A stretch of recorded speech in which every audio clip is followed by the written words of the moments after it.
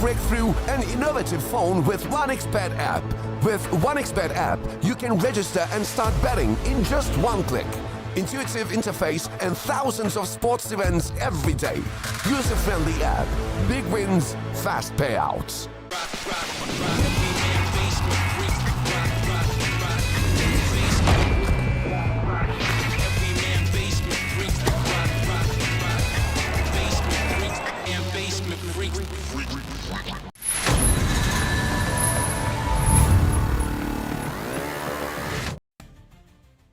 Another morning and another good day for Dota here at the RES Unchained SCA 2025. For those of you that don't know what it is, that is a Blast Dota Slam qualifier. I'm Harry. Joining me is LeBron, one of the best supports that ever played for Na'Vi. And we are going to be taking you through the first two best of threes of the day on this stream. You do have the other stream as well, and of course there's going to be 4 best of threes on this stream today. Our colleagues are going to be taking over later on. LeBron, did you sleep well? Did you sleep long? Hello. Yep, I am sleeping very well, very good. I do some gym workout. After gym, I just go to sleep, and I'm ready to work. I'm ready to work with you today. We have good matchups. I'm really excited to watch. It's gonna have some fight between same country players, right? We have a lot of players from Philippines. Actually, 10 of them, right? 5 versus 5. So yeah, these players know each other a lot. So it's gonna be very interesting what they got. Yeah, we're gonna see that for the first match of the day. Cucuys versus Ivory. We're gonna move over to Vici versus Yangon Galacticos. Then move on to Boom Esports versus Execration and end the day with two teams that are yet to be determined. And then, of course, the only thing we're going to have left is the 2 series that are going to be played tomorrow. With that being said, we are going to focus on Cucuys versus Ivory, as you mentioned.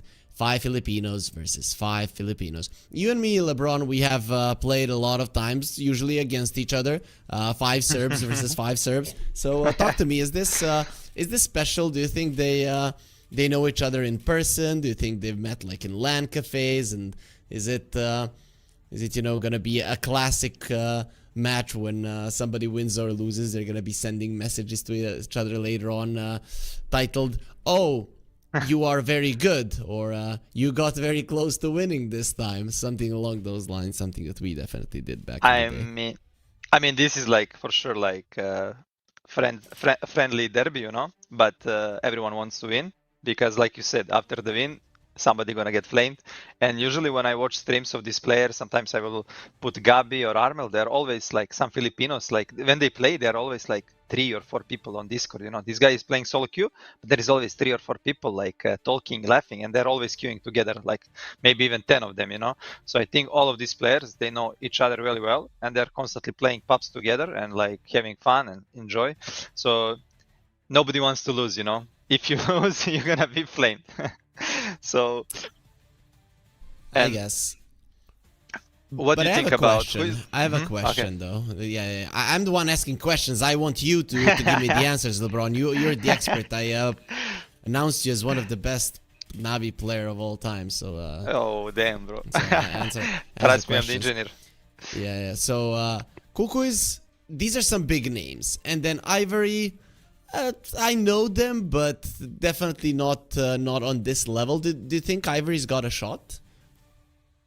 I think Ivory got a shot for sure to take at least 1 map, if not 2. But Cucuys, I don't know how much they're serious. Are they like real team or they're like mixed? Because nonstop I'm seeing like this Cucuys, like it's like players who didn't find a team, you know, right? So they're playing to fill the time or maybe to have fun or to enjoy. I don't know how much serious it is. I mean, they for sure gonna play. They're gonna play to win, but maybe they don't have practice. Maybe they don't do team gathering, you know. And on the other side, Ivory is like a Philippine organization. I see these players playing together for like 1 year. They had some changes, but I know for a fact that you know, 2 years ago, Mitch was coaching 3 of these players, but he didn't join team in the end. They played Division 1 in DPC of Southeast Asia. It was Rupido, Ken, and T-High, I think. It was Xerpia team, you know. And I think these players have like synergy from a long time ago, and they were like actually decent team. Okay. So- So not that easy to predict the game. Yeah, I like that. Because I wouldn't want today to be just 2 stomps, at least in the series that we are casting, because we've got this series and then we've got Yangon versus Vici. Those are there we have a heavy favorite in Vici Gaming as well. The Yangon Galacticos back in the day were known as like a team that would do quite well versus Chinese teams, but probably not of that caliber. With that being said, let's focus on Cuckoos and Ivory. I mean, this is our first matchup. 10 people from the same country going up against each other. As you mentioned, they're probably friends. Hopefully there's no bad blood between them. And I think there probably isn't, so everything that we see is gonna be just good sportsmanship coming between them. So you went through some of the heroes of the 2 teams. Take us through of what can we expect. Is it just gonna be the standard meta stuff, or is there something a little bit out there? I mean, from Ivory, I expect some Mars or Dragonite maybe in first phase. And from Cuckoos, I'm expecting like Marcy, Tuskar or Lesh. Armor is like one of the best Lesh player. He carried me like when he was playing in Europe so much in the pubs. So thank you, Armel. I hope you come back in European pubs. I need some MMR. He's such a funny guy, you know. Playing pub with him was so enjoying, you know. Yeah. Oh, so why do you need help with MMR? What's happening? You always need MMR, bro. There is like no end, you know. You always need it. Yeah, the inflation is so huge that I'm seeing in 3 years it's gonna be 100,000 MMR, right? So Yeah. I still remember back in the day when Miracle was rank 1, Weeha was rank 2. They were like 7 or 8k, and everybody's like, how would you ever get to that point? Like, they're so good. And now, a couple of years later, you just have a billion MMR, and there's the Mars, but it's not on Ivory. It is on Cuckoos as they respond to Lesh. So Filipino players are already doing, you know, they know each other and they're stealing the heroes because they want Lash. Like, they don't want to give that Lash to Cuckoos, so they pick for themselves. And Cuckoo is also getting the Mars. I mean, JG, most played hero is Mars, so it's not like he stole the hero, you know, but still. To be honest, I don't like this, because if somebody is like one of the best player on this hero, like I said, Armel is a Lash spammer, he knows what is the best against Lash, right? And if you're picking it just to take it away from him, maybe it's not gonna be good, you know? Maybe they're geniuses on the Lash as well. Maybe it's not Armel, maybe it's Southeast Asia mid laners that are good on the hero. Oh, and you Bob. know, Yesterday, yeah. I mean, that's how it is. Though Bob is a special kind of dude, I have to say. I mean, every single game that I watch him, I enjoy the hell out of it. But either way, though, let's look at some of the bans. They're gonna get rid of the Abaddon, Pugna out of the way, so we're not gonna see the Pugna. I'm kind of surprised that he removed it, because What I notice, because this hero Lesh doesn't use that much mana when he's coming forward, so the ward isn't that big of an issue. I mean, it's good against his ultimate because every proc is working, you know, like every tick, it's working. And you can heal your teammate, so that's why it's good. And usually you buy Glimmer, but what I want to say about Cuckoo, he's literally every game playing different hero, you know, and this is like, reminds me on myself, you know. It's like when I want to have fun, when I'm like not enjoying too much, you know, like everything becomes same, you know, non-stop playing same heroes. You just want to play, give me Alchemist support, you know, give me whatever, you know, Magnus support, you know. I just want to play something different. And how do you make it happen? You're like, guys, I'm the captain of the team. I'm the most experienced one. When I was drafting, I could do it, you know. But who was drafting now before you retired? Mitch, the coach. So yeah, but I couldn't go against him. By the way, I was expecting Tuskar to be picked by Cuckoos for DJ, because DJ literally from 10 games, I think he had 7 or 8 games on Tuskar. But I guess you just need to go opposite, you know. You think this team gonna pick it? Oh no, the other team gonna pick it. Yeah, there's gonna be a Snapfire though. I have to say, this is not that good of a Snapfire game. Tusk is actually good versus you. Disruptor cancels your ulti quite easily. I understand that it's good with the Mars, but the win rates of Snapfire in some other tournaments have been pretty bad, but this is something that you don't see too often. We see it from time to time. A carry weaver, or might be a support actually. I think it's Gabi hero, but yeah, can be actually also be support. You're right. It's a flex because they wanna flex. Some people playing Void Spirit on position 4 as well. But what I notice in European pubs, Void Spirit on offlane is Zimba, you know. It's like doing so much. I don't know if people Really? if people gonna recognize this, but some players, for example, Ari, who is position 4 for he joined Tundra, right? Yeah. Whenever he need to play core, he go Void Spirit offlane and he destroy map solo. Okay, cool. That's a nice thing to know. Hopefully we do get to see it. Void Spirit has definitely been making waves. Does he go for the shield facet or for the one with the extra remnants? He go for the shield. And for the extra remnants, 9 class is spamming right now, literally with these extra remnants in pubs. Okay. So yeah, I mean, 9 class is trying to find heroes that gonna be like this position 4 who is like annoying, you know, going deep in your side of the map and stuff like this. He has been figured out a bit, right? Yeah. So he needs a new thing to do it. Do you remember in European pubs there was a guy named 2B, Savior of Meta, and he was playing like Anti-Mage 4. Yeah, Anti-Mage 4, Troll 4. Phantom Assassin. Yeah. A PA was even fine, right? But Troll and Anti-Mage. Yeah. It can work. Why not? By the way, Snake later in the game is good against Disruptor, but if he can buy Aghanim, you can always save from the static. 5 seconds remaining. Oh, okay. Yeah. That is. If you have cast range, you know. If you have cast range to cast. Or if you have BKB. Oh yeah. You can come over and do it. So Silencer was banned out. They are thinking this is a carry weaver. I have seen though Tofu play a support weaver a couple of days ago. So 2 days ago to be exact. Weaver used to be like super strong on support role, and they nerfed it. But now, if you pick it, for example, people forget how to play against it. You know, so you're gonna still have a lot of impact. Yep. He went because, for example, now Aetos. For example, Marcy, when I played it 5 months ago, I will destroy in pubs, you know. Now when I pick Marcy, I feed, you know, because people understand now more about hero. Or maybe I start playing bad. What do you think, Harry?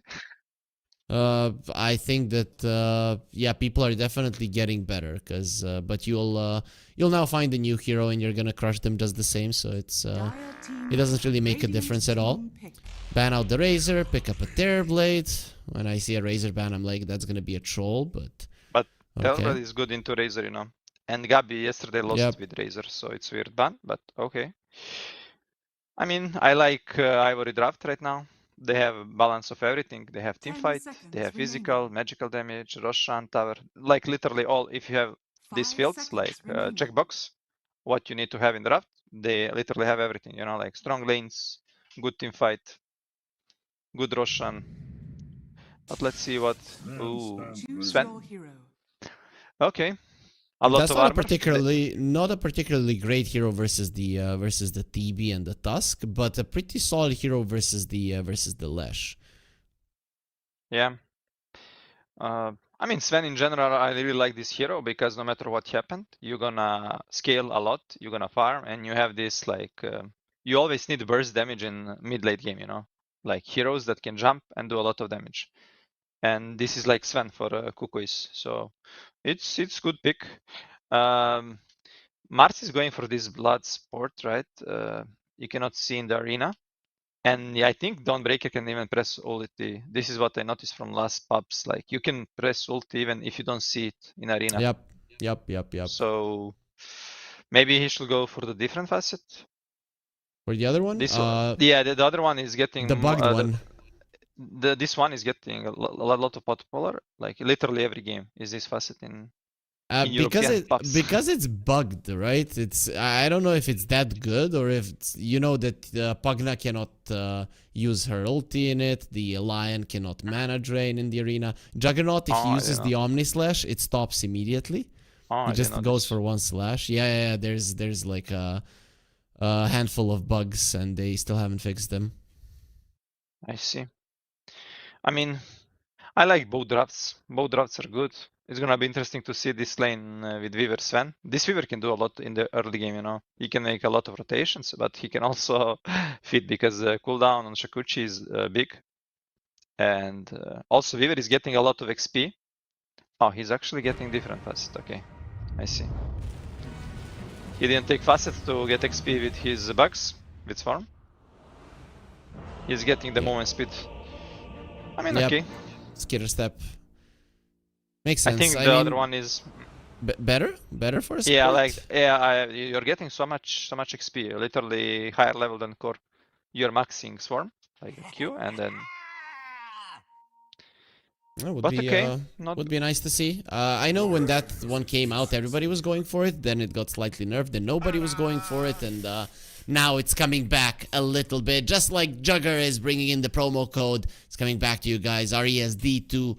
If you click the banner down below and use that promo code, you can get up to 100% bonus on your first deposit. So make sure that you check that one out.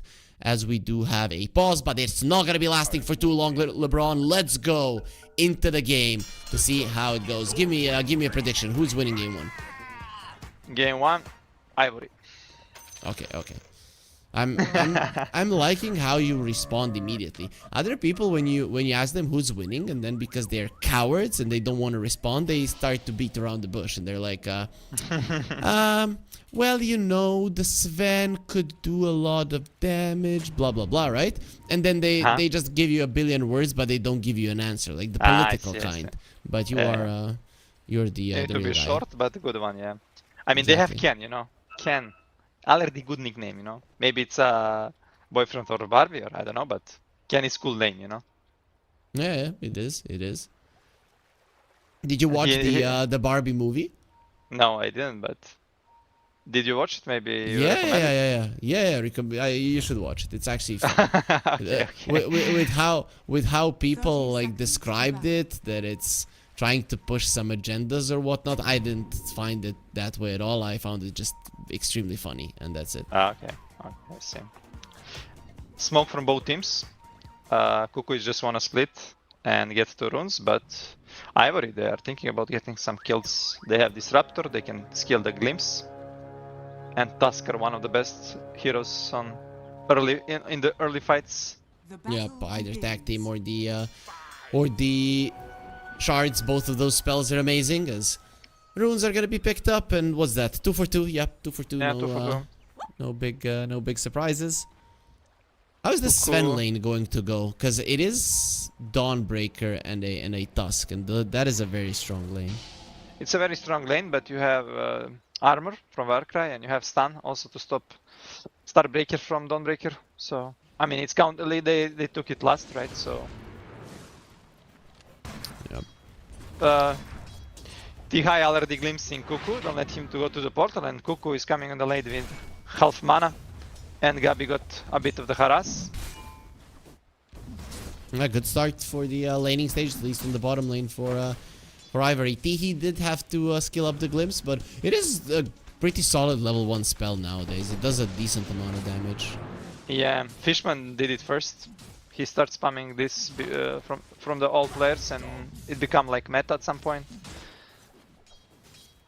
I think Weaver gonna be a huge factor in this early game if he can make good rotations before Terrorblade's level 6 or on mid lane. Like Lash doesn't like to play against minus armor. And he sucks at removing the bugs. The Swarm is amazing here. The only one that is good at removing them is the Terrorblade later on down the line when he has his illusions, but the other heroes, their attack speed is non-existent. Yep, exactly. Lash is actually doing really good at the mid lane in the CS. Last time I watched this matchup, the Void Spirit came out ahead. But Ken, I told you Insta, I can see it, you know, just by nickname. On the top lane they use meta, but they're not gonna find a kill. Teach is just gonna walk out. He tried to harass him there. I really like DJ as a player. Last couple of years he didn't attend some LANs. I would love to see him I remember when Yeah. I was playing for the Nami, he was playing for Fnatic, and we played like 5 or 6 best of 3s in like 1 month on the Lance, you know. Did you win? And all the, it was like 50-50, and all these games last for like 60-70 minutes because they had the Eternal Enemy in the team, you know. And all these games were like 70 minutes, 80 minutes. It was crazy. That's always fun. But very slow start to the laning stage. Nobody's doing anything. Everybody's just trying to farm creeps. And finally, the Void Spirit will be getting a little bit ahead of the Lash. I feel like that's how it should go between the two. Both of the offlaners kind of struggling, but still being okay. Where are we gonna see a first blood, LeBron? This is very important. Should be probably on Disruptor lane. He either gonna feed right now. Okay, I guess he will not. There is a fight for the Lotus. Everyone wants the flower. Yep. You know that if you get the flowers, you will get on your wife's good side. So that is definitely something to die for, as both Ken and Armel. Almost apart keeping mid lane, but nothing gonna happen. Yep, nice Ken read is from playing Ken. safe. Yep. But now he's gonna lose a lot of CS. Is he gonna get Armel is greedy what- and come to the creeps? I mean, they see him right now on this observer. Oh, and he's dewarding. DJ immediately devoured. If DJ can deny water from Ken, this is gonna be a huge problem for him. Because And I'm he gonna should put be full able to. resources. Yeah. I mean, he's fast hero and his boots are coming. He can just go run to the base, I guess. Yeah, he Let's just see. Tusk is Disruptor. coming. Tusk is coming, Disruptor coming. Oh, Arnold bottle it. Let's see. Ken needs to be careful, but Kuku, he does bring down Madara. Yeah. That's that's gonna be a water rune. Madara was alone and we were doing so much in the laning with all 3 spells. So much damage. This is the hero that does so much damage on the lane. And it's so annoying later on in the game, but they have good catch, like this Disruptor and Tusk. So on the top lane, they're gonna attack Mars. Meta used. The one He got dead. glimpsed. I think he should be. Oh, good body blocks. Perfect behind. body blocks. He does have the 2 bracers, and there's gonna be a cookie. Feed him a cookie and keep him alive. The God of War will prevail. They won't be able to finish him off. He won't be able to lane quite nicely here, but in some DJ time with he's the- gonna be getting his HP back. Yep. I mean, he got 2 bracers and his healing salve is coming. DJ feed him some organic raw bar, and he's back on track. What there's no organic when you go to your grandma's house. What the hell are you talking about? There's only the most fatty cookie in the world with so much chocolate that you drown in it.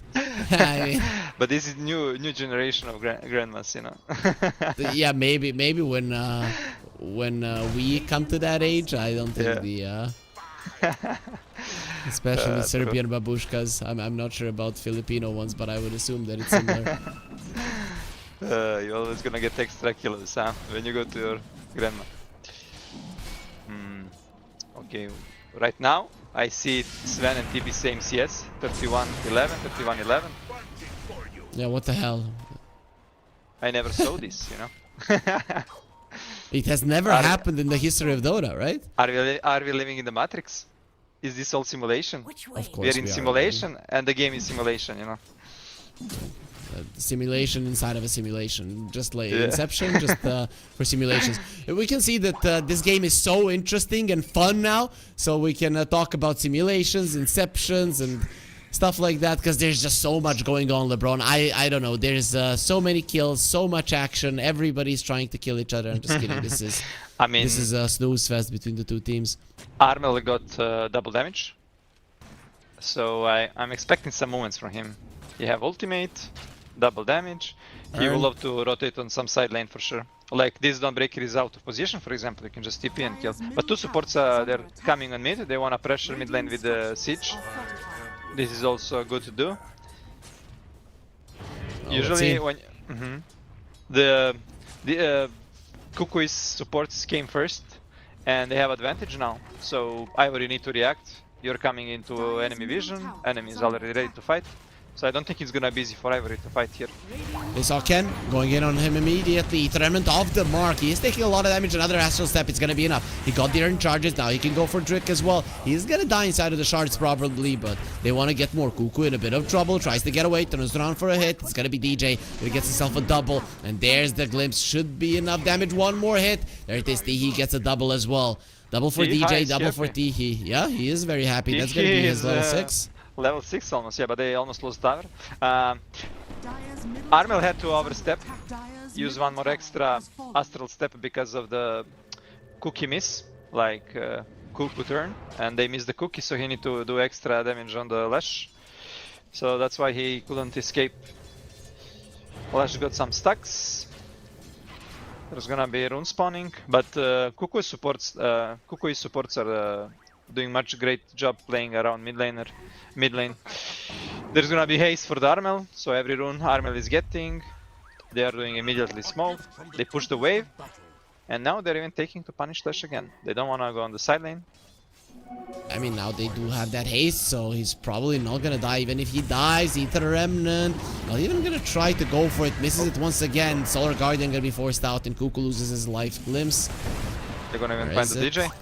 They want him. I'm gonna try to cookie away. DJ will be fine. Not for long. Okay, that's a bit deep from the Tusk. Drick is gonna have to be careful. Armel still with his haste, but only threatening the opponents a bit. So talk to me. If you give your Weaver like that and a Solar Guardian was used, are you happy?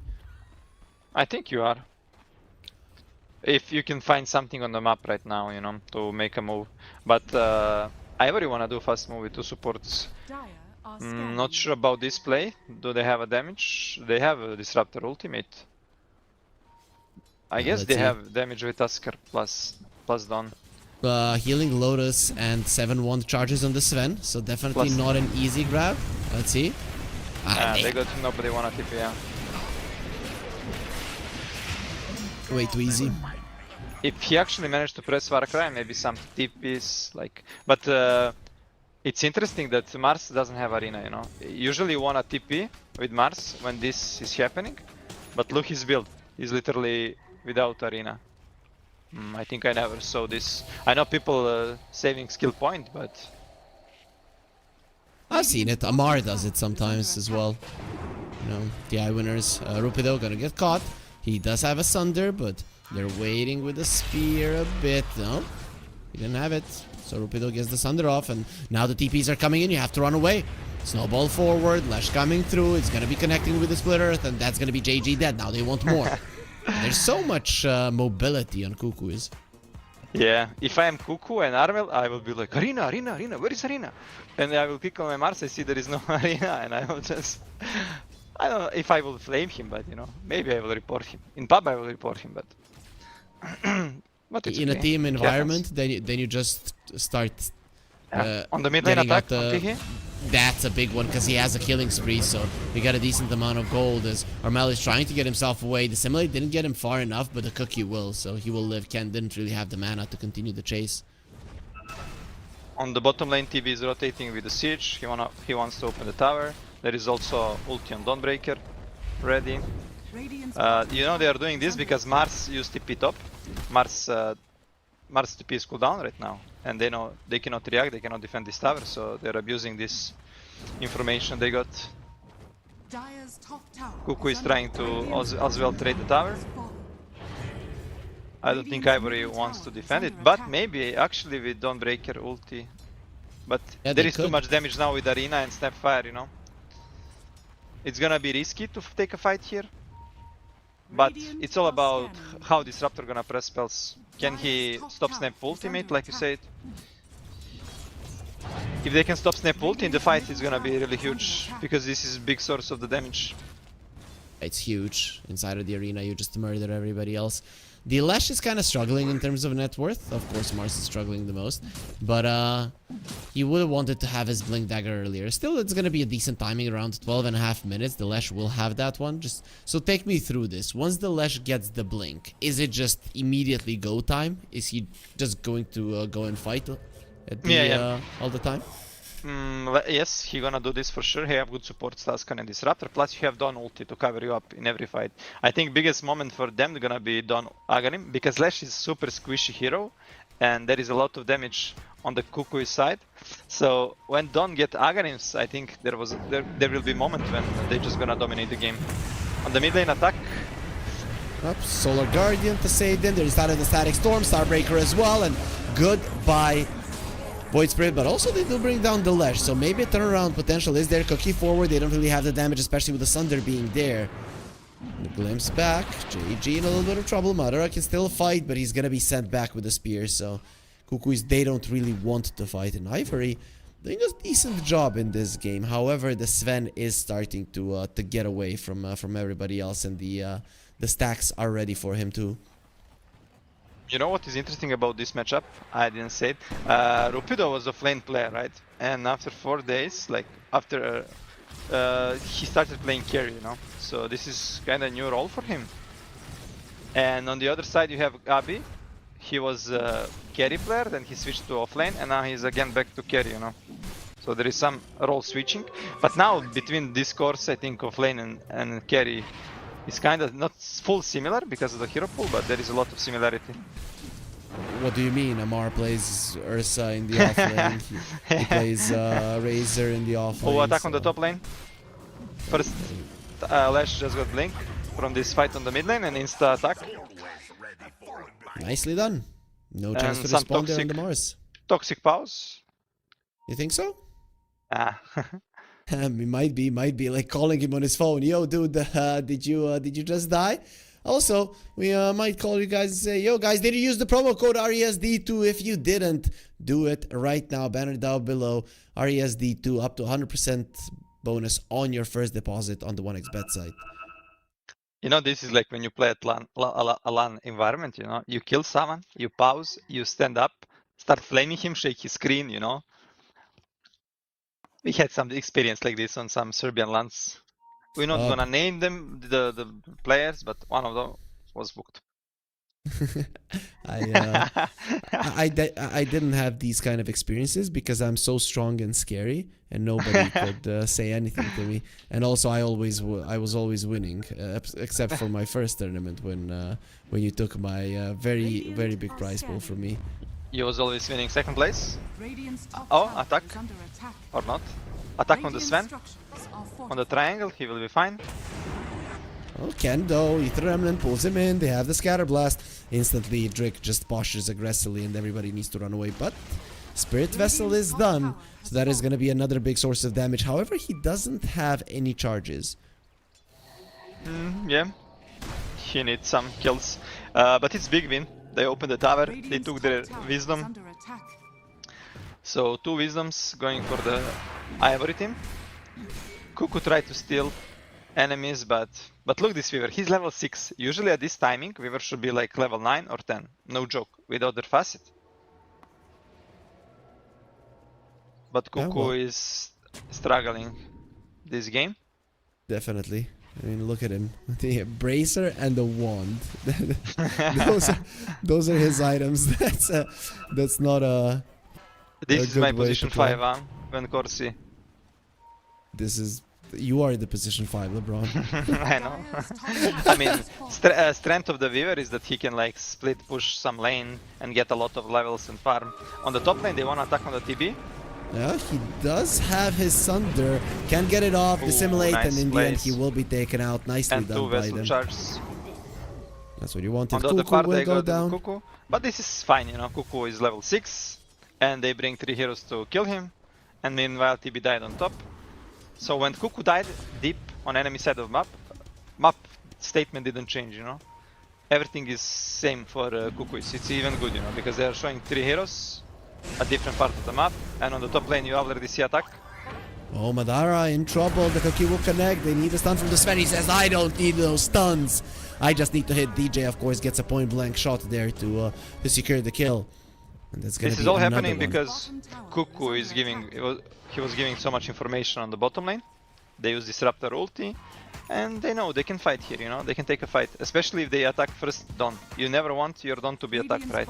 You have mid lane, attack on the snap, And I'm seeing Easy this kill. more and more, that people just show themselves on the mid lane in any points of the game and they just die. I don't know why people keep doing this. It's just so obvious that in the mid lane you're gonna go down. You talked about it yesterday as well. Yeah, I mean mid lane is like one of the most important lane in the game. Why? Because you can always connect to the sides, right? So you always want this lane to be pushed because you also have camps near to farm. You have this lane.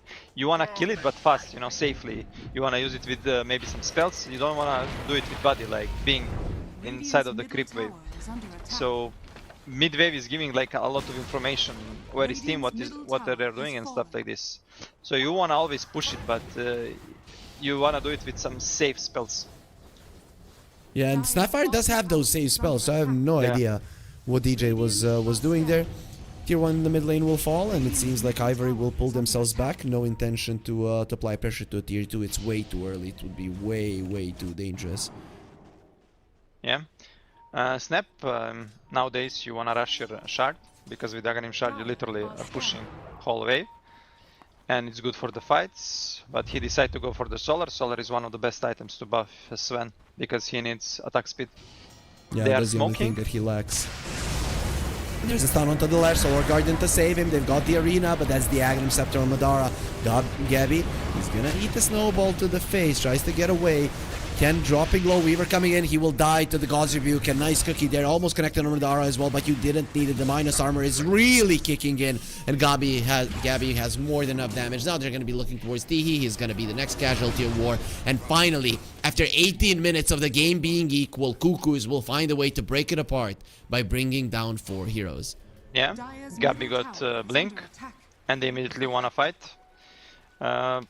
This Vessel is doing a lot as well, because Dawnbreaker ulti not gonna heal much, and Lash doesn't have any defensive item, you know. He's really like some glass. Yeah, he went for a Kaya. Next item is going to be a BKB, so that's definitely going to help, but you need some time before that one. Mars now has a pipe as well, so after that engagement, just a lot of the items from Cuckoo is coming out on into their inventories, and this is not easy grab. So how I look at the pipe is, if enemies have mostly AoE, that's the best time to buy it. And if you look at Ivory, all of their magic damage spells are AoE, right? The Solar Guardian, the Lash spells, the Static Storm, and basically you're gonna make those spells do 0 damage in fights.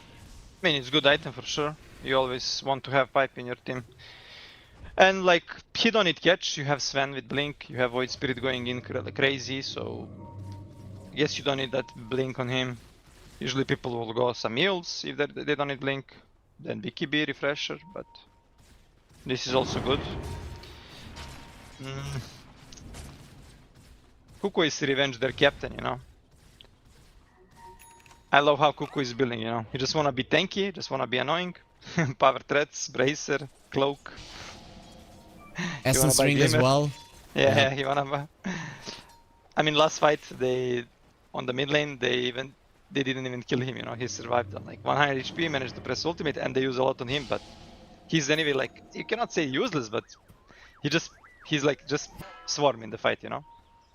Exactly. The first You spell. swarm and you give vision with a swarm, and when they kill the bugs, then you go with your body to give vision as well. Despite that big teamfight victory from Cuckoos, they're still only 3k gold ahead. So this game is still quite within reach for Ivory.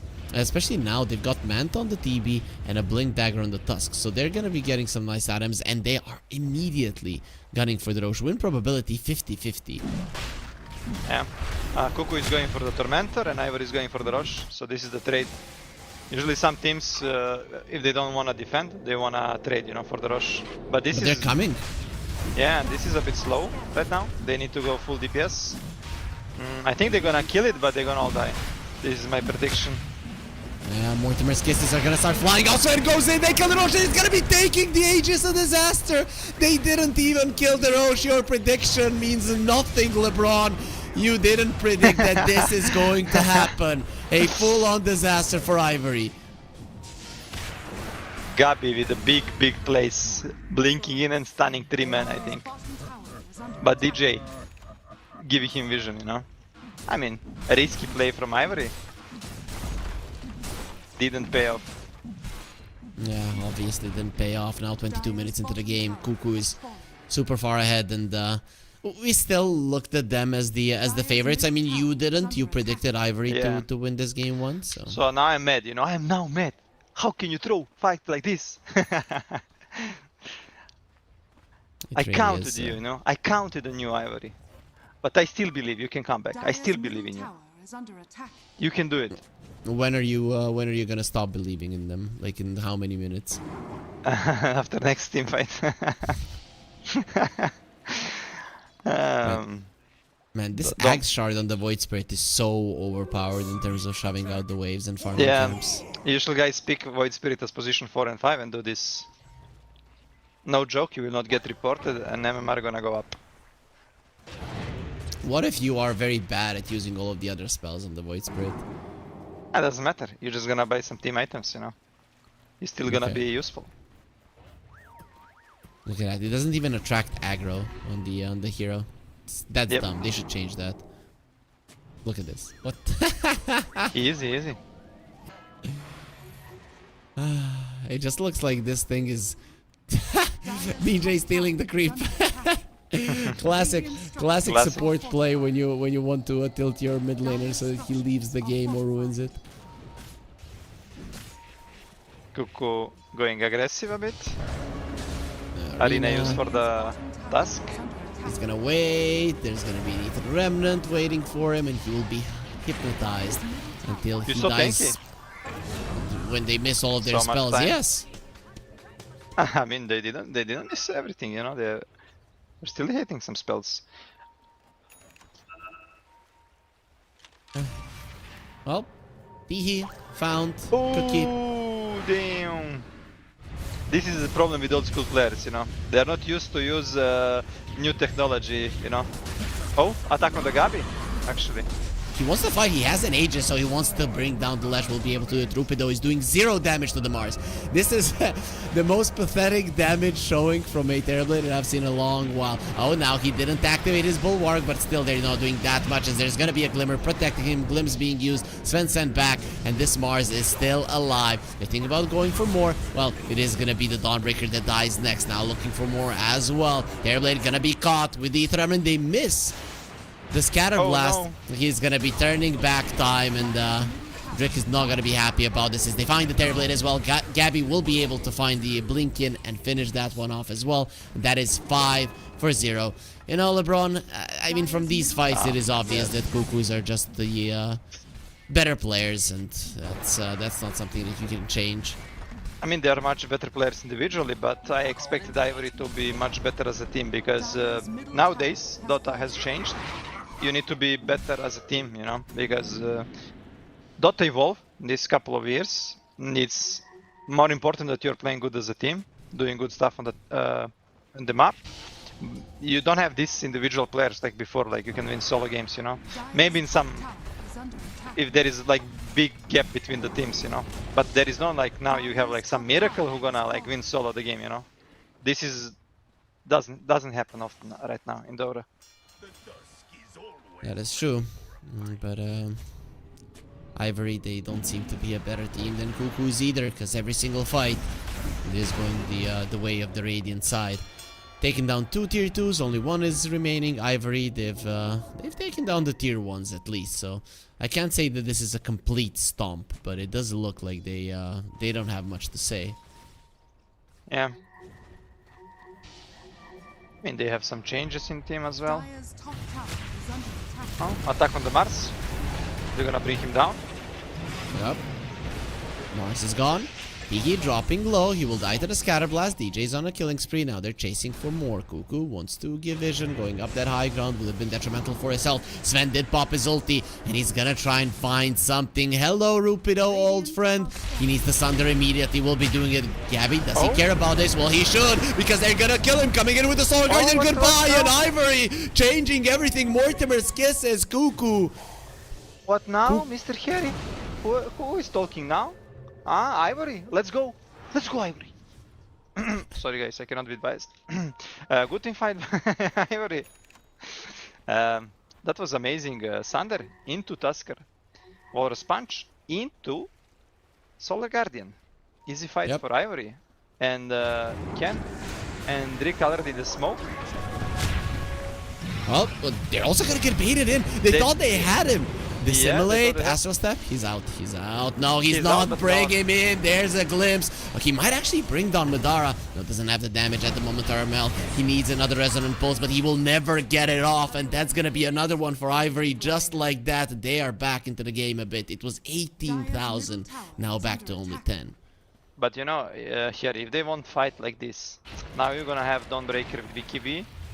You're gonna have, okay, Lash gonna have Yasha Kaya. And you're gonna have TB Butterfly, you know? So every hero got something, like one more extra item, you know? It's gonna be even much harder for you to fight. And Sven is like still same items, you know? Mars is still same items. Void Spirit still same items. Even though it's like 10k, this is like fake info, you know? Because this can be like Snapfire difference between Snap and Disruptor is like 6k, you know?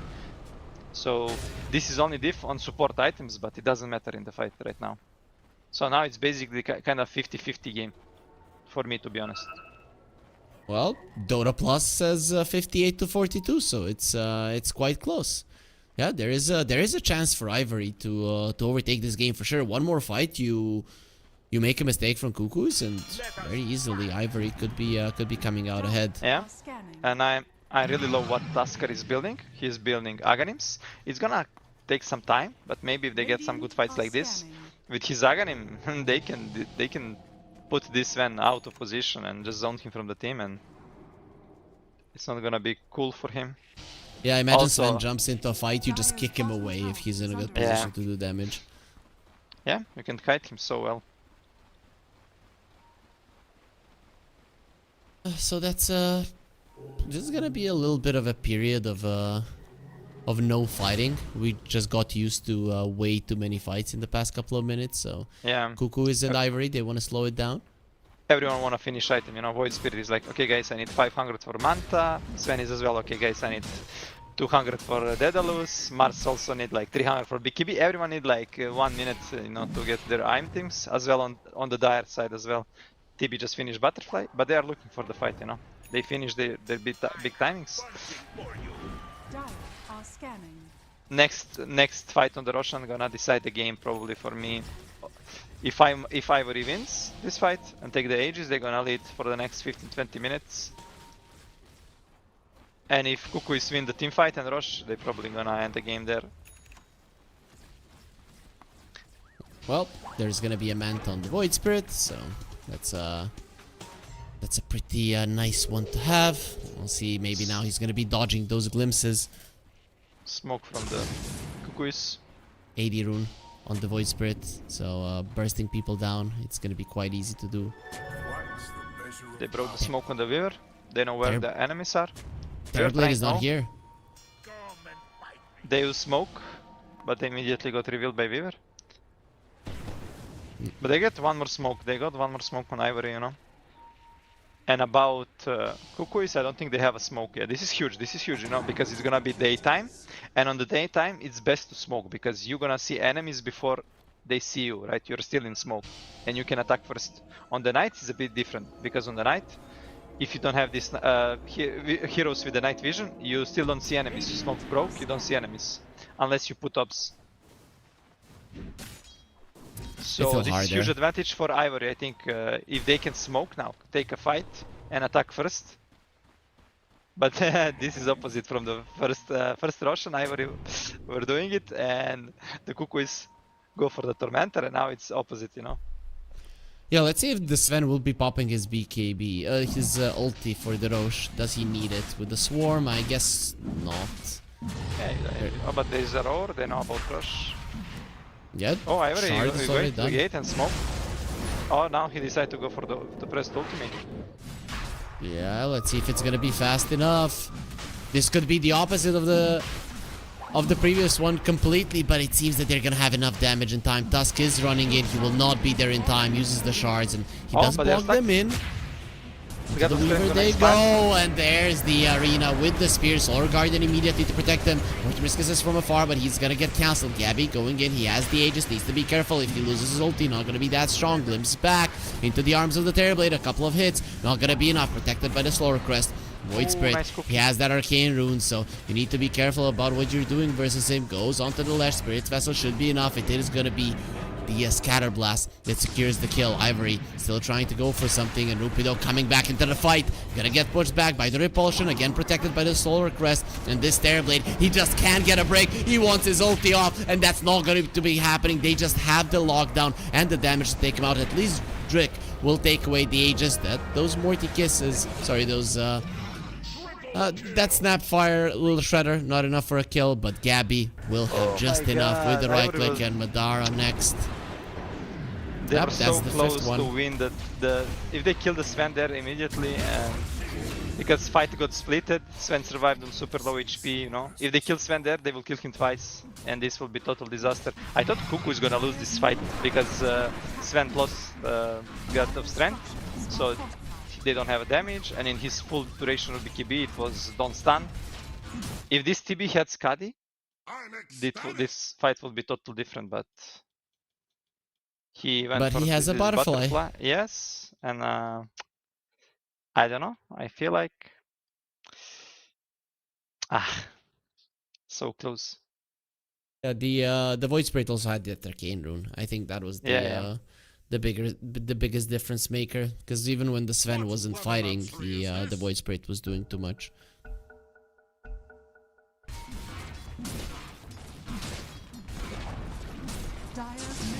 Who is gonna get mid lane? They're gonna even try to go for the top, but I'm not sure if they can do it. Maybe with Sven ulti, yeah, I guess they can do it. They can try, but no more Aegis. It's a bit scary. Let's see. Maybe they can force out a buyback from the Dawnbreaker. His Satanic is coming. Gabi? Yeah, it's coming. It's being delivered right now. They forced out the glyph. Is that gonna be enough for a back? It doesn't seem so. This is a bit risky. There is still no meta on TB for 6 seconds. And don't actually Go buy for it. the Sven. He does have a BKB and a Satanic. If he gets those off, it's gonna be a disaster. Oh. There's the Satanic. He was one hit from dying.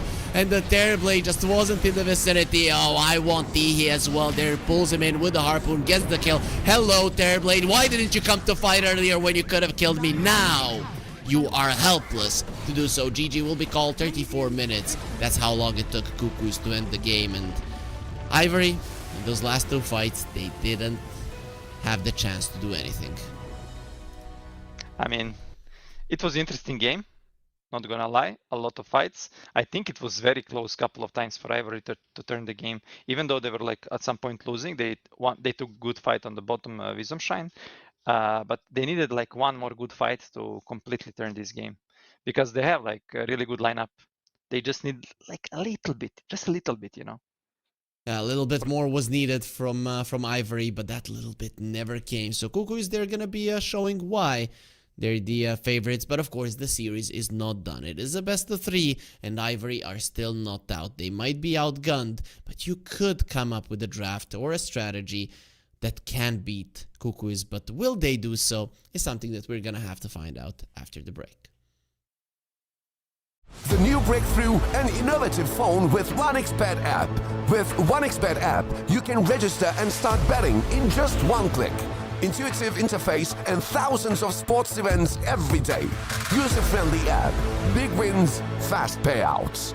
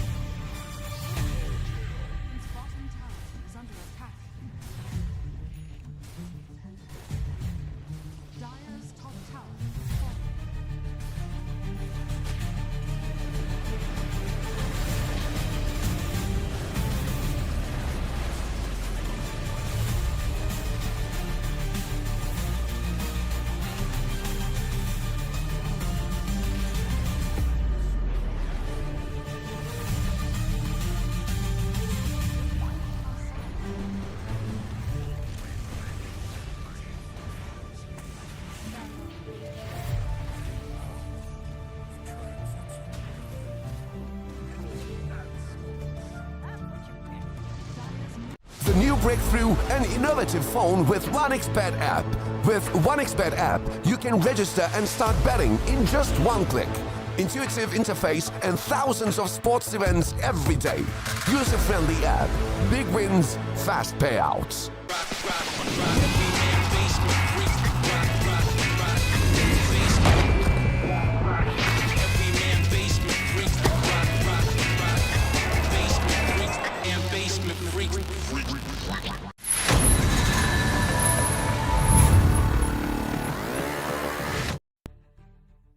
And we are back here with Cuckoos versus Ivory at the RES Unchained Southeast Asia 2025. This is a qualifier for the Blast Dota Slam here with Harry and LeBron.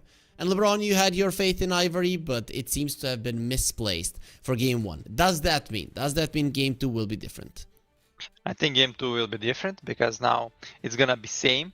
Ivory gonna have first pick and Cuckoo's gonna have Radiant, so everything is same. But this time, I'm sure Ivory gonna draft differently, you know. They're not gonna go for the Lash. They're gonna say, okay guys, we cannot play this hero. It's Armel best hero. We're gonna change strat, you know. And they're gonna go for different. They're gonna first pick Mars this game, you know. Because I predicted they're gonna first pick Mars. They didn't, and they lost. I had faith, but now I'm gonna have more faith, you know, when they're gonna first pick this Mars. I'm sure. Radiant team ban. There is no way Okay. they don't first pick Mars, you know. Uh, You just need to watch and learn, Harry, okay? okay, makes sense. I mean, Dire team I would want ban. them to do that. It's no problem at all. Ban the Abaddon and What have I told you? Did they ever lie to you? no. But is this really a path to victory? Does this just mean that they're gonna win? Because to be honest, they lost with a Dawnbreaker, and Dawnbreaker for me is still a stronger hero than Mars at the moment. I mean, it's not gonna be a guaranteed win, you know, but it's already better, you know, because Lash first pick, it's very risky. You need to have some player like Armel, you know, who is like, he don't care about counters, right? And in the last game, they had like really great heroes against Lash because he was quick. It was Lash with Dawn ulti from Aghanim, but still, like, you need to snowball with this hero hard to have impact. He was still doing a good job, but not enough, you know. And this time we're gonna see Queen of Pain. This Queen of Pain can actually be flex. I think Gabi can play this hero. He's like literally playing a lot of heroes. So maybe they pick it for the lane against Mars because it was immediately response, you know. But banning Ember is telling me that this Queen of Pain is probably gonna be mid lane. Nowadays we don't see that much Queen of Pain carries like it was like a couple of months ago. I mean, with an Undying, it might actually happen, but the puck is banned out as well, so the co-op mid makes a lot of sense. This is really interesting for me because I didn't expect Cuckoo to play some boring hero like Undying. I told last game he's playing every game different hero, and like he's going for the Undying, bro. Why you go for Undying? Just pick Magnus 5, you know? Enjoy life, enjoy Dota, you know? Maybe it's gonna be an offlane. Maybe, Undying. you know? Yeah, that would be cool, you know? You're gonna see some ranged supports with a lot of damage on the Ivory side. There is a Pagna. I love Pagna as a hero, you know? Like, Pagna can do so much damage. This Nether Ward got nerfed a bit, but still it's a strong hero on the lane, strong in defeat. Ooh, and they're going for the two heroes. When I see these heroes, I immediately think about Lycan, you know? Like you see Pagna, Sky, Beastmaster, Lycan, some of those big nasty offlaners that supports doesn't like to play against. 10 seconds remaining. You know, yesterday I cast the game where there was a Skywrath Mage and a Muerta, and unfortunately they lost that game. They couldn't do it. Enigma Galaxy played it, and I remember just how much damage you can do with the Sky Silence as a Muerta. But imagine Pagna goes for a Decrep. There's a Sky Silence. That's pretty much 70% increase, maybe even more, of magic damage, and then Muerta starts smacking somebody. I'd love to see that. 10 seconds remaining. We'll love to see that, but I can see like Templar linking in and one-shotting both of these supports. I mean, they're squishy, but they can still do a lot in the fights. Sky is kind of decent position 4 against Undying. You're super fast, you don't care about Undying on the lane, you can always run out, harass him hard, kill zombies. If they use Tombstone, you can just run out. The biggest thing about Undying position 5, that no matter Dire what team lane it pick. is, you're always gonna secure Stare your your position death in the face. 1 farm. Then I You're pick talking about Muerta. yesterday Muerta? Yeah, Muerta. Muerta for... I mean, Muerta is one of the best heroes against Pagna. You have this silence from long distance, fear as well. You can hit him through... You can hit 10 any seconds target through the remaining. creep, even if you, like... 5 seconds remaining. Even if you don't have your ulti. Oh, Yeah. LeBron, did you? I think we lost you there for a second. Did you lagged out a bit? No, my But, brain lagged. Really? Yeah. I don't know if it was your brain, but this is what it looked like. You were talking, And and yeah.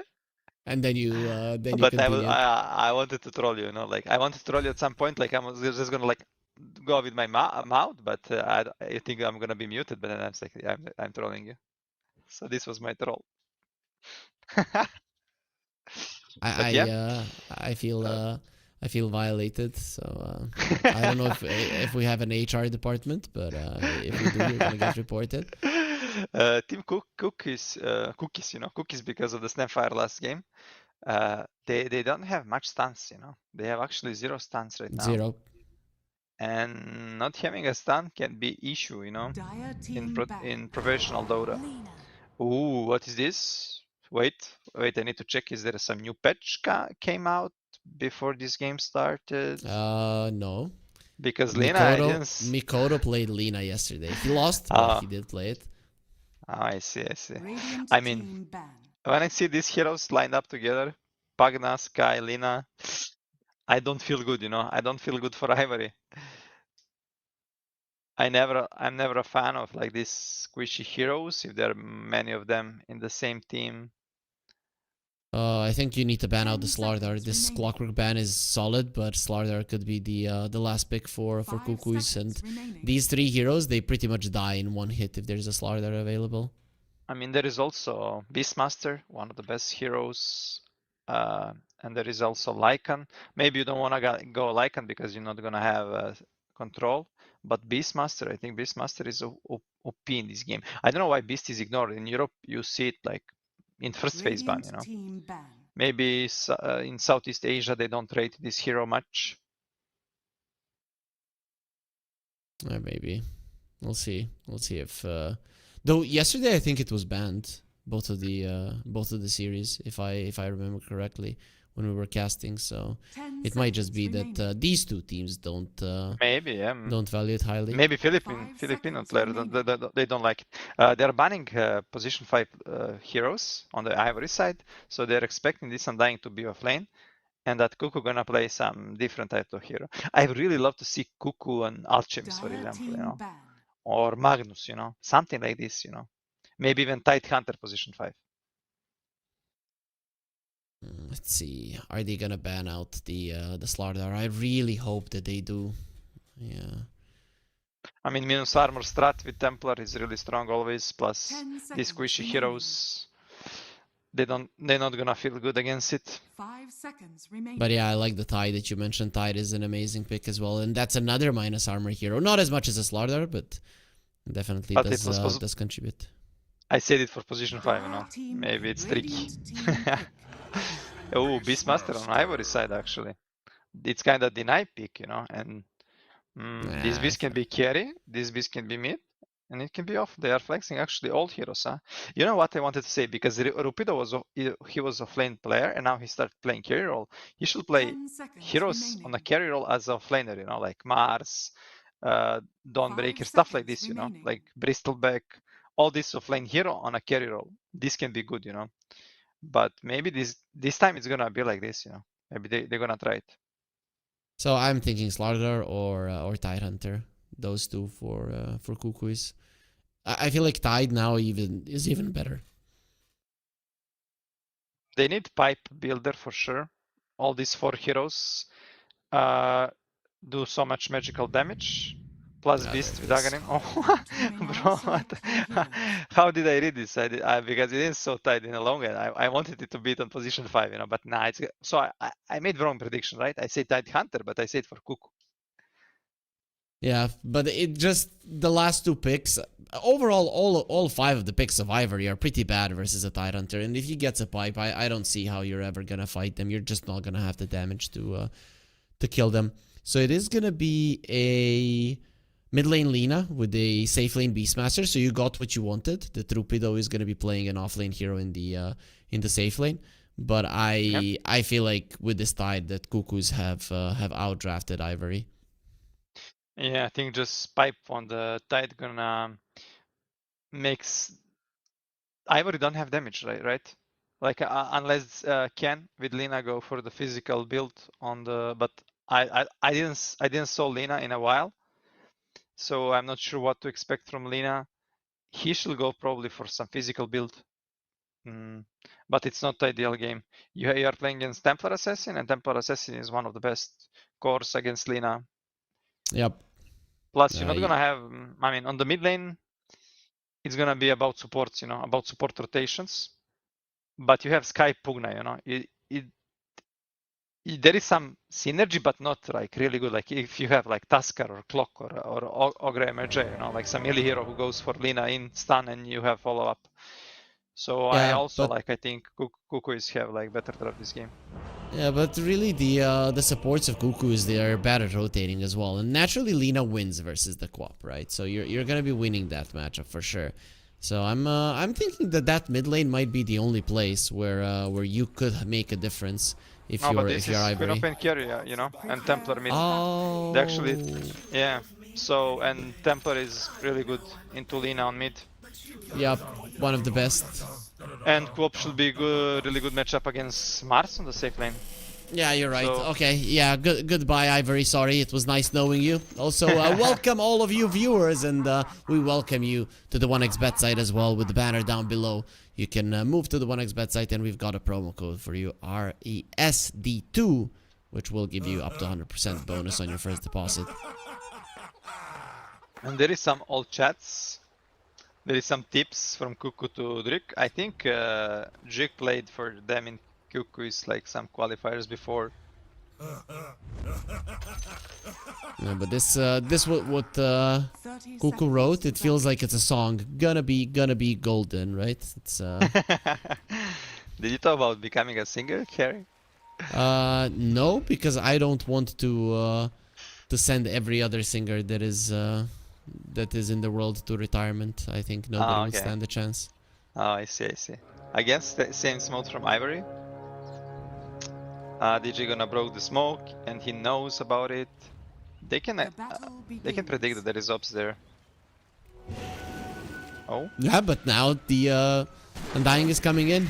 They're gonna catch the Pugna, but it's still a Pugna. He's so fast, doesn't matter. They're gonna be slowing him down. He's going downstream. One more hit to deny, maybe. No, it's not gonna be happening. I think he juke his teammates. Yeah, yeah, he used the magic stick. Oh, jumper stick. Unlucky, I guess. What can you do? First blood. Going Gabi way. Yeah, I don't know, man. This Mars is not gonna have a good time. He's versus an Undying and a Quap. And Gabi queued the urn, You wanna go for the vessel?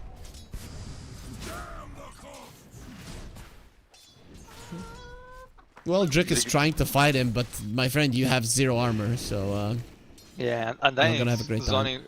Zoning Madara fully. Like Queen of Pain is giving him the Shadow Strike, and Undying can do whatever he wants. This is like really amazing with Undying. You need some source of health from a carry that you can harass off laner. And literally just this slow is making so much diff. So Sky started off with boots. Does that feel like overkill to you? You just wanna pull the waves. But usually with ranged heroes, you don't wanna pull waves, but against Undying, he cannot really do anything to you. What he can do is like follow you or connect enemy creep wave to your next wave. What they did, and now he's just going there to leech XP. But Ivory Mars gonna get some farm, but but still Queen of Pain gonna have much more than him. No, the TA is dropping low in the mid lane, whereas Drake and Gabby, they are fighting on the between the tier 1 and the tier 2. Same is true for Cuckoo and Madara. This is not the Greek Madara, guys. Man, I haven't seen that guy play Dota in a very long time. He started playing again. But there is one more Madara in Peru, you know, so every region have their own Madara, you know. Oh, Cuckoo. In trouble. DJ will die on the top lane. Okay, so side lane is actually not going that badly. Okay, Mars is having a bad time, but the other Mars lanes only are had two quite last solid. hits. I mean, Armel now gonna be fine. He got his bottle. Lina is CSing better. Like Ken was both game, like first game as well, doing really good on CS. Yeah, I don't. You said that the TA is gonna do good versus the Lina, but I feel like Lina should be able to win this lane handily as well. Right? Am I mistaken? Maybe it's no. It's like skill-wise matchup. Like Lina can also win the. I know some Lina players like Stoikov. He loves to play against Templar, but some. It's about players, you know, preference and stuff. Like, but now I think Armel is doing good. He started doing good on last hitting, harassing Lina. He got his level 4. And Lina playing without stun.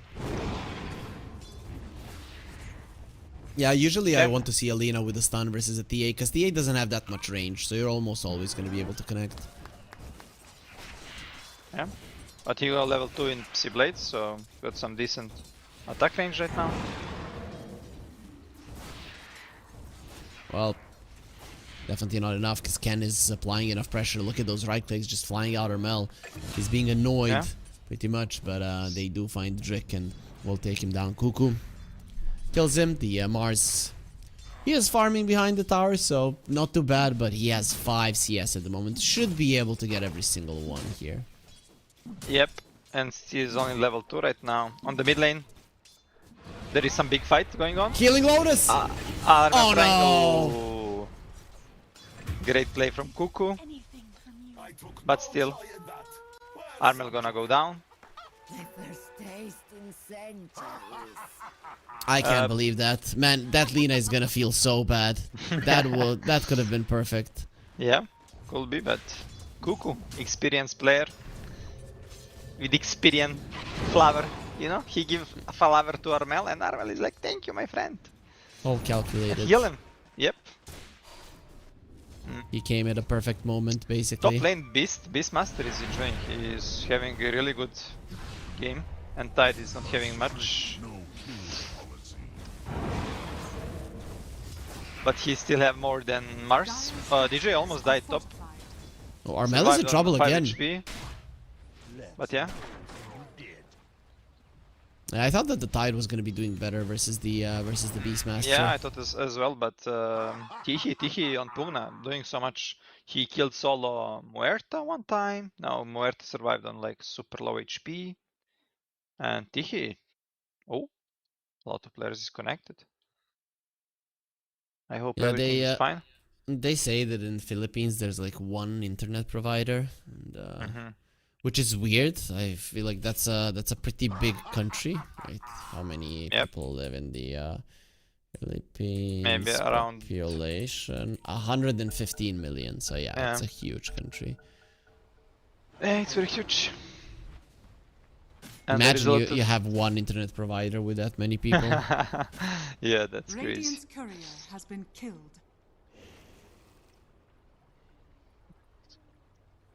About net worths. Yeah, let's move on to net worth really, because it's not fun looking at the CS any longer. So both carries have same net worth. Yeah, a slight laning victory for Ivory, I guess. Not if the Mars dies now, and he won't. Gets a TP away, but this Mars is really having a bad time, and versus a Tidehunter, the hero just doesn't work too well. Yeah, both of laners have really low net worth, but Templar as well. Like I expected more from Templar, but attack on the mid lane. Yeah, they want him. Cuckoo ganking. He did miss the side blades. Yeah, they can't get him. Yeah, if he had a trap, you know, there level 6. But still, okay, they secure the rune. Cuckoo will try to deny Tombstone. Not gonna do it. Can get some easy money. Yep. That's gonna be quite nice for him, surviving the gank, getting the tombstone kill. But this Beastmaster having so much is scary. He's gonna have a very early Aghanim Scepter if this continues, and he's going for JG again. They're just poking him with the boars, and He knows soon, that nobody can help him, right? With Templar, you don't want to TP on side lane to help, right? You're not like some spirit type of a hero or fuck, you know, Queen of Pain. And Queen of Pain is low resources on the bottom. So this is like they're using the information from the other lanes and they're just pressuring, you know. you This might is get great the play Wisdom from Shrine Ivory. as well, right? Yeah. You take the tower, you go Wisdom Shrine. There's not much that the opponents can do. The Cuckoo is stealing the other one, so if he does make it a trade, it's gonna be fine. Radiant's top tower. I mean, this is like kind of unexpected, you know. You don't expect your Tide Hunter to lose tower this early, but great play from Ivory. This is like the power of Rupido, right? He's a offlaner player. He just switched to carry position. You should use his power to the maximum. That's so you should play his heroes, offlane heroes on the carry role. Okay, we saw Beastmaster on the carry before, but better than like some hero that he's not like super confident. He's 2,000 gold ahead of the Tidehunter. That's too much. Not gonna lie, Too that much, really yeah. does feel like it really does make a difference. But On the bottom lane, Queen of Pain with ultimate. Finish the Madara math. has the same problem. Oh, Laguna Blade, a couple more hits. Cuckoo has the Fairy Fire, but Oh, healing wonderful. Lotus. He was given to it by the by Oh. Gabby, and yeah, Cuckoo. Can't You know, gonna dream earlier about- he was there. He was saving people earlier, but now he's gonna be saved. Yeah. Oh, This is no, karma, he's you not know. gonna be saved. Dire's middle tower is under attack. Okay, Soul XP for Drick. But Ken gonna dream about these lotuses, you know. 2 times he should get a kill. Suddenly, while the lotus appeared, you know. And he doesn't get XP and gold. Imagine you're getting woken up by somebody that you live with, and like, what is happening? Like in your dream, you're like, no lotuses, no lotuses. Actually, something similar happened to me last night. Oh, attack on the Drick. They get taken out. There's gonna be arena. Finally, he gets his level 6, but they're with the traps. Armel, he says, "I'm not stuck in here with you. You're stuck in here with me." And with an AD rune, he gets himself a double kill. That first arena, definitely not successful. Some misplays from Tihi there. He could equipify Lina as well. Dire's I don't know if he could equipify TA faster. But Armel gonna open mid tower right now. It's huge for them. But yeah. Quite easy. Quite easy opening of the tower. Lina is going for the Melton build, so it's gonna be full physical build, like right clicker. Not gonna be Aghanim and stuff like this.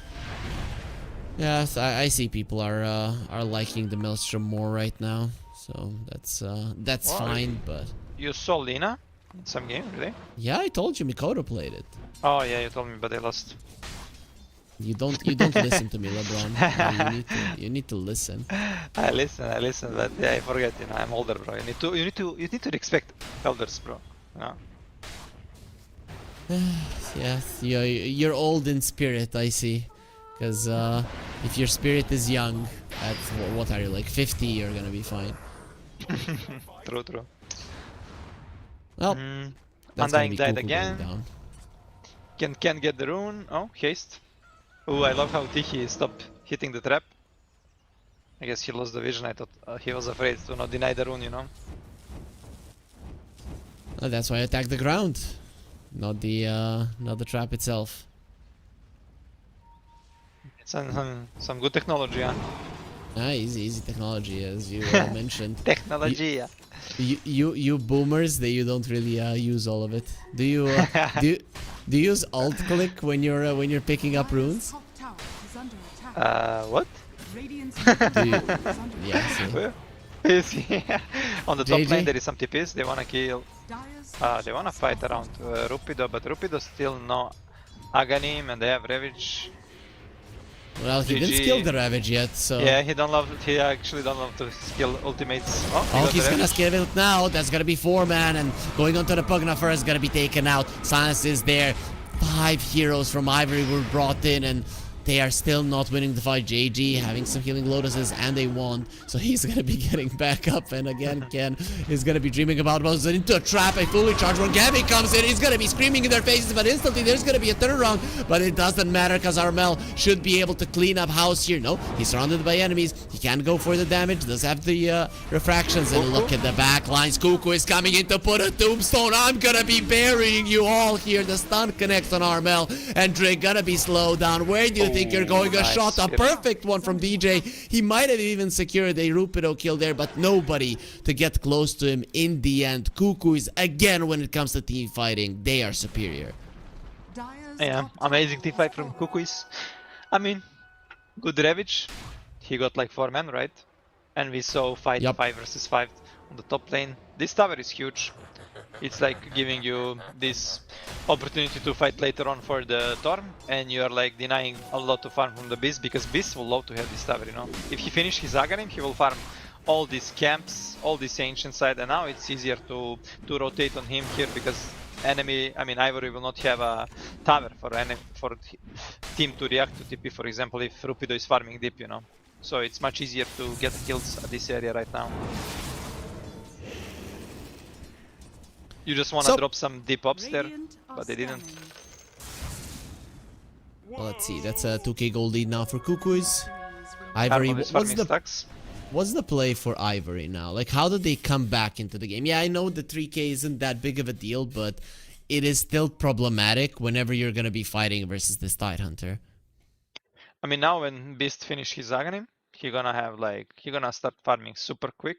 He gonna scale super fast, and they just gonna need like one blink dagger, you know, like on Mars or on Beast, and they're gonna have like easy opening in the team fights, you know, until Undying have shard, because Undying shard gonna be really amazing this game. You can save from roar, from arena. It can be tricky, you know, unless if you in arena you can save. There is some plays that you can do, like you can put sentry in the arena, get vision, you know, if you know exactly where is your teammate, but you should be on boot camp, you know, to see where he is, you know. Or you Yeah, can put imagine if maybe- you're explaining, like, I'm on the bottom left side of the arena while you say that, you're probably already dead. Yeah, giving attitudes, you know, like these numbers and stuff. But I see them, like, when they get one blink dagger, it's gonna be very hard for Kukuis to fight. JG is going for the Morbid Mask and Cloak, and now he's just going for the pipe, you know.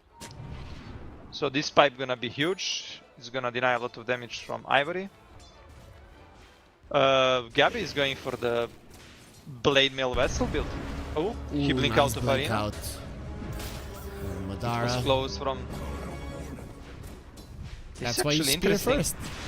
Interesting build from the Drick on the Skyrat Mage. You usually now you are maxing Arcane Bolt. It's got buffed with the shard, but it's different playstyle. Yeah, I'm surprised that he doesn't have a single point. At least one. Yeah. Yep. Okay. That's Dire's definitely bottom weird. tower has Armel fallen. getting the tower in the bottom lane, and Cuckoo is there just controlling the map better at the moment. Tidehunter Dire's is working bottom towards his tower is pipe. under attack. He's gonna have it in maybe 3-4 minutes. Armel stealing enemy wisdom. Cuckoo TP to secure top. I really like what Cuckoo build, you know. He got phase boots and now going for the soul ring. This is what I am doing when I want to have fun, you know. I go phase boots, drums, you know. Oh, out, look, top. 2 supports gonna kill and dying. That's not a lot of fun. Usually you're not gonna see at this stage of the game that 2 supports are making the move. Dire's But bottom tower Pagna is had under Invis, attack. he scout on dying. And with Sky Rotation, easy kills. Easy. Spirit Vessel and the Quap is now done. Went for Blade Mail over it now. Gonna be looking towards Tihi. TP out. Sonic Wave. Nah, he just waits for the dead shot to be used. And Gabby, he knew that he did have the assistance of his support. I love what Sky is building. He's going for the Solar Crest. You don't want to build like some Road Oatos or some items to do damage. You can just buy support items and with your spells do a lot of damage. On the top lane, they want to go for the Queen of Pain. Well, Queen of Pain will be going for him. TP out, not gonna be allowed. He thought that he could get away there by silencing the Optimistic. Tide, but there was always going to be a DJ dead shot. I mean, at least Beastmaster didn't die, you know, that would be huge. How can they allow to have these traps in their own triangle? Like, look at that. When Kukuis decide to go into the enemy triangle, they're just gonna be murdering them. Yeah, because Ivory, they were playing on enemy side of the map and a lot on the top lane, so they never really came here like to put some sentry or vision. Tiki is trying to blast mid tower alone Radiant's at middle minute tower is 16. under attack. It can be very risky.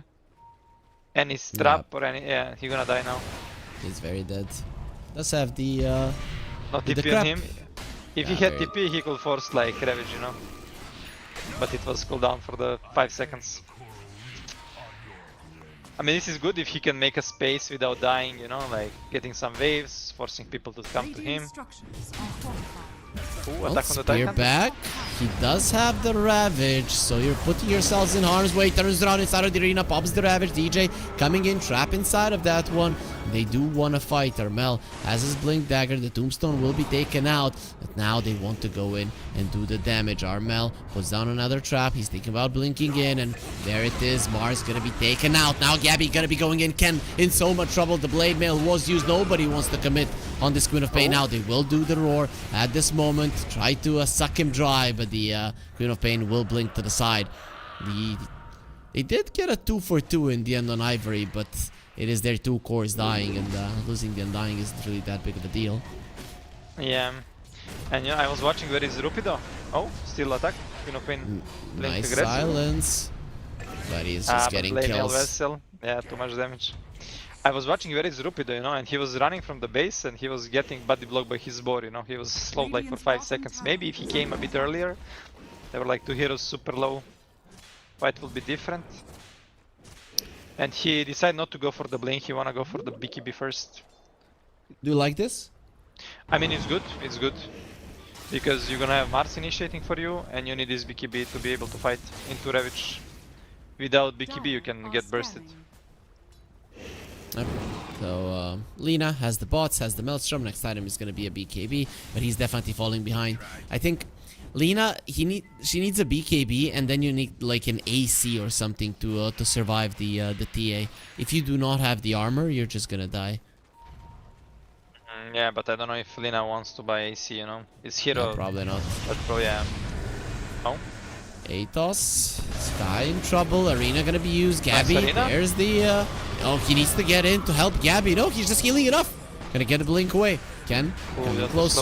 close. That should be the Dead Muerta 1 for 1 in the end. But while this is happening, they're just killing Roche. Tombstone in its place. There's gonna be a ton of zombies, and the Roche should fall. No problem yeah, at I'm all. dying. One of the best heroes for the Roshan. It was... oh, He missed the Gabby? spear. He's gonna die because of it right now. Gabby is playing on the... such a low HP and still managing to do so much. Great, an amazing plays from him. I was like shocked that DJ don't want to tank damage for Queen of Pain in the arena, you know, like from the Skyrat Mage ultimate. It was very close from Gabi dying there. I don't know how he's so tanky, but Yeah. but he is. Gonna have a Sanj Kaya soon. Under attack. Yeah, they got Aegis for Templar. It looks really good for Cookies right now. Once TA has the shard, that's when things really do become scary. Come on, Madara. You told me this was his best hero. He's just missing spear after spear. And this is not easy to hit, you know. I And mean, Armel is flashy player, you know, he can react fast. if Rupid you on the say ops. so. They see Rupid on ops, maybe they wanna take a fight. Ravage is up, but they don't have Blink. They have Pipe on Tide. 5 heroes from Ivory, but they're like full on enemy vision, on the traps, you know. Cuckoos, they have like full information. They can decide they wanna fight, they wanna dodge. And they Rupido. smoke, they wanna fight. Okay, let's see. Tidehunter, he does have the Ravage, gonna be going for it. There's gonna be a spear onto the Tidehunter, doesn't really care about it. In the backlines, the Skywrath Mage has been caught with the Crapify TP out. He will be able to escape, and they do bring down the Undying. The Armel TA is nowhere to be found here. In the end, it is gonna be a 1 for 1 with the Ravage being spent. Not the worst thing in the world for Ivory. Yeah, a bit rushed Ravage there. He Radiant's thought he will bottom tower die, is so under attack. he a bit used it earlier, but yeah. Templar Assassin armor, like he was doing the shard. They got useless shard on DJ Dyer's because middle Yeah, tower is under the attack. most Huerta useless is like, shard. yeah, most useless shard. You just increase his net worth and his buyback costs more, you know. It doesn't matter. You feel better about it that you have more money, even though Yeah, they're you're useless saying, oh, items. Yeah, you're watching on your Dota Plus and you see him, it's green, you know, a lot good Dyer's net worth, you know, bottom nice. tower I'm doing is good. under attack. So it's a moral boost for the player. JG got now his Blink Dagger, so it's gonna be much easier to use the Ravage.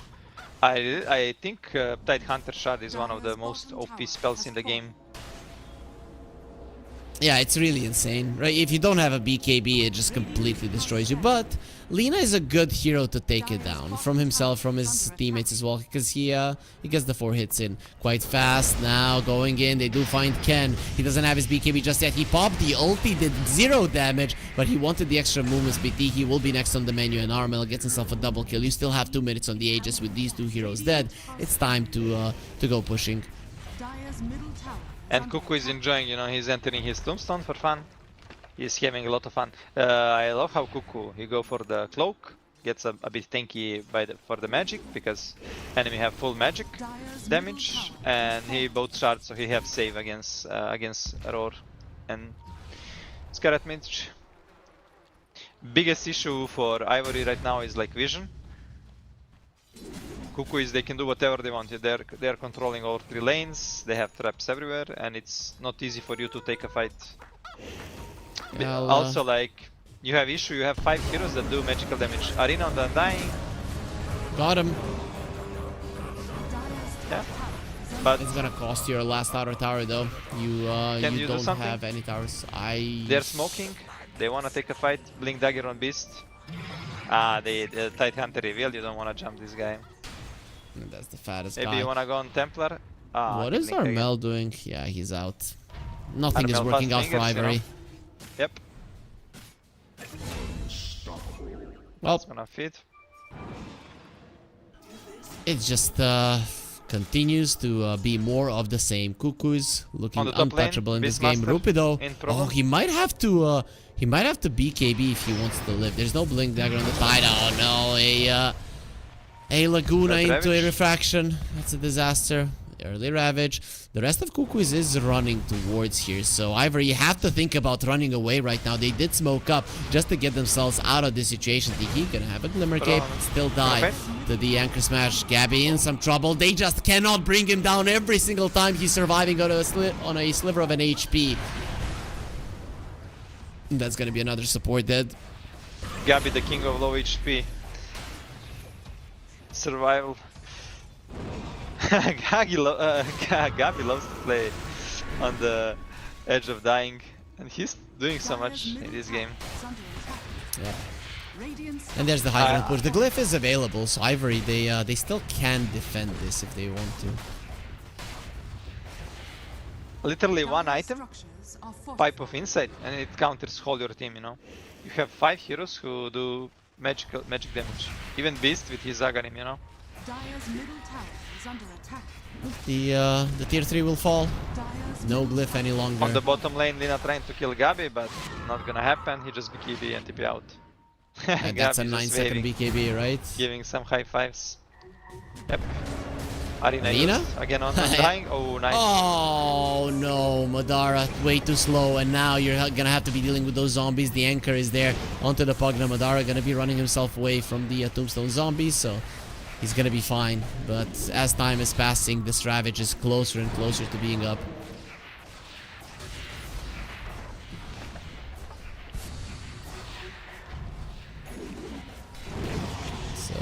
It's taking some time for him to take these racks as Tidehunter jumps in. They're gonna have the roar. No need. Oh, he's gonna be needing some saves and he doesn't get them, so Gabby loses his life. They didn't have the tombstone save there. Might be time to get out now. Maybe Gabby does feel a little bit safer to go in, but it's still very dangerous. They felt they can push because there was no arena, you know. are scattered. And Lina BKB was cooldown, so they thought they can take a fight, but Good roar. Good roar this time, he couldn't react. Both teams Ravage wanna is gonna fight. be up. They don't wanna give high ground. But Cuckoo don't have Tombstone. That's a Optimistic, very but- optimistic TP. Oh, nice trap onto all three of them. Even in death, Armel is bringing in the slows, as that's gonna be 3 heroes dead by the looks of it. The decay to finish off Drick, and now the rest of Ivory, they're gonna have to go back because the outpost was taken. The TA will be coming back, and that should be a laner Rax in the mid lane. I think it's gonna be 2 sides for sure. Dire's top tower is under Both teams got debated to take a fight. They think they are stronger. They're thinking now Templar is dead. They can take a fight, but still you're running into enemy vision, into traps, and you don't have BKBs on your course. It's not easy for you to take a fight. Plus you don't have vision, you know. And Dire's good middle fight barracks has from fallen. Cuckoo is okay. They're not gonna go for the second side. They are respecting this time, you know. Arena. I mean, last time you just died like without having any say in the fight, so you're better off Yeah. just resetting here. The Roche will, I mean, they'll know when it's gonna be up Yeah. in just a second. So Oh, 20 seconds. Super Early. fast rush. Yeah. And Ivory Ivory is smoking. smoked. Oh, Under and again, vision. Tight Hunter broke the smoke. Is under attack. They're Dire's so top unlucky. tower I has mean, fallen. it's not just like they're unlucky, just doing tight things, you know. Playing front in dangerous area where enemy can be. Well, Ivory pretty helpless in this game. Kind of like what happened in the previous one. Let's see if they're gonna be able to leave their base. If not, now with Cuckoo's knowing that the Roche is up, they're pinging it out, and Ivory did he even have a smoke? In first game they had much more chance. They were like super close to actually turn the game. And this game I don't know how they can actually turn it.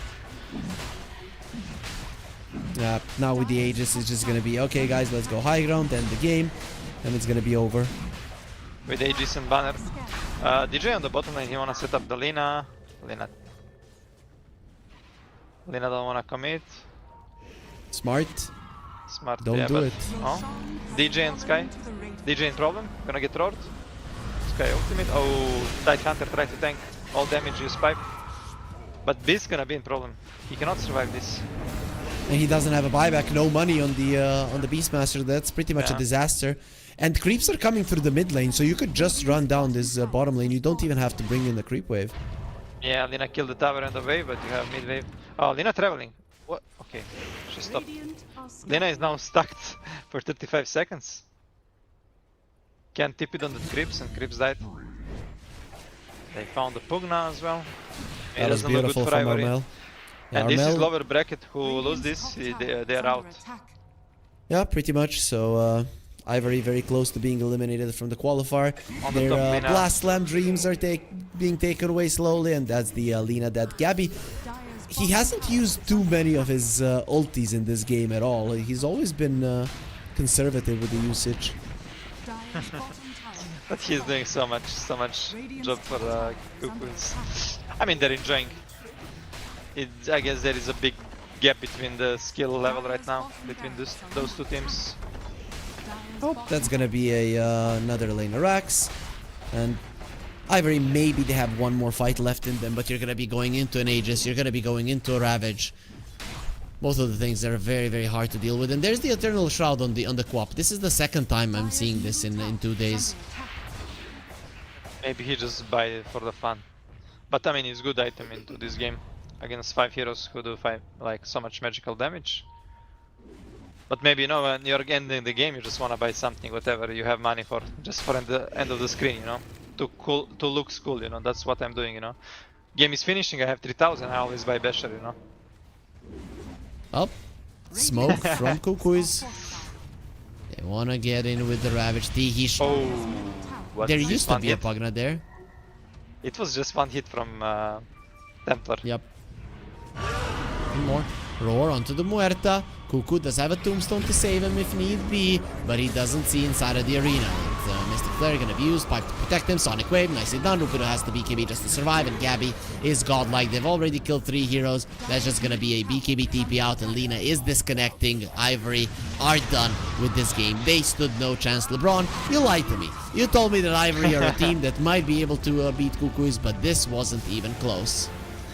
I mean, I expected this, but I expected like more from Ivory, But I guess Cuckoo maybe they got them like, maybe Ivory players like idolize these players and they don't think they can win them. They're like, oh, we are playing against Armin, against Gabi, DJ, the legends, Cuckoo, the legends of Filipino Dota, And these Ivory guys, like as a new kind of upcomers, not like they're like all famous, but maybe they have like this, they don't believe they can win, maybe they struggle a bit like in this sense, I expected more from them, Yeah, it's like when you're playing against me, in the Serbian lands, you're thinking you cannot win, so yeah, you're respecting never me, happened.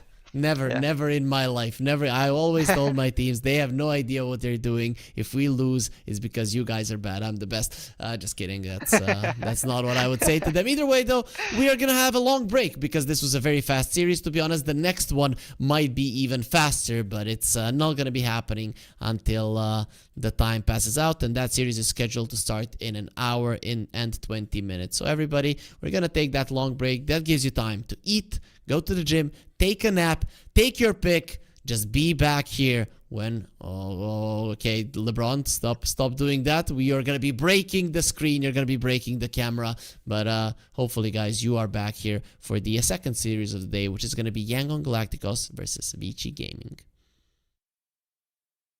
The new breakthrough, an innovative phone with 1xBet app. With 1xBet app, you can register and start betting in just one click. Intuitive interface and thousands of sports events every day. User-friendly app. Big wins, fast payouts.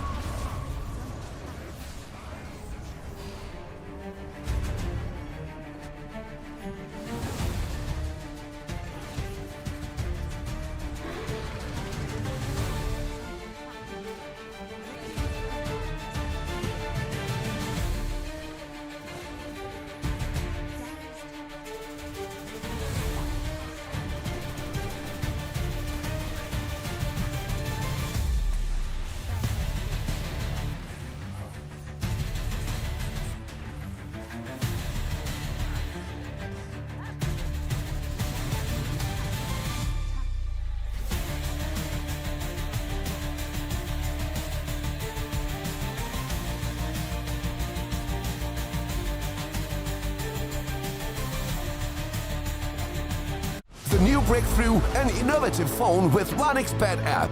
With 1xBet app, you can register and start betting in just one click. Intuitive interface and thousands of sports events every day. User-friendly app.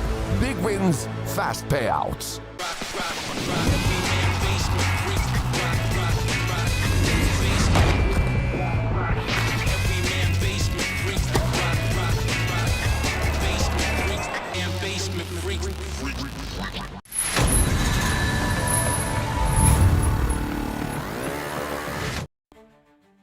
The long break is done, and we are back with the RES Unchained Southeast Asia 2025.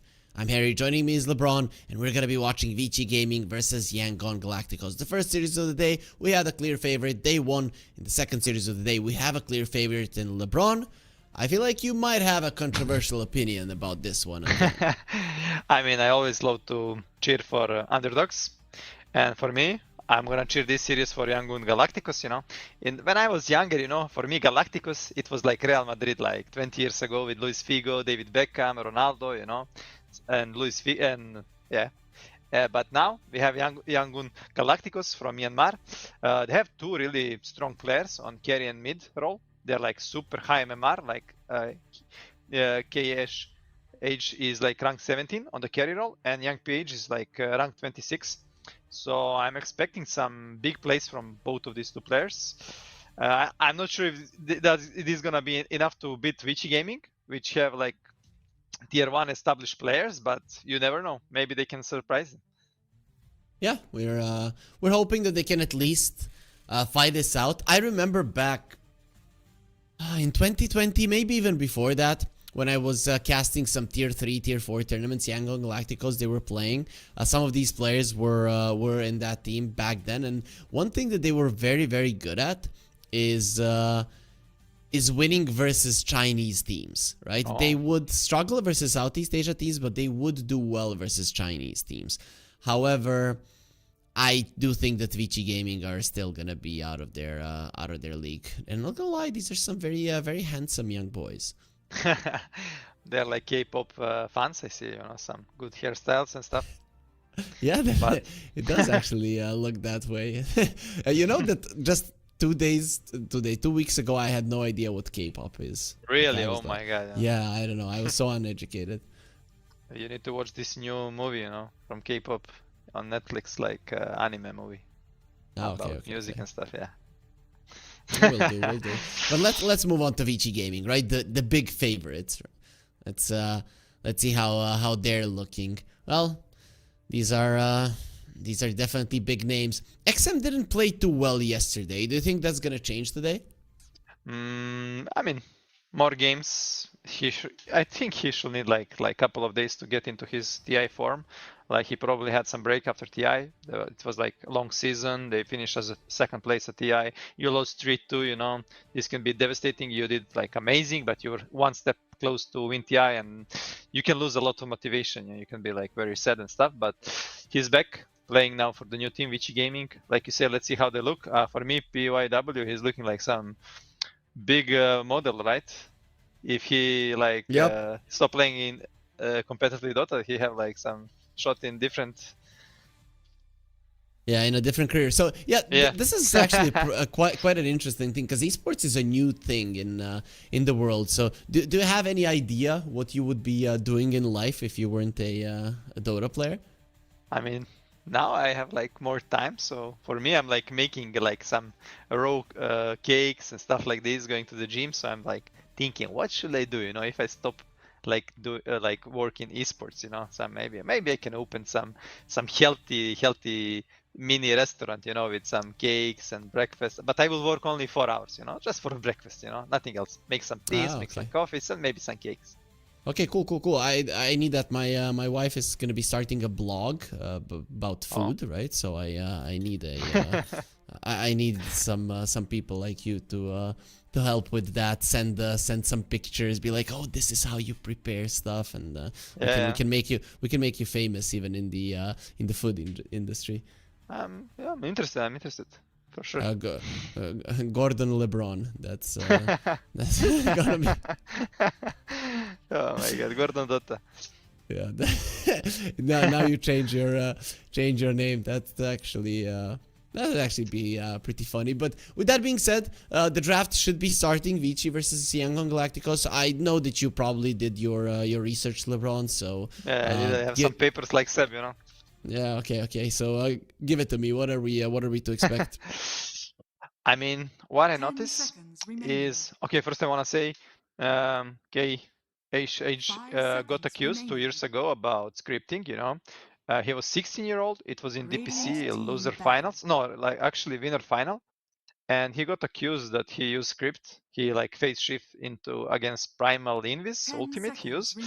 remaining. So they got banned that year from Apple's all events, but 5 he seconds started streaming remaining. to prove he's innocent, and he proved it. And for me, this guy is like some new reveal for me. I never heard about him and saw him playing, and I saw that he have like 1.2 games already for Yangon Galacticos, and he had like 5.3k KDA, and like last 10-20 games he was having like 20-30 KDAs. So I'm really looking forward to watch him plays, because I'm already like adding him on the friend list. Maybe I'm gonna need him, like maybe I can bring him to Europe, you know, to my team Z10. I'm not playing, but you know, helping my friends there, because they yesterday they tanked to 4-2-3, like they terminated with him. He's not a player for Z10 anymore, so they're looking for a K, you know, and I'm here like scouting that with you. Yeah, caster of a qualifier poaching a player from a team. That's gonna be in the news. Okay. I mean, you should definitely take a page out of the Yellow Submarine books, because they're amazing at getting new talent. It's just insane. They found Yatoro, they found Satanic. Now they found a new carry, Bottega, who's doing quite well for himself as well. It's Corbin, you know, manager of Team Spirit. By the way, for Yangon Galacticos, literally every game they're first picking only 2 heroes right now, Mars and DB, and these heroes were not banned right now, so they can literally choose. They can go Mars, Dawnbreaker. You have to stop giving me bad info, LeBron. Right? This is just like in the first game of the previous. But you know what happened now? It was always one hero banned and one was in the pool, and now you have Mars and DB, and they don't know what to decide, so they just go for the third one, Disruptor, you know, because this hero they picked it like 5 days ago as a first pick. What if Vici Gaming now picks a Dawnbreaker and bans out of Mars? That's gonna be a problem. Okay, they're no, not they just do go it. for some signature XM hero. In Europe, last months we were seeing like Puck non-stop in first phase, but now hero got like a bit nerfed, and people start picking it in like second phase, and now it's again like people start picking it first phase. You know, we will see like OG for the Stoico, they will like first pick it, you know, and on 8 pick. So Puck is still a good hero, but people are getting used to play against it and getting more counters, like more control. Like we saw some Shadow Shaman yesterday. Yeah, but he is going to be making his appearance either way. And you do have a lot of heroes that can lane well versus the puck. That can be a problem for him later on down the line. The one that comes to mind the most right now, because he's doing well in the meta, is a Void Spirit. So that is the one that I would like to see on Young PH. I mean, his most play hero for Young PH is Ember. And like you said, Void Spirit, Ember, and Dragon Knight. Those 3 heroes are like biggest counter to Puck on the mid lane. You will see also a lot of Earthshakers, but Earthshaker got a bit nerfed. On the other hand, like Yangon Galacticos really love to first pick the offlane hero, and they will keep last pick for the carry in the mid lane. These 2 star players. Well, on the MMR, you know, I love to talk about MMR, like all 3 cores in all 3 teams are super high MMR, but Vici Gaming, both supports are also in top 50, and on the Yangon Galacticos, you have like both supports are top 200, you know. So there is some MMR difference in subs, so let's see if it's gonna be sub diff or not. What's your rank right now? Are you in the top 100? Top 250, but my rank in Southeast Asia will be top 20, you know, because I know when some top 20 Southeast Asia players come into queue in Europe, they're like below me on the choosing list, you know, so I'm like higher by MMR. But MMR is just a number, you know. Yeah, inflated. Yeah. That's inflated. Either way, there's gonna be a Snapfire, nice combination with the coil. Now the question is, do you want that Dawnbreaker? You told me they're gonna pick a Dawnbreaker, LeBron, and I trusted you, so let's see. Let's see if I put my I faith in mean, the wrong guy. yeah, Marcy's banned, you know. Dire Now they team don't have choice, you know. They radiant need to go for the Dawn. Okay, they go for the DK. Probably one more support right now. Marcy. Interesting. That could be an offlaner. I think nowadays people are playing more Marcy in the offlane, though I have to say, this hero for some reason is losing every single lane.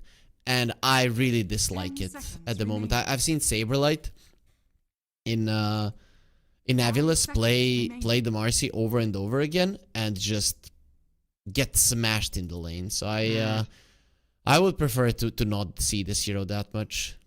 This is because people learn how to play against it. Because imagine every day you're playing against Marcy. Like every game you queue, if it's not banned, it's picked, you know, in competitive, in pubs, and you're gonna involve, you know, like you're gonna become better against it. You're gonna find solutions, you know, how to play on the lane, not to fit to bodyguard because this spell is broken on the lane. So yeah, just normal thing in Radiant Dota team after pick. a couple of months. What I noticed, Lou, he was playing like Ursa last 2 or 3 games on 9 pick, and now he's super confident on Ursa, so just gonna go for the Dire Ursa. team pick. Yeah, pretty So early on. Warlock, strong one lane. of the best lanes Dire in the team current back. meta. Oh, they're responding really fast, and oh, we're gonna see a Marcy IO safe lane. It seems maybe a Marcy IO off lane. It doesn't matter, but that should make the Marcy strong enough. Yeah, that's a really strong combination. You don't need to buy Domi because you're always gonna have target to jump from. But only problem with this is 10 like you're gonna seconds be remaining. super under leveled, and if lane doesn't go Radiant well, team you're back. pretty much done. You know, you need to destroy your lane, and you need to get some early kills with Rilo. Otherwise, it's gonna be very hard for you. But Marcy, when you have Wisp with Marcy, you don't want to buy Dominator. You don't go this build. You go with Armlet, you know, and Armlet giving you so much damage early on. 10 seconds remaining. Yeah, I'd like to see that. I'd like to see that. So they did ban out the Axe. That's definitely a hero that is usually problematic versus IO lineups. Even with all of those heals, the Axe does kill you pretty fast. Yesterday, I saw a Juggernaut die to an Axe after 3 hits. So Axe Dire team called back. him, used the Blade Mail, and Juggernaut killed himself in 3 hits. Pretty sad. I mean, it's strong here.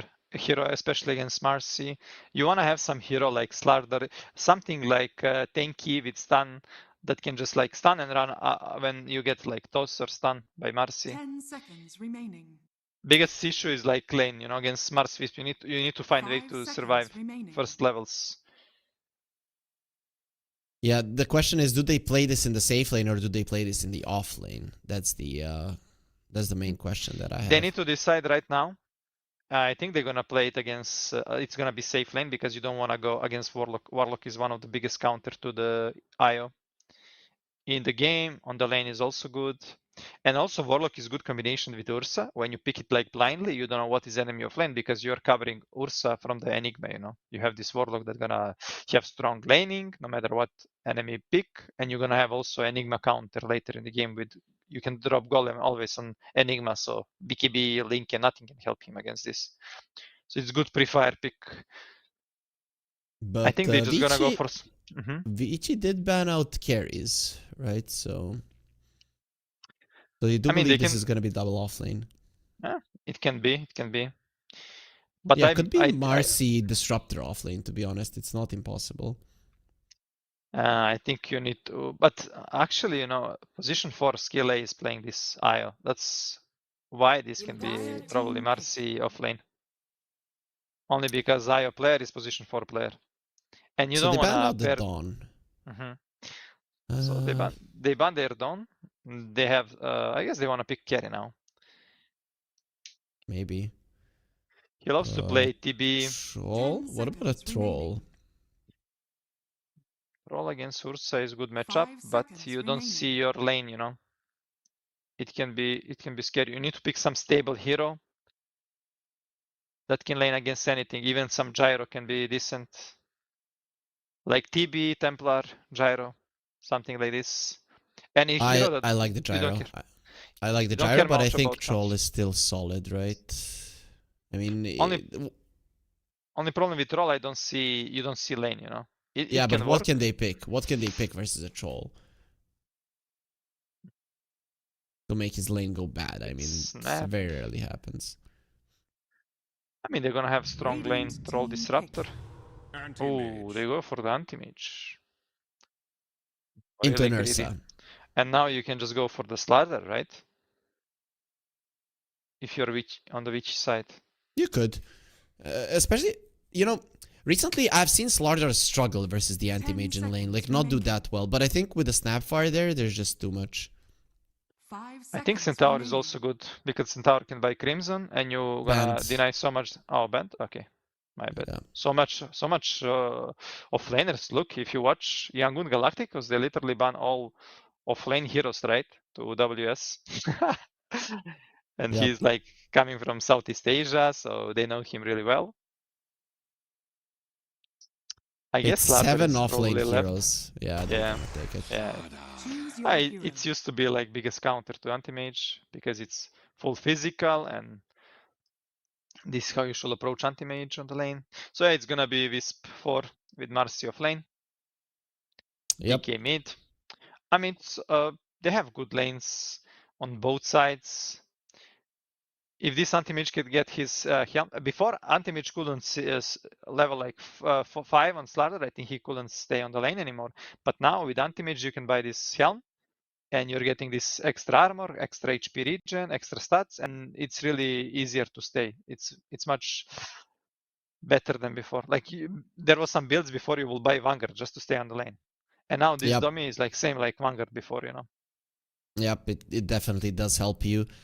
How do you feel about this anti-mage in general, right? I don't know, people keep picking this hero when there's like a TA in the pool, Ursa in the pool, Faceless Void in the pool. I feel like those are all heroes that you naturally don't want to play against when you're an AM.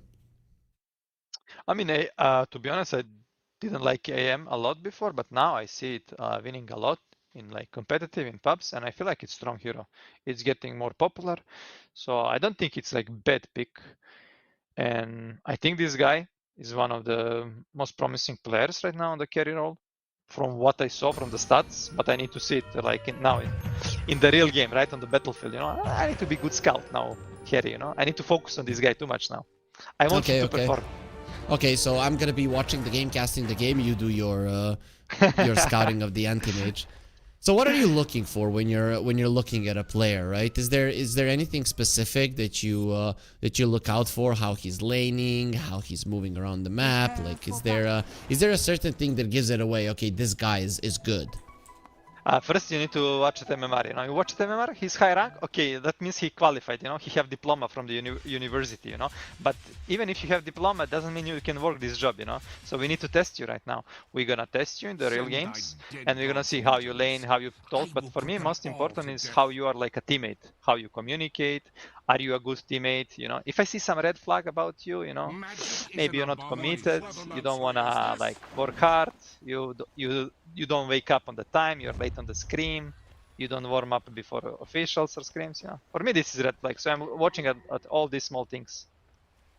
Okay, but I guess from our perspective right now, you cannot see if he's late or not. Yeah. Like you can ask. But his he was teammates, ready in lobby. He was first in the lobby. So it's a positive sign. Okay. Okay, smoke from both teams. Ooh, anti-mage is actually on the lower ground, but he can skill the blink. He might need to. Not It ideal. would be funny if XM will skill the stun. I mean silence, and then start their stun into Cookie, but that will be, they will ruin the lane. They will take all wrong spells. Yeah, you don't want that. First blood is not that important. 1x. I think those are wrong numbers. I think it should be 117 for Vici and 476 for Yangon, but we'll see if that's the case. That at least is my feeling. But I told you that Yangon are considered the Chinese team slayers, so you never know. They heard you and they changed odds, bro. Yeah, maybe. This anti-mage should survive. If anti-mage survive till Helm, he should be good. On the mid lane, DK should be really good against Puck by last hits, and XM struggle with last hits couple of games. And Marcy Wisp level 3, level 4, I think this is the peak of the Marcy Wisp, probably level 3, where they can probably kill Ursa or even Warlock.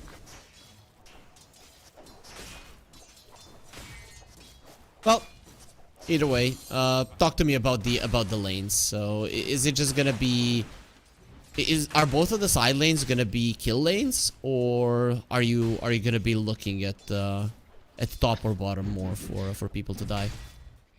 I like this lane, Slardar and Snap, like a lot of physical damage, and on level 2, level 3 I can see them killing anti-mage, or even like, I think it's gonna be more realistic to kill Disruptor. On the bottom lane, if this Warlock is out of position on level 3 from the Marcy, he can also fit. Because Marcy and Wisp did so much damage with the bodyguard. Ursa is playing so safe now on level, he cannot even come to the lane. And Warlock is pushing the wave constantly with the Battle Bonds. And Ursa can just watch, he's like cameraman right now. Attack on the Ursa with the bodyguard. Oh my god, what the hell that is happening to him, Lou? Yeah. No chance at all. And his skill overpower, and when they realize he have overpower, so there is no ResCircuit to jump out, they immediately attack. Also, the DK is crushing the mid lane. This laning stage is going very well for Yangon. Even the anti-mage is farming well versus the Slaughter. I guess once you get level 3 on the Slaughter, that is when you become a lot scarier. Yeah, DK is much stronger on mid, like with CS and all of this stuff, but I didn't expect it's gonna be this much. But as I said, XM struggle a bit in last hitting, like this couple of series, so... But yeah, I mean, mid laner and safe laner from Yangon Galacticos, they're really high MMR players, you know, so they're proving it right now on the laning stage by CSing, but later on it's gonna be who gonna make good moves, it's gonna be about experience, you know, and experience is on side of the Vici. Yeah, I want to know what's in the Myanmar food, man, because you have two of these like literally generational talents in Young PH and KSH playing in the same team. How old is Young PH? He should be very young as well, right? I'm not sure about him, but the KHD is like 18. Attack on the Warlock on the bottom lane. Yeah, they want and him. immediately what I said, on level 3, you're a bit of out of position, Marcy jump and you're dead. There is no save for you. So first blood for the Marcy, this is gonna be fast Helm of the Dominator. It's weird that he's going actually for the Helm, you know, with the Wisp in the team. Usually what you want to do is like face Boots and Armet. But okay, maybe later on Wisp not gonna play with him and he's thinking, okay, I'm gonna need my other partner, you know, the creep from the jungle. Makes sense, but I think that he's probably the best target for the Wisp anyways, right? Maybe at some point if you're pushing towers with the Dragonite, he might latch onto him, but in terms of fighting, it's gonna be these two. True. Big things gonna happen on mid when DK get level 6, I believe, and he's like destroying mid lane right now. Literally, it's showing that's gonna be an anti-mage dropping low. The second that you apply that minus armor is the second that he cannot stand his ground any longer. But despite it all, KSH, he is farming better than the Slaughter. Quite a decent amount better at that. So all three of the cores from Yangon topping the CS chart. This is looking solid for them. Rank 17 player, man, and 18-year-old, you know, quick fingers. About last hitting, it's all about patience, I believe, you know. You need to be patient, you know, from the other guy, because one guy wanna deny, but you don't wanna pull your trigger fast enough, you know. You need to be patient. Look at this. Yesterday, boom, they won versus Yangon 2-0, but it was a 56-minute game and a 40-minute game, so it definitely wasn't an easy one. Yeah, I mean, this is not gonna be easy for Vici Gaming. Everyone thinks this is gonna be easy, you know. Odds are on their side. Marcy in trouble. He's gone. Yep. Marcy Wisp is one of the strongest combination in the game. And it's very scary. If you see this combination in pubs, you probably know this Marcy gonna be 5-6-0 from the lane and game gonna be hard. Are you one of the guys you pick a Wisp and then you're just spamming everybody, pick Marcy, pick Marcy? Nah, I'm not this guy, but I know one guy who it is. We're not gonna name it, but it's... I'm not gonna say. DK level 6, there's gonna be a real rune coming. XM low on resources, if you wanna take the bounty. It's okay. you know, when you have like bad game, you're struggling with CS and stuff, you can just blame the lag, you know. FPS drop, lag, guys, you know, disconnect. Imagine if they lose on Vici Gaming, you know, players who were about to win TI just a couple of weeks ago, and then you lose to Yangon Galacticos, who have never made it even to a big tier 2 tournament. I mean, thing is, nowadays everyone plays Dota, you know. This is like what people said for basketball and football like 10 or 20 years ago, like now, because it was always like some nations and stuff, they're always like, oh, they're always favorites, you know. But now it's like same happening in Dota, you know. A lot of talents from a lot of countries, you know. Like you have now all the resources to play Dota and learn, you know. You have this, you can always watch replays from so many games. And if you're like talented, high MMR, you can always like, why you cannot beat them? It's like everyone, like these tier 1 players, they're also humans, right? And you can also become tier 1. So they're not like some special superheroes, you know, that you cannot beat. So I'm not surprised like that Yangon Galacticos doing good at start. But it's like, it's not about skill level in sense of like pressing buttons. It's about later on how you're gonna move as a team, how you're gonna communicate, you know, what decisions you're gonna take.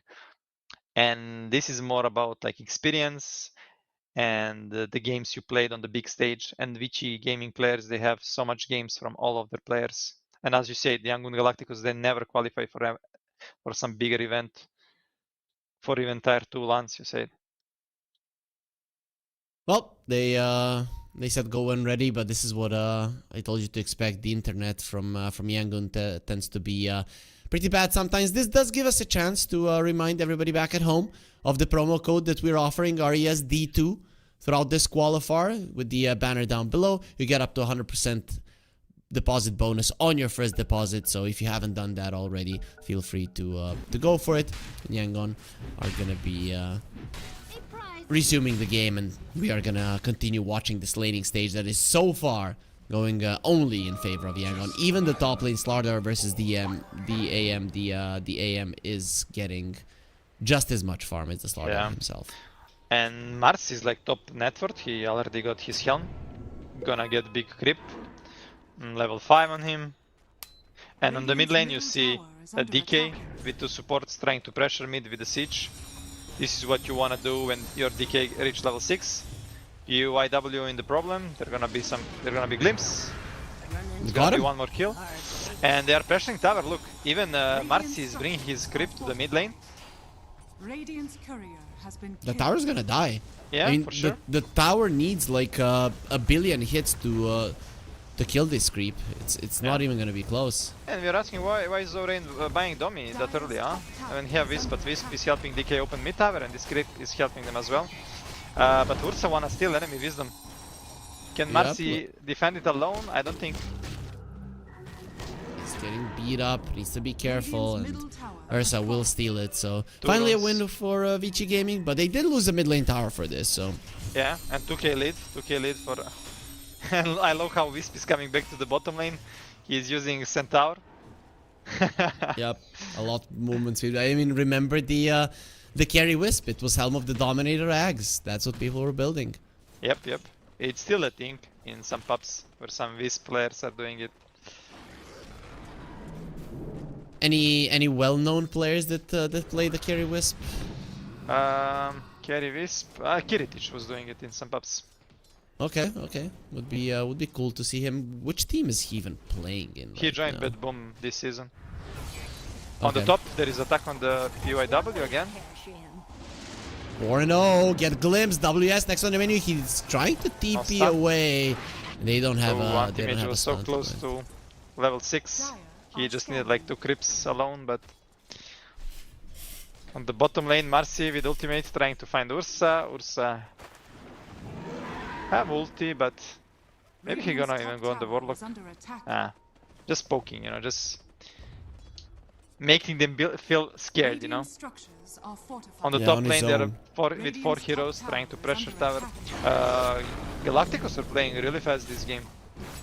And they have Yep. anti-mage in the team, right? And they're opening all towers. It doesn't look good for Vici right now. It looks catastrophic. Not gonna lie. Yeah. On the mid lane, Puck is trying to damage tower, but DK just tip it. He's rushing Blink. Usually some players are going same build on DK, but they will buy gloves for more attack speed and then go for the Blink. But young PH, I love this. He's rushing Blink. Oh, they're looking towards XM. But It's he gonna can be dodge the fine. glimpse with phase shift.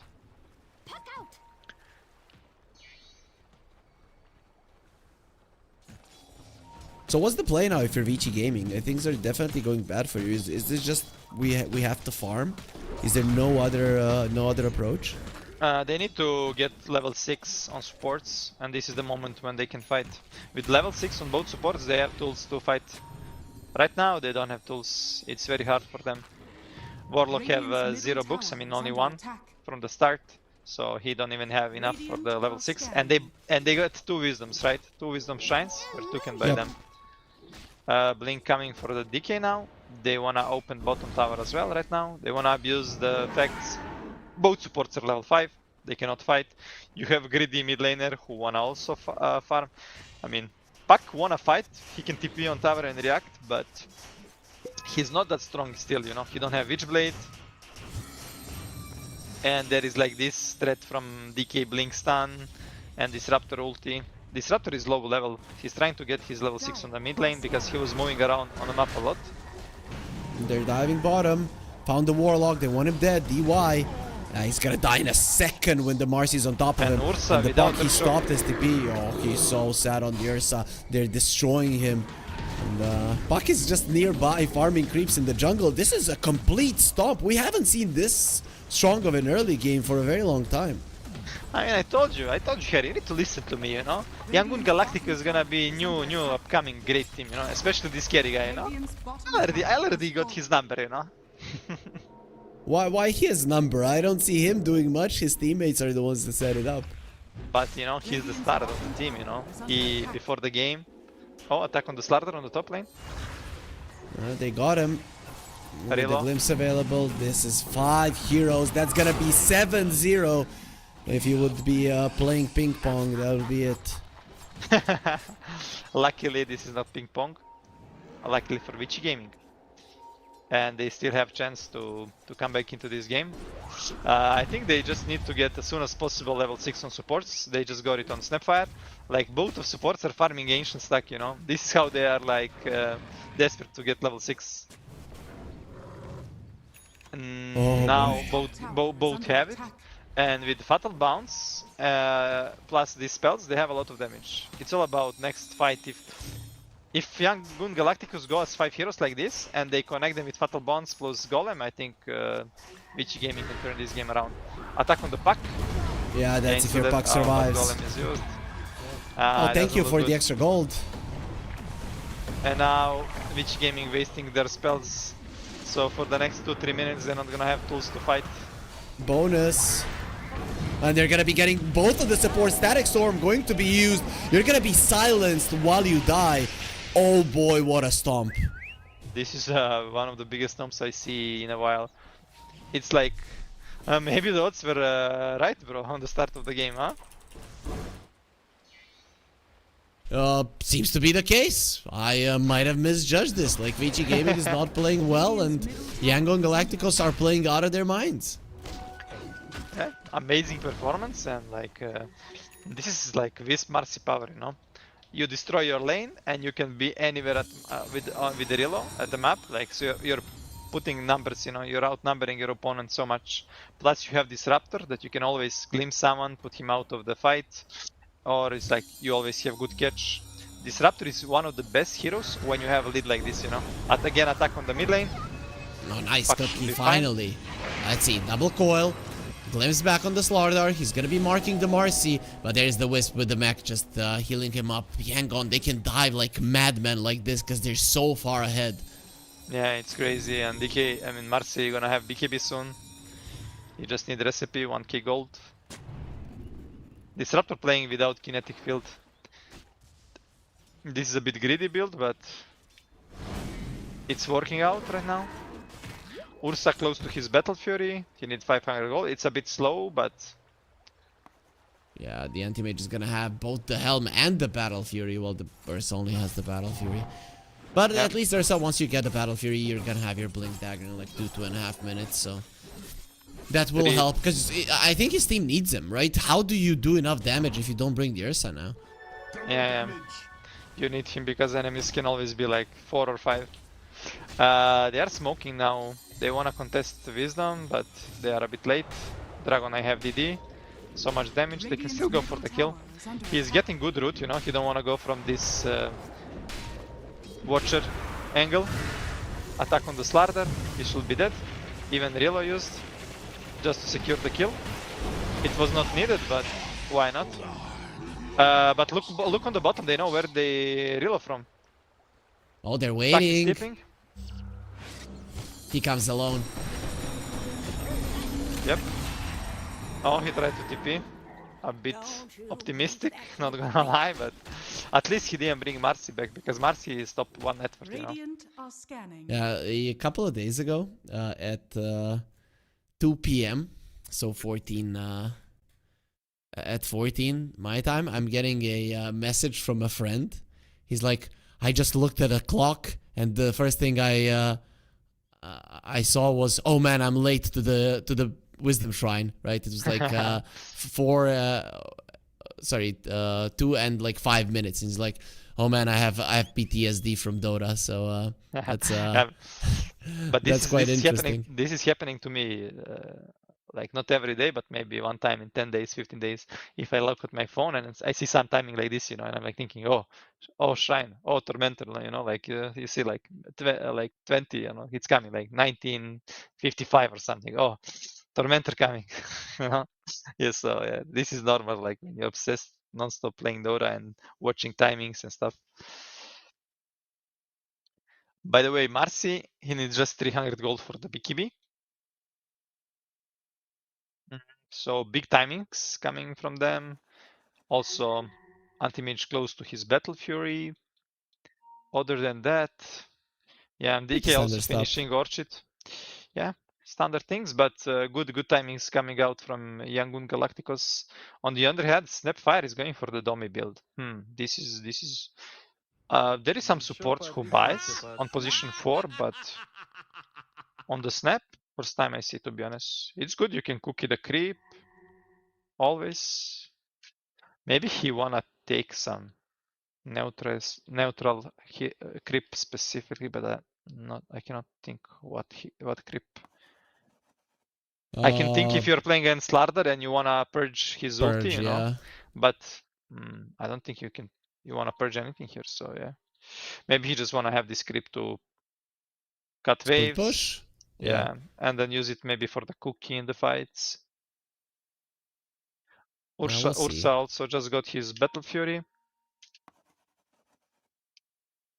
These odds now they make sense, right? So maybe they were just showing us the future there from our sponsors over at 1x. As Skill A is back, hopefully everything is fine.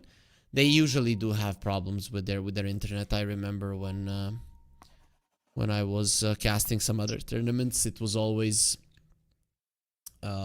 in the rules that you have a certain pause time, but Yangon, because their internet was unstable, like we're gonna play, but only if you allow us to have a bit of a longer pause, because our internet might have some issues. Usually some teams are giving their extra time. What happens to me when I played, like if you lose all time, your enemy team will give you like 5 more minutes extra from their time. But there were some teams that didn't want to give, you know, and I will be mad, messaging their coach on DM and flaming them, but it's okay. Did you really do that? Yeah, I did. Because we always give, pause to enemies, and when we need it, like we ask only for 5 minutes, and everyone have 15 minutes pause. They didn't want to give, and I was really mad. Okay, attack on PYW on the bottom lane. Anti-mage getting the kill. I actually don't know how this game changes before the Ursa blink, but he is approaching that blink dagger, I guess, so. And the Slardar is approaching the blink dagger, but if those timings don't work, I think this game is just over. They're gonna have... Oh, attack on the Slaughter. Ah, no blink for you, my friend. Ursa is watching, they're smoked, maybe they wanna take the fight, but now when Starter died, probably not. The thing is like, Vici gonna have chance, probably some team fight to come back into the game. They're looking to kill this DK, he's alone. Got coiled, golem. Let's see. Glimpse of the Can they Ursa, bring him maybe it's down? gonna be enough. Oh, nice. No. He's out. They saved him. He's too much fat plus heals. But Disruptor did good glimpse, he glimpsed Ursa, and it was the main damage dealer. Yeah, he also didn't have the Slardar. If the minus armor was there, the DK would have actually died. Yep. And you're gonna lose now your golem, you used coil. Everything is going bad right now for Vici and good for Galacticos. Radiant's middle tower. Oh, is they're under gonna be diving. They want PYW. They just spotted the grandma. Oh, He blinked. out. That's his jump. No rebound. They still got him. Amazing, amazing game right now from Young Gun Galacticos. Tower is under attack. Nobody expected to be like this stomp. Everyone thought Vici Gaming is the favorite, Are fortified. but Radiant's top tower is under attack. Imagine Like you if they said- get eliminated by Yangon. That would be pretty weird. Not something that you would expect to happen. yeah, but from the start of the series you say they are like Radiant's always top doing tower really good is against under Chinese team, right? But very bad Yep. against Southeast Asian teams. Maybe because of the play style, you know, because Chinese teams tend to play slow. And like you see, there is like Ursa who Dire's needs bottom tower a lot is to get under his attack. timing, Puck as well. And you have Slardar, okay, he can fight. But, and they just abuse this on the lanes. Got really good at laning stage, a lot of big networks. I mean, they just go big from the lanes, you know. And it was really hard for Vici to fight. Supports were like low levels. I still think Vici gonna have shot if they get like one good team fight with Fatal Bounce. Well, we'll see if they'll be able to get it. I really love what Zorain is building on Marcy. He's going for the axe. This is one Oh, of the that's best. too deep. They got him. Is this a fight that you're going to be turning the game around when the DK is already dead? Mitzi now going for the Slardar. He does look very much dead though. Going to be getting a glimpse onto the Ursa. He will pop the Enrage, turns around, fights KSH, the anti-mage. He's the one with an Aegis, so even if you kill him, it's not going to be that big of a deal. But they got the DK, and they still lost the 2 cores, so this is not good for Vici Gaming. Yeah, it's not good. You're gonna have that Ursa for a while. He's not farming all this time. And anti-mage is just getting bigger and bigger. I mean, not only anti-mage, all 3 cores are super farm. They're all 3k ahead compared to the Vici Gaming cores. Dire's middle tower is under attack. It's a power, like you didn't open this tower, right? And you have reload. So basically what they did, you can insta TP and have reload and you like Dire's bring top numbers, tower get is under attack. get trade.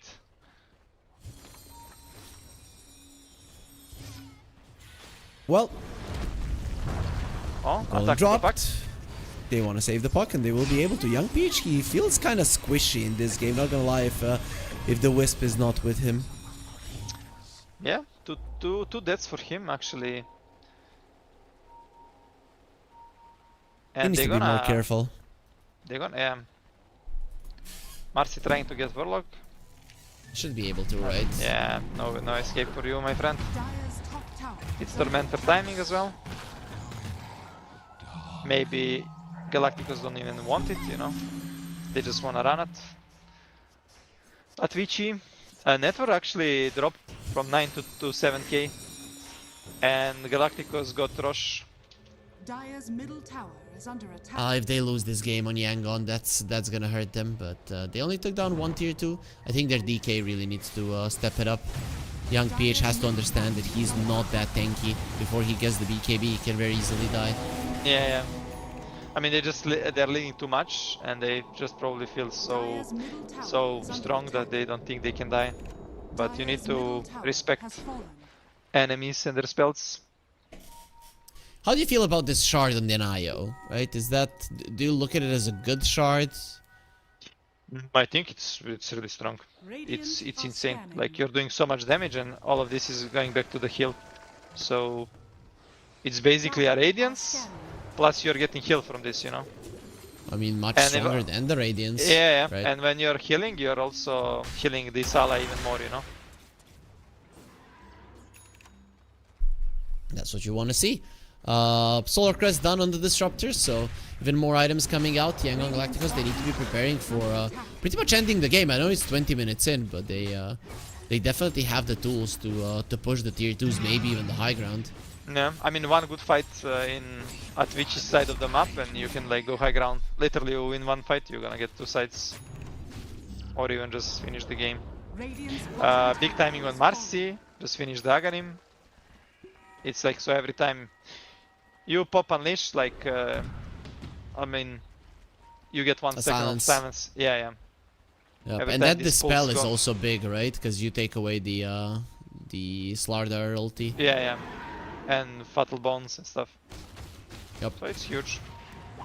Middle tower Smoke from Galacticos. They're gonna see Ursa no BKB. Oh, bad glimpse. A bit rush there. They're gonna get snap, but you will love to get this Ursa. DK still in smoke. Young PH trying to find maybe more. They can reload in the fight. Marcy tipping on the mid. Wanna kill this creep. He's really running for it. He should be able to find another kill. Smoke breaks. Oh, he got it. Stun is there. Don't even need for. Oh, there is reload. There is bringing Disruptor. reload. Too much control. You cannot escape. You know. You get stunned. You get glimpsed and reload. No way you can escape this. We're approaching the fabled 322 score. Let's see if Yangon Galacticos are gonna be able to give us that. You wanna say we are living in the Matrix, in the simulation? And this is what is happening right now? I mean, Elon Musk said like there's an 80% chance that we are in a simulation, right? So yeah, maybe we are like in some PC and some gamer in some galaxy, you know? And he loves Yangon Galacticos. Radiant's middle tower has fallen. maybe. That's gonna be a tower down. It's Yangon going for a high ground push. Now the DK does have the backing of the Wisp, and his BKB is being delivered, but he loses the form. Yeah, they lose Aegis right now, but DK got BKB. Now it's gonna be much harder to kill him. Okay, you have Ursa with Slardar. These two do a lot of physical damage, but still, it's not an easy target. Definitely not. Still, Ursa has a basher. That's a big one. I mean, yeah, it's big one. You can get a kill, but still, you're very vulnerable. You don't have any defensive item right now. Any stun, silence, you're dead. Yeah, pretty much. And there are silences to watch out for. Too much silences from Marcy, from DK, from Disruptor. And this Marcy silence is annoying, you know, because you're getting constantly silence. Okay, Ursa is... I thought he's jumping on a hero. Smoke. Oh, it's actually Invis, but Smoke from Vici Gaming. But look, Young PH, he's breaking the enemy smoke and they don't realize. They think enemies are on high ground. Attack on the Save on the Puck.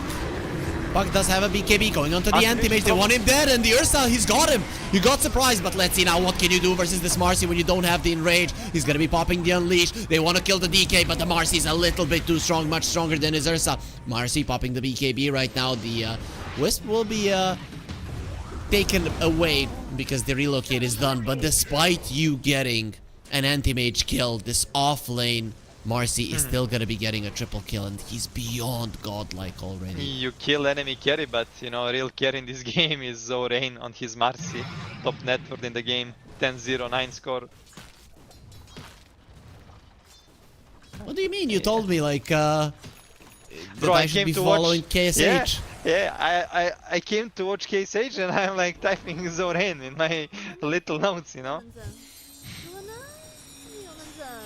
Okay. I mean, this is a hell of a performance, but we're not gonna be getting a 322 score, unfortunately. So we are not living in the Matrix now, it's confirmed.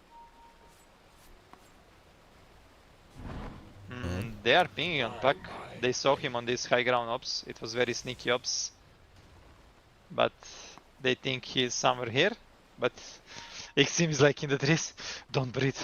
Don't breathe. They don't know. They don't know. You're fine. Are scanning. They're still looking. They're still looking for him, but they're gonna find the creep. They were looking for the Puck, but they're gonna be happy, I guess, finding this troll. And still not that much of a gold. It's not overlord just yet. Either way, Yeah, though. but you stop it from split pushing, which is Yeah. good, you know. That does help for sure. Ursa is approaching his BKB. Lou is getting these items out quite a lot, but the anti-mage will have a butterfly soon. So next time around that you jump him, there is a chance that you miss so many of those attacks, and he lives through it all. I mean, Ursa gonna need like 3 more minutes to finish his BKB, but there is gonna be rush right now, you know. And Yangon Galactico is gonna force this rush fight for sure. And I don't think Vici Gaming gonna be able to fight. I mean, they have Slardar BKB. You still have a lot of damage from Snap, Warlock, and Puck. So maybe they're gonna look to at least not give it for free. Yeah, There poke is a big- little bit at it. Yeah.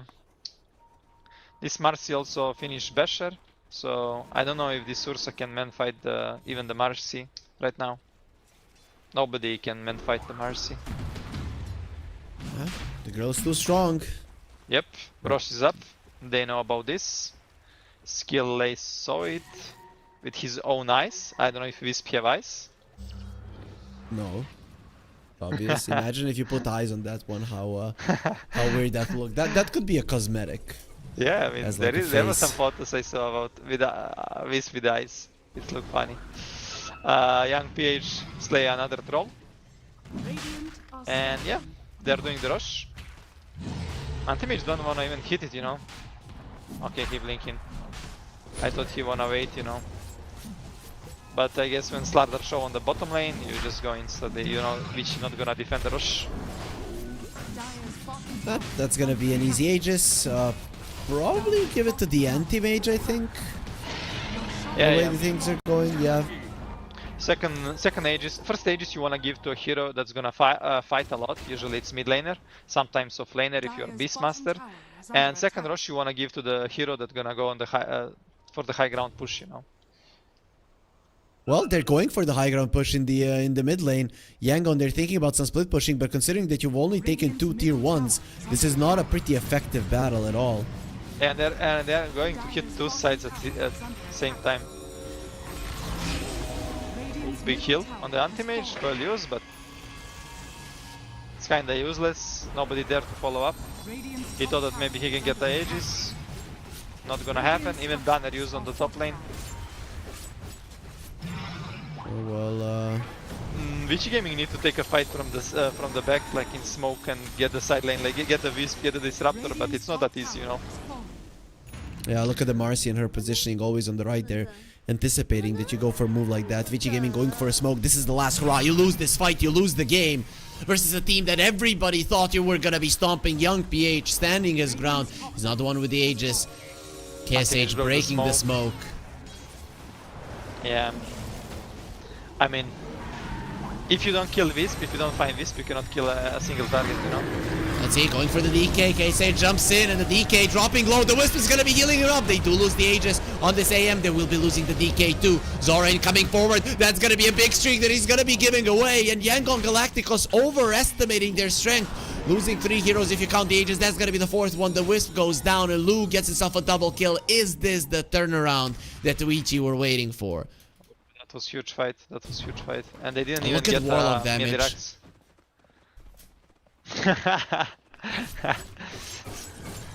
6k damage, 5.9. You know why you're losing this game on Yangon? Because you picked an anti-mage. This hero does nothing. What the hell? I hate this hero. I haven't seen a competitive game where this hero has done well and people keep picking it nowadays. I don't know what it is. I mean, he still have 9 KDA, you know, so don't worry, Kerry, you know. It's a bit of a throw, but now they're gonna lose Tower, they're gonna lose Tormentor, so this is gonna be like 1k lead. Oh, still 2k lead, but yeah. From 10k lead to 2k lead in like how much? 30 seconds? Dire are scanning. Oh, look, Antimage looking at Ursa. Dire's middle No tower BKB on is Ursa. under attack. No BKB. Can he blink out? Yep. Yep, got himself away. So we'll be fine for now. Close. Big fight. Still- Big comeback from Vici. Now it looks like it's Dire's even game, middle right? tower By is net under worth. attack. But I I don't know. still It think doesn't even look even.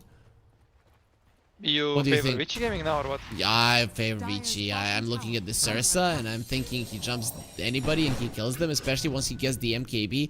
He's gonna solo this anti-mage. I mean, yeah. And they're getting like good timings right now. Puck with Parasma, he also get DD. But it's all about first jump. Dire's bottom tower is under attack. If they can jump and burst some target from the Galacticos side. Which they should be able to, right? They do have an Ursa, they have a Slardar. People tend to die Yeah. quite quickly. This ladder is also becoming huge. Gonna have AC soon. But I don't know, I still like Yangon Galacticos. Only problem is like this Warlock is doing too much with Fatal Bonds. Yeah, he's You need to soloing be- them in a team fight. Yeah, you need to be careful how you position yourself in the fight. If you can somehow Dire's split a bottom fight tower into is under two attack. areas, you know, where there cannot be like all in at one. Dire's bottom Point. tower has fallen. Oh, anti-mage gonna stop Snapfire TP. Yep. Glimmer That in should 2 be that seconds. Snapfire. Yeah, but no mana on him to use it. Oh, Oh, they're Slardar. turning around. Well, they should finally get the kill, yep. That took a bit longer. When the Slardar jumped, I'm like, where's the Ursa? Is he jumping in? But no, Ursa is on the other side of the map finishing his MKB. He's gonna have it in 50 gold. Yeah, it's gonna be problematic for anti-mage. Anti-mage next big time is gonna be Skadi, but he's far away from it. With Skadi, I think he's tanky and can take a man fight with the enemies. Yeah, but enemies that are not an Ursa, I feel like this bear is gonna eat him up, even if you have a full Scotty. Okay, look he's on the going mid for an lane. Abyssal Blade. They wanna That go for the changes high things. ground, you know. Radiant's middle Galacticos Okay. feels so strong, you know. Maybe this number in the kills are giving them this moral boost. See, Slardar jumps in.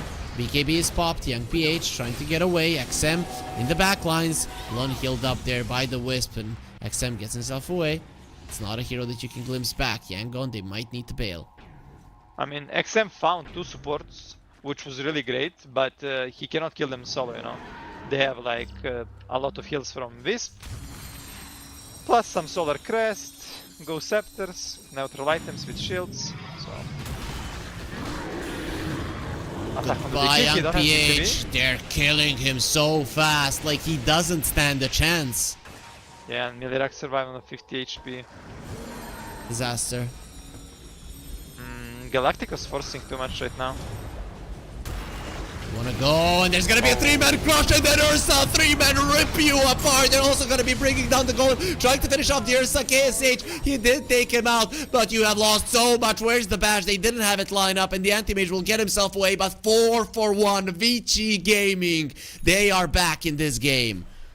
Damn, that was a lot of damage from Ulsa, but I don't know. They are like forcing too much, you know. This, if you get this side, game not gonna change too much, you know. So you don't need it that badly. You don't need to commit Dire's and middle sacrifice so tower much. is under Maybe attack. before 5 years ago this will be normal play, but now I don't think this is a normal play to do.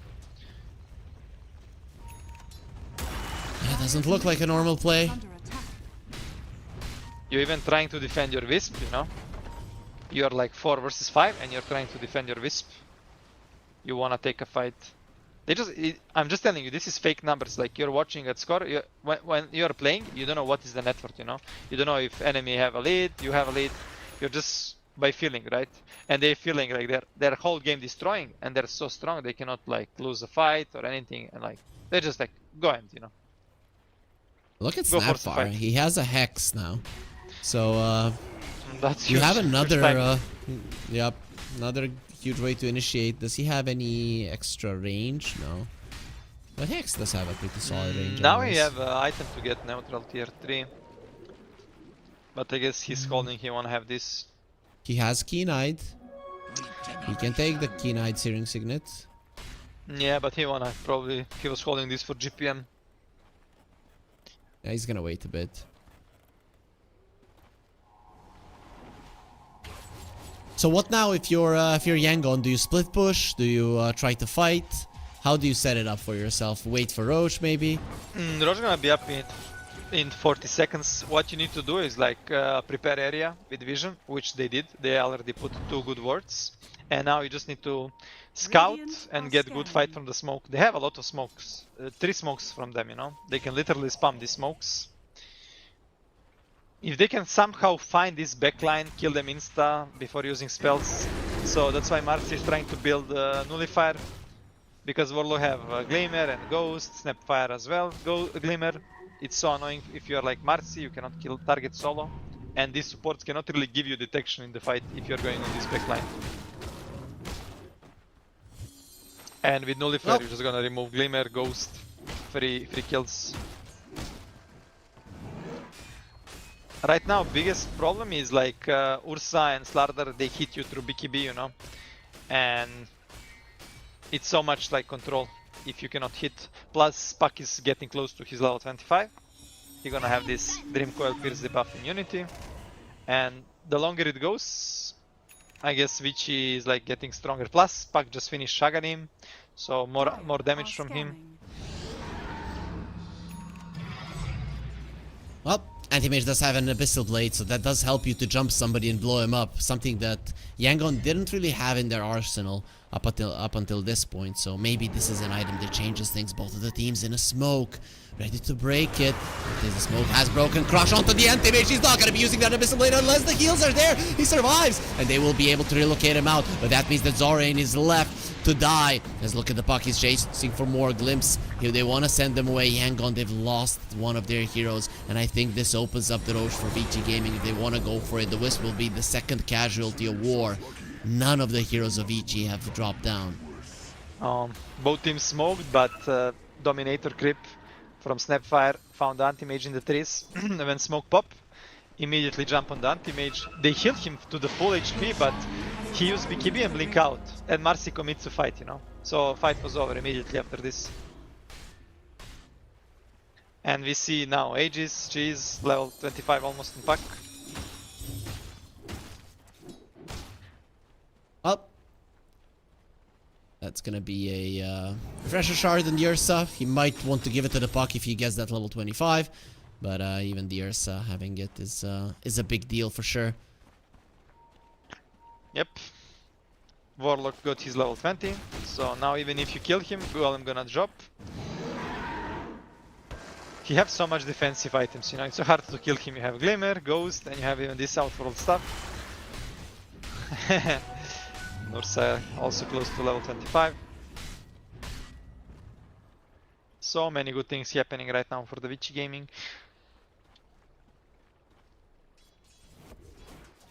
I don't see for sure. I don't see any big item right now coming for the Galacticos. Only Marcy Nullifier, but it's not that close. He will need like 2-3 minutes, but he's not farming, there is no camps to farm. Plus you're scary, you can die. I'm not even looking at them for items. In my mind, Yangon, they don't need items. They need the Anti-Mage to be able to jump a target and blow it up. So they need better vision. And they need to be able to separate their opponents, which at the moment seems like a very hard thing to do. Yeah, you're right. And right now they are smoking. They wanna take a fight, but it's a daytime, so it's a good moment to smoke. Maybe if you attack first, you're gonna win the fight. But Vici Gaming as well, using smoke. I think they understand that something is happening. Yeah, nobody's They might be showing coming on for them. any lane, you know. Only neutrals, dummy creep, I mean. Dire's middle tower is under attack. They're going towards top.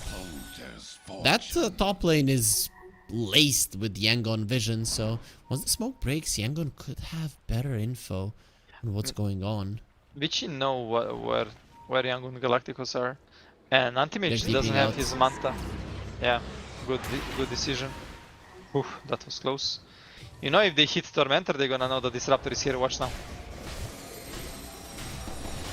They're not paying attention. Oh, they are. Slaughter. Oh. What? Slaughter What? did Disruptor use Glimpse? Show himself? Yes. He's like, I'm here, guys. Didn't you see me from the Tormentor? I deserve to die. What the hell?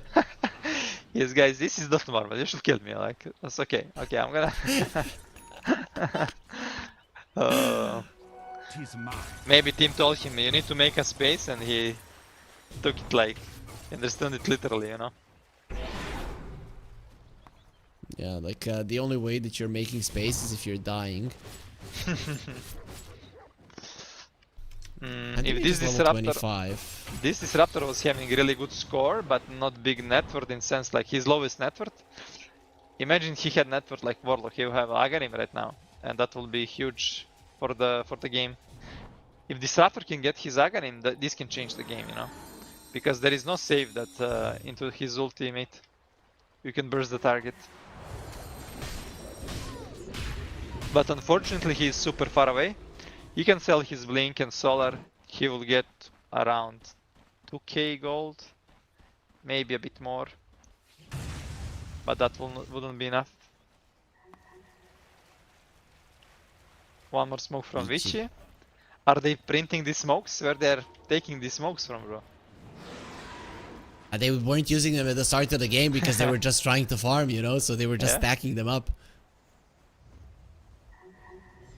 Oh, that's gonna be the last outer tower. It has been a long time since Vici got out on the map, and they're gonna be doing it now. Banner used. Warlock using his upheaval, giving more attack speed. And Imps coming in to push as well. Yep. Maybe Young Gun Galactic is gonna have good shot to fight when if Vici Gaming is pushing, you're gonna have easier way to attack. Because last 3 fights, every time Galacticos got attacked and they lose the fight. They cannot just, it's hard for them to find the angle, you know, to fight, to attack first. Which is weird. You have 3 heroes who have ways to get themselves in the fight. Marcy will have a nullifier if she wants to buy it. Would you save for buyback, or would you buy this nullifier? I think he needs this nullifier for the fight. It's good against all of the heroes. Even against Ursa, you're removing his overpower. Yeah, especially level 25 Ursa with 9 overpower charges. So yeah, big problem now for Marcy. She doesn't have Aghanim Shard, and she doesn't have Blink Dagger, right? So she relies too much on his rebound from the allies, and it's really hard to do it properly in the fight, you know. If, for example, Marcy have a Blink, you can always, like, from the smoke, wait and watch and jump on the supports, insta kill them, you know, literally 2-3 seconds with just Blink Dagger. He's not buying null, he's still waiting for the buyback. Lincoln's on the Ursa. That really does help you now. The anti-mage jumping you using the Abyssal and killing you is just not gonna happen. Same is true for the DK stun. True.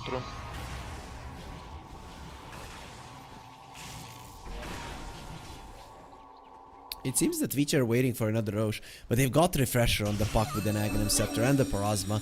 This guy can do a lot. If he catches 2-3 people in a coil, the fight is just over. Yeah. Warlock is close to his Aghanim. He can buy it right now. Slaughter finished nullifier. Looking at the odds from 1xBet, definitely favoring Vici right now. I mean, they are ahead. They're the ones controlling the game, even though Yangon were doing a good job earlier as the DK gets the blink out in time, but they still seem to be chasing. He out. Young PH will be fine. He wanna buy Aghanim. I didn't see Aghanim on DK in a while. It's a luxury item, right? A late game item, so it makes sense. He has everything else. I mean, he could upgrade Orchid into Bloodthorn. Yeah, he could use the Bloodthorn. That is true. Snapfire? Look, Snapfire items, man. Shadow Okay. Blade, Blink, Shard, Hex. You just wanna find this anti-mage, you know? Find anybody, to be honest, Yeah, right? for sure, yeah. Big Black Dragon is ready. Are scanning.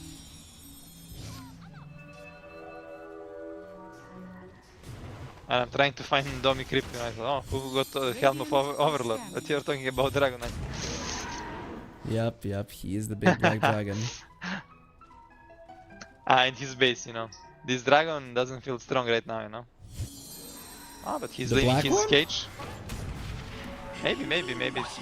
We need to see it on the battlefield, you know. He's using Cersei some old still sets. rips him apart. Yep. What is that? He has 48 armor when he gets close to his teammates. 48. I love Imagine how. that. Not enough. Need more. Attack on the Roshan. Vici Gaming gonna take this one. Actually, Yangon Galacticos, they are smoking, but they're not gonna be on time. Too much damage from Slardar and Ursa. Maybe they're gonna look to get a fight, but it's gonna be very hard. They don't have much vision. Double Their vision- refresher shard. Their vision right now is only Observer Ward on the bottom, near Bounty Rune.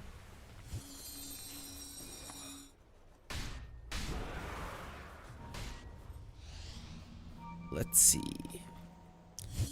Do you go high ground right now? There's heroes on the bottom lane of Yangon, but they're not all there. Yeah, they're probably just gonna fight. So yeah, you can go. For sure you wanna go at least to force them to come back to the base, you know. But they commit the banner. Big Black Dragon is here. Are fortified. He is strong. I'll give him that. He's close to level 25 also. Oh, Yangon coming from the side, but Ursa already waiting there. He's the one with the Aegis. Now gonna be jumping and taking down the tower in the mid lane. Oh, anti-mage going in. To the back lines. They found the Snapfire, but that is just a hard hero to kill. There's the coil onto the anti-mage. He cannot move an inch, but with the relocate, he's gonna be fine. Now you do not have your carry in a fight. You're dealing with two cheeses, you're dealing with an Aegis, you're dealing with two refreshers as well, and that is just not a fight that you're gonna be able to win. There's the second call. How do you get out of this one now? The Wisp coming in. I'm not gonna get out. I'm gonna fight you, but a big bad bear joins in, and that is the guy that will kill you. Yangon, they're buying back their heroes, and let's see, can they kill this Ursa? Even once the silence is there, he might need a little bit of help, which he will not get right now. As a refresher, so he will have his BKB. Marcy without a buyback on, and that is without the Ursa. Abyssal Blade being used on him. He doesn't care. He got the enrage off, loses all of his mana, but still has all of his HP to work with. Now the anti-mage is the only one left standing. The DK is buying back. He's like, I'm gonna help you, bro, but there's no help. We're gonna murder you as well. You think that the fountain is gonna save you, reduce his armor, and then reduce him to ashes. Actually, with a big black dragon and in the fountain, he can fight them. Okay, that's not really all that impressive, considering that you have lost this game that you had in the palm of your hand. That was insane comeback from the Vici Gaming. I think Young Galacticans, they felt so strong that they feel they cannot lose this game, you know. And they're like super young, unexperienced, and they got like super excited. Adrenaline is like pumping up, you know, and like they want to end the game, you know, in like 20 minutes, you know. But this is usually how you throw the game. So, what can you do? Yeah, you can't do much. That was a comeback if I've ever seen one. They could have just been a little bit more patient, and we would have seen probably a different result and a very big surprise. But when a team that is considered weaker loses game one like this, usually you do not come back into the series. But we rode them off once, and they almost won the game. So maybe Yangon Galacticos still have something to offer. The new breakthrough, an innovative phone with 1xBet app. With 1xBet app, you can register and start betting in just one click. Intuitive interface and thousands of sports events every day. User-friendly app. Big wins, fast payouts.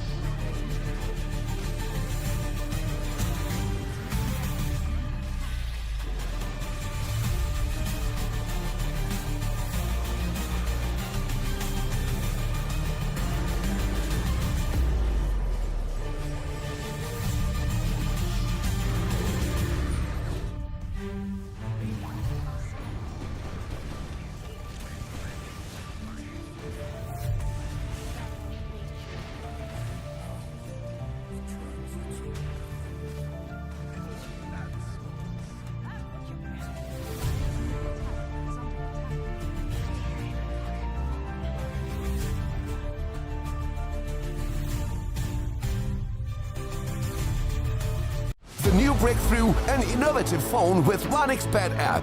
With 1xBet app, you can register and start betting in just one click. Intuitive interface and thousands of sports events every day. User-friendly app.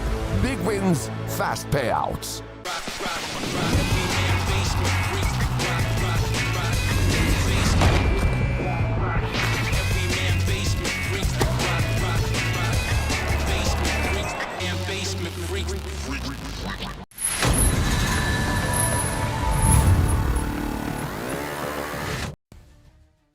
And welcome back, everybody, to the RES Unchained Southeast Asia 2025. This is a qualifier for the Blast Dota Slam. Here with Harry and LeBron, and you're watching Vici Gaming versus Yangon Galacticos. And everybody would think, who the hell is Yangon Galacticos? Vici Gaming should be stomping them. And they did win Game 1 on Vici. But, LeBron, in my mind, it should have been 1-0 for Yangon. Yeah, it should be. But they just don't have much experience, and you're playing in Vici Gaming, one of the best players like in the Vici Gaming tier 1 players, XM top 2 at TI, literally a few weeks ago, and they were just not patient, you know. They're like, usually when you are young, you don't have much patience, and this is what happened, you know. You wanted to win as soon as possible, you rush, you think you need to do it as soon as possible, but now you can hold 1-2 minutes, you know, and finish the game. But yeah, mistakes were made. I hope they learned something from this, but still a really amazing performance. First 25 minutes from them. They played amazing Dota, but this time I think it's gonna be hard because Vici gonna adapt into the draft. They're not gonna give them this Marcy Wisp for sure, because this was the like strong weapon that they use, and like you see, already banned. And they go same. Yangon are gonna be first pick, and Vici gonna be Radiant. But now it's what do you expect from the draft here this time? Well, you told me Dawnbreaker or Mars, so I want to see Dawnbreaker or Mars. Last time they go for the Disruptor, and this time I think it's gonna be the same probably. They're not gonna change this. It was working very well. But because Marcy is banned, maybe this time they will go for this Mars or DB. What do you have in your hand, LeBron? Is that like a brush or a pen? Or no, it's a pen. It's a pen. I'm using it for my notes, you know. And it would be like Seb, you know. But I'm not Seb, I'm Serb, you know. 5 seconds remaining. budget Seb. It's called Serb. Dire team Radiant team there's the disruptor. Oh my god, yeah. The only thing that I have here, you know, because I'm in my office and I had to put up some insulation, but I didn't take the tools home. I have some duct tape. I have you know, the knife to cut the insulation and the duct tape. Right, that's what I have. I got no pen here. Oh my god! You can use your wall, you know, and take this scalper, you know, like knife and like yeah, get notes. Yeah, like yeah, or maybe just put the lines on the wall, like how many days of casting Dota, how many hours, how many series. The prison, huh? Yeah. Oh my god, the prison vibes. Okay, again, Disruptor first pick. Vici Gaming now responding with the sinking. They didn't go for the puck. Last time they go for the puck. This time changed. But you remember when Vici played against, they played Boom, right? When they have, Execration, yeah, and they had like this sinking XM, and he didn't perform well, you know. So I'm a bit worried. But how games are going more and more, XM is like getting back to his form. He's still struggling on the lane, but okay, last game he had like bad matchup. Interesting pick, Skyrath Mage with Skyrath Mage with the Senking combo. That's some nice combo, not hard to like press the buttons, stun into ultimate. I want to see somebody who builds a very early 4-staff now in Yangon. Right, because a Keeper of the Light or something, because that is how you save people from these two. Once the Sand King has a Blink Dagger, these two just kill anybody. I can even, your Force is good, Glimmer is good, like all this defensive item is good against this combo. You need some pipe builder, and Yangon, they love to pick off lane earlier, so now I'm expecting some off laner with auras, Probably it's gonna be Mars. Even Dawn can be decent, but there is Silencer in the pool. Oh, Furion. Radiant team pick. Interesting choice.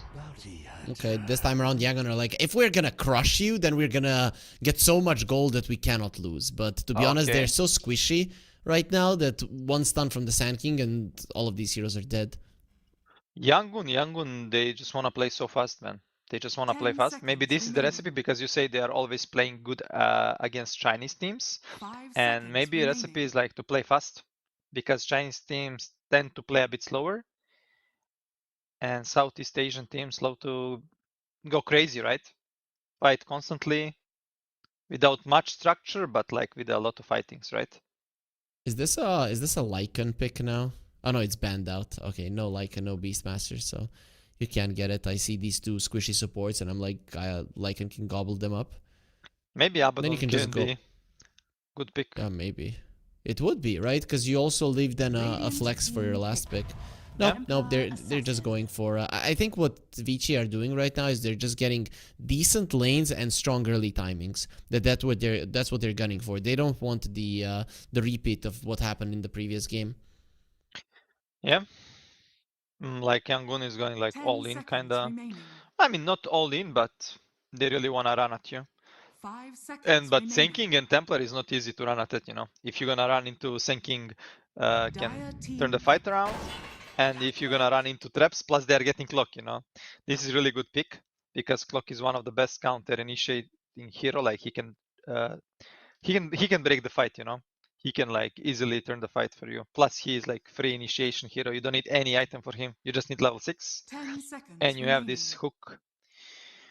I really wanna see Yangun picking 5 some seconds offlaner remaining. with some pipe potentially. Pipe buyer. Zobrain love to play DB and Mars and Centaur. From all these heroes, I think Centaur looks decent, but Centaur is gonna Not with the struggle TA. against Clock and yeah, TA. Maybe Mars is an option. I would like to see a pipe builder, to be honest. Yeah, Like you an need it. Enigma. Enigma can be decent. Not good versus TA though. I mean, So it can work. If you maybe. need like range hero with Bounty Hunter, why not? The Darkseer. Why not pick a Darkseer? That would be a good one. Builds both This the used to be a Crimson good and the pipe. counter. Yeah, this used to be good counter to TA, but maybe it's a bit risky into Clock. But yeah, you have combination also to vacuum into Kinetic Field. Dire And if your team lanes back. go good, They go oh, down. they just go for their classic DB. That's not the pipe It's not buyer though, I ideal. still think. No. I mean, you can go Aghanim into pipe. It's no problem. And Bounty Hunters can also buy pipe. Like if Bounty Hunter have good game, like he's getting some track kills, 10 you can buy this pipe remaining. really quick. But it's not ideal pick, you know. 5 This is not seconds counter pick remaining. because Clock is one of the best heroes against Dawnbreaker. He stop all your spells on the lane.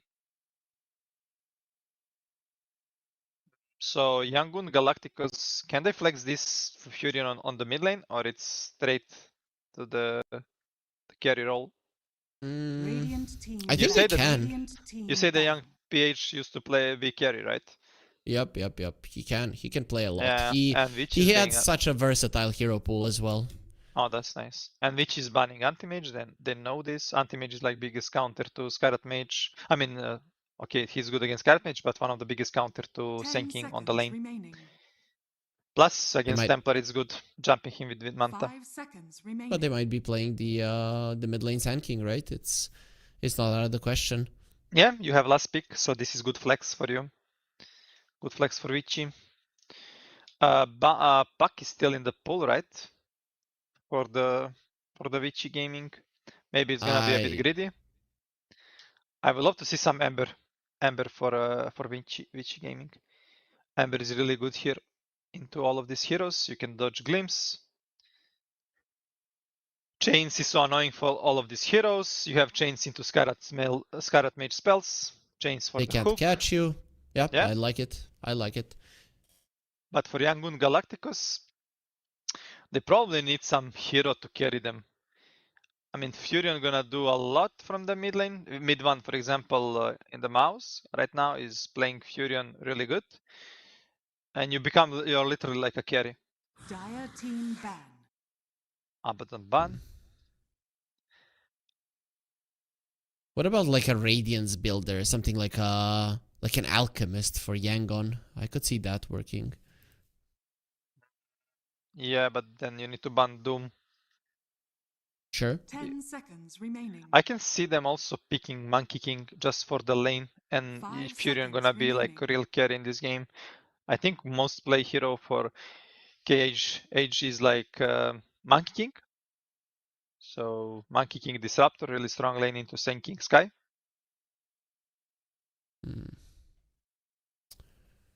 What And about Monkey.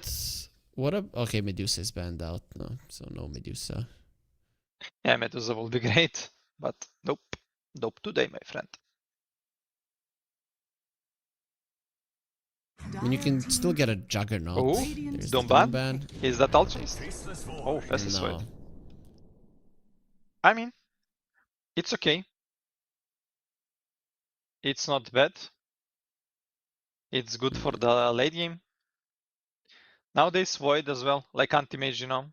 It's not like before. 10 seconds You will like remaining. have like a really big problem on the laning stage, but now with if you 5 can get to seconds this helm remaining. timing, you can sustain on lane super easy.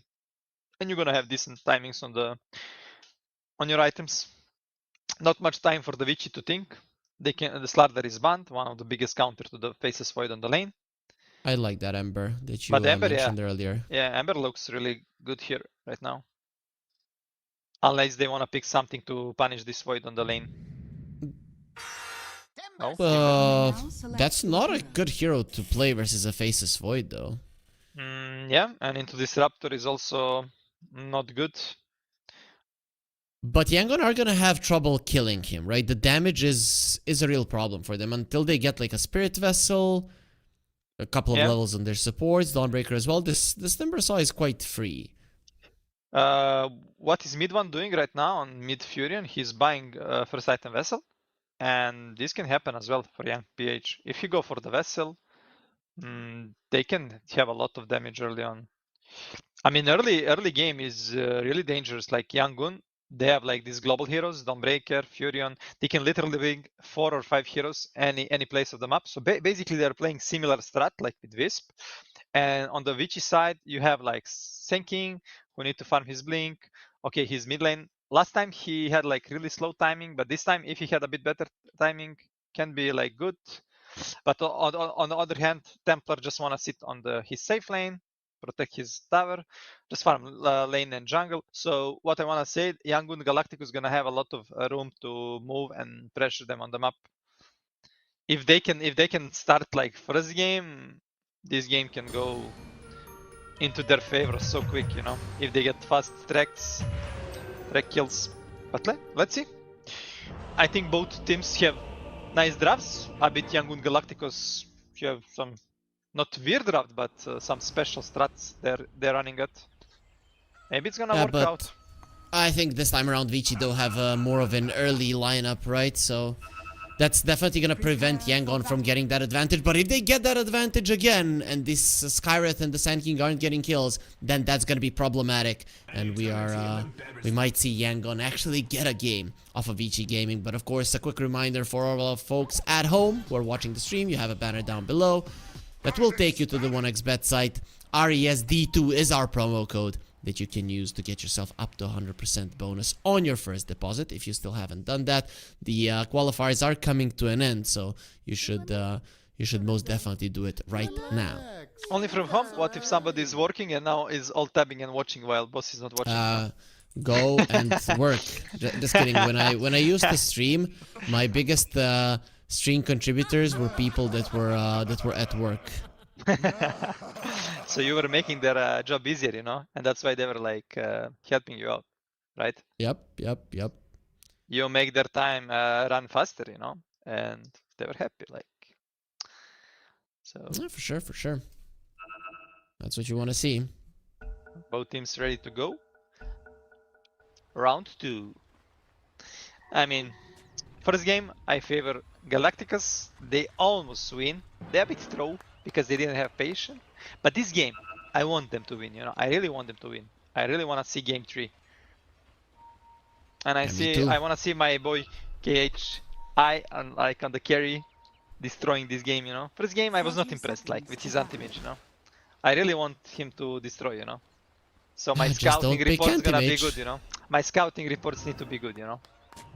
I don't know, man. In all of the Hollywood movies that I watched, the scout stays for like first 5 minutes in the game, and then he moves away. He doesn't wait for a guy to, oh, this guy messed up, but maybe if I stay here for another 3 hours, he's gonna start playing well. So I'm bad scout, you wanna say, huh? The battle Yep. Vici Gaming already devoting 2 wards, you know.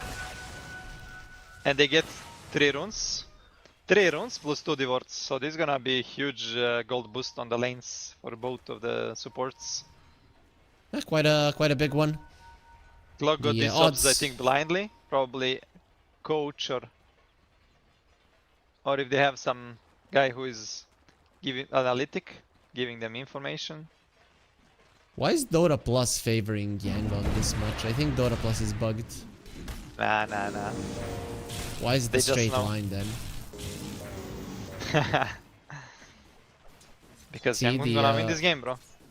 I think it's bugged, to be honest. Because you got the 3 runes and 2 wards and it didn't move an Radiant inch. courier That's has not been how it should killed. work. Just look at it. It's not moving. It's a flat line. Dota Plus has died. Bounty Hunter already killed 1 courier, pulling the waves. They don't wanna lane against Clock and Templar, but DY on his Clock already also wanna connect the Crypts.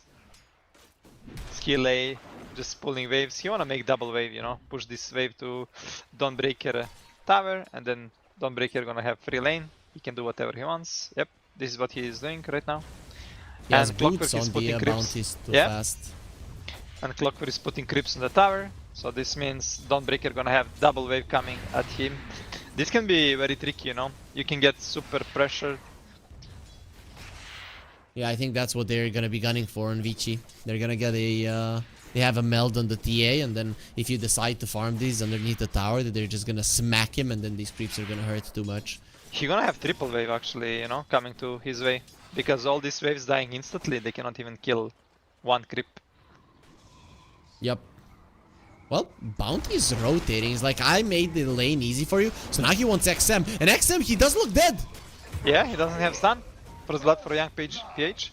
And he already got turn, you know. On the bottom lane, they tried to pressure Dawn. He used all his mana. Really Let's see, good will they pressure be able from to... Vici Gaming. They are using the fact that they have creeps. Oh, but skill A. Nah, cannot. Nice. Nice cox. There for mana burn. I mean, Zorin farmed okay. The lane is still gonna be in a good position for him. This is not too bad. They did pressure him, but I'd say not enough. Yeah.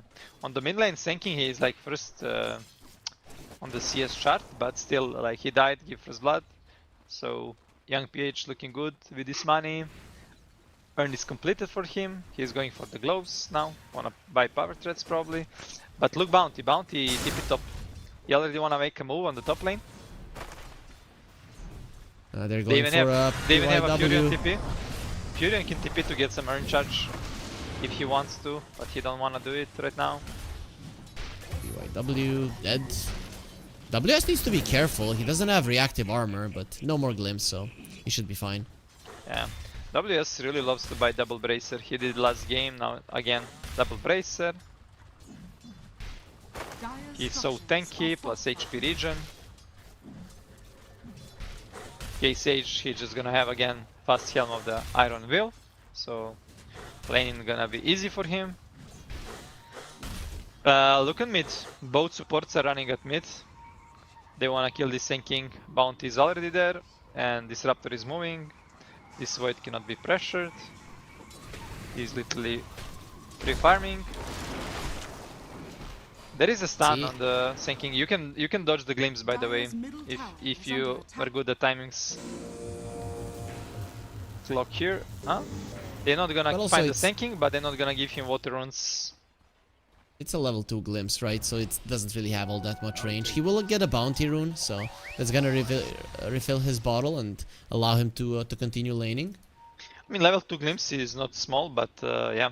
It's like level 1 is 600 range and level 2 is 1000 range. 1000 range is really huge, but he didn't have boots, couldn't catch him. XM killing Sentry. He's feeling good right now. Getting a lot of farm. Yep, looking solid for him. Overall, this time around, the lanes for Vici Gaming are much better. Yeah, they did lose 2 heroes, but really, if you compare this to the previous game, it's a night and day difference. I'm surprised that Dawnbreaker managed to get this last hits because he's playing alone against Clock and Templar while Bounty is making the moves. This Furion soon gonna be level 6 and then we can expect some rotation on the side lanes. Bounty again gating top. They're gonna look to kill Skyrat Mage again probably, but this time around they have 2 sentries on the lane. They just gonna see him right now. Furion wanna TP on the top lane. Oh, nice glimpse. Back. And time dilation, he cannot escape. Big Whirling dead. Oh, nice cut. He cut the tree. Yes. Skill Ace, he gonna die? Okay, their Cane Bolt does get him down, but that does leave BYW in trouble. He does have a Quelling Blade, so we'll be okay.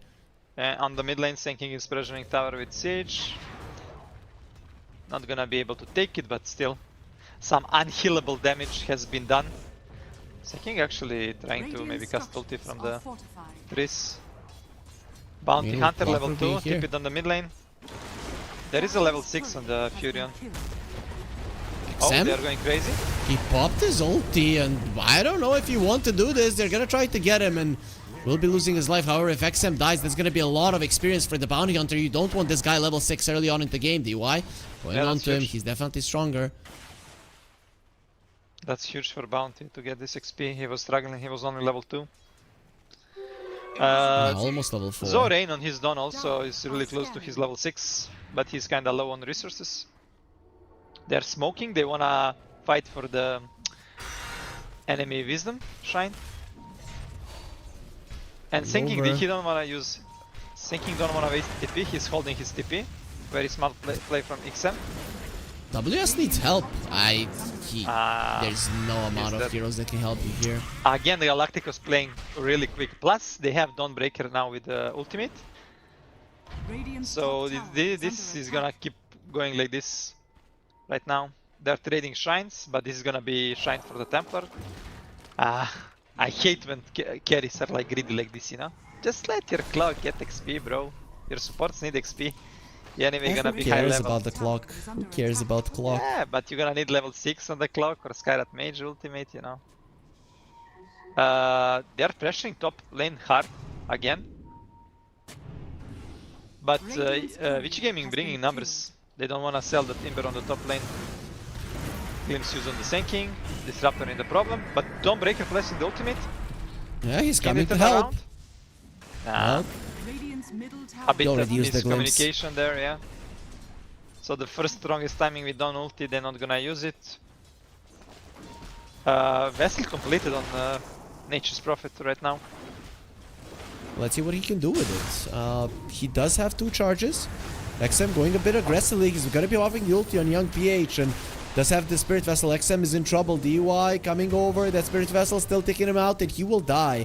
As Bounty Hunter might be the next casualty. DY at least gets a consolation prize, but he might die himself if he's not careful. Running away into the tower. Young That is not a place you want to chase him in. Misses the Celestial Hammer. That's gonna be definitely it from the chase. Young PH and Zorain sold their bounty. They could help him. It was like a lone clock, but PH rated a real rune, like regeneration more than life of his teammate. On the top lane, they wanna go on the Timber. They're just never stopping, you know, they just wanna go. Yeah, with the Spirit Vessel, they can most definitely kill him. There's the Glimpse, Time Dilation still going strong. And Skill A comes over to take the kill. He's approaching his level 6 on the Bounty Hunter. Once you have that, and if these kills continue, that's gonna be disastrous for Vici. But meanwhile, all this time when this is happening, Templar Assassin is opening the tower on the bottom lane. Ooh, aggressive play on the enemy triangle. That's super deep, yeah. They wanted to see Oh, there's the hook shot. He has his level 6, but no cogs, actually, so he won't be able to keep them in place. And KSH going for him. There's going to be a burrow strike to keep him at bay. big Still silence. thinking about going for the clockwork. They've got the silence in the faces. Void will die. Yango and Galacticos getting baited in. 2 of their cores are dead. They don't have vision for skill A, so he'll be fine. But Vici Gaming now coming out on top. Too much aggressiveness, you know. Sometimes you need to be happy and stop, but yeah. Classic Dota 2 player mistakes. You just want more, you know. That's a greediness from the people, you know. It happens. It happens, it happens. Bounty Hunter still looking for his level 6. I think he should chill a bit, get his level 6 right now, but they still didn't use a single chrono. And top tower is very low. They wanna... Zorain is going to the base to regen, so he can be ready to connect. They really wanna fight again, like they don't wanna stop, you know. They have Chrono, they have Dawnbreaker ulti, Furion ulti. They're gonna bring 5 heroes on the top. Maybe just wait for that track, but nope. He's thinking I'm gonna be getting the experience if we get a couple of kills. The It's tower fine. will fall.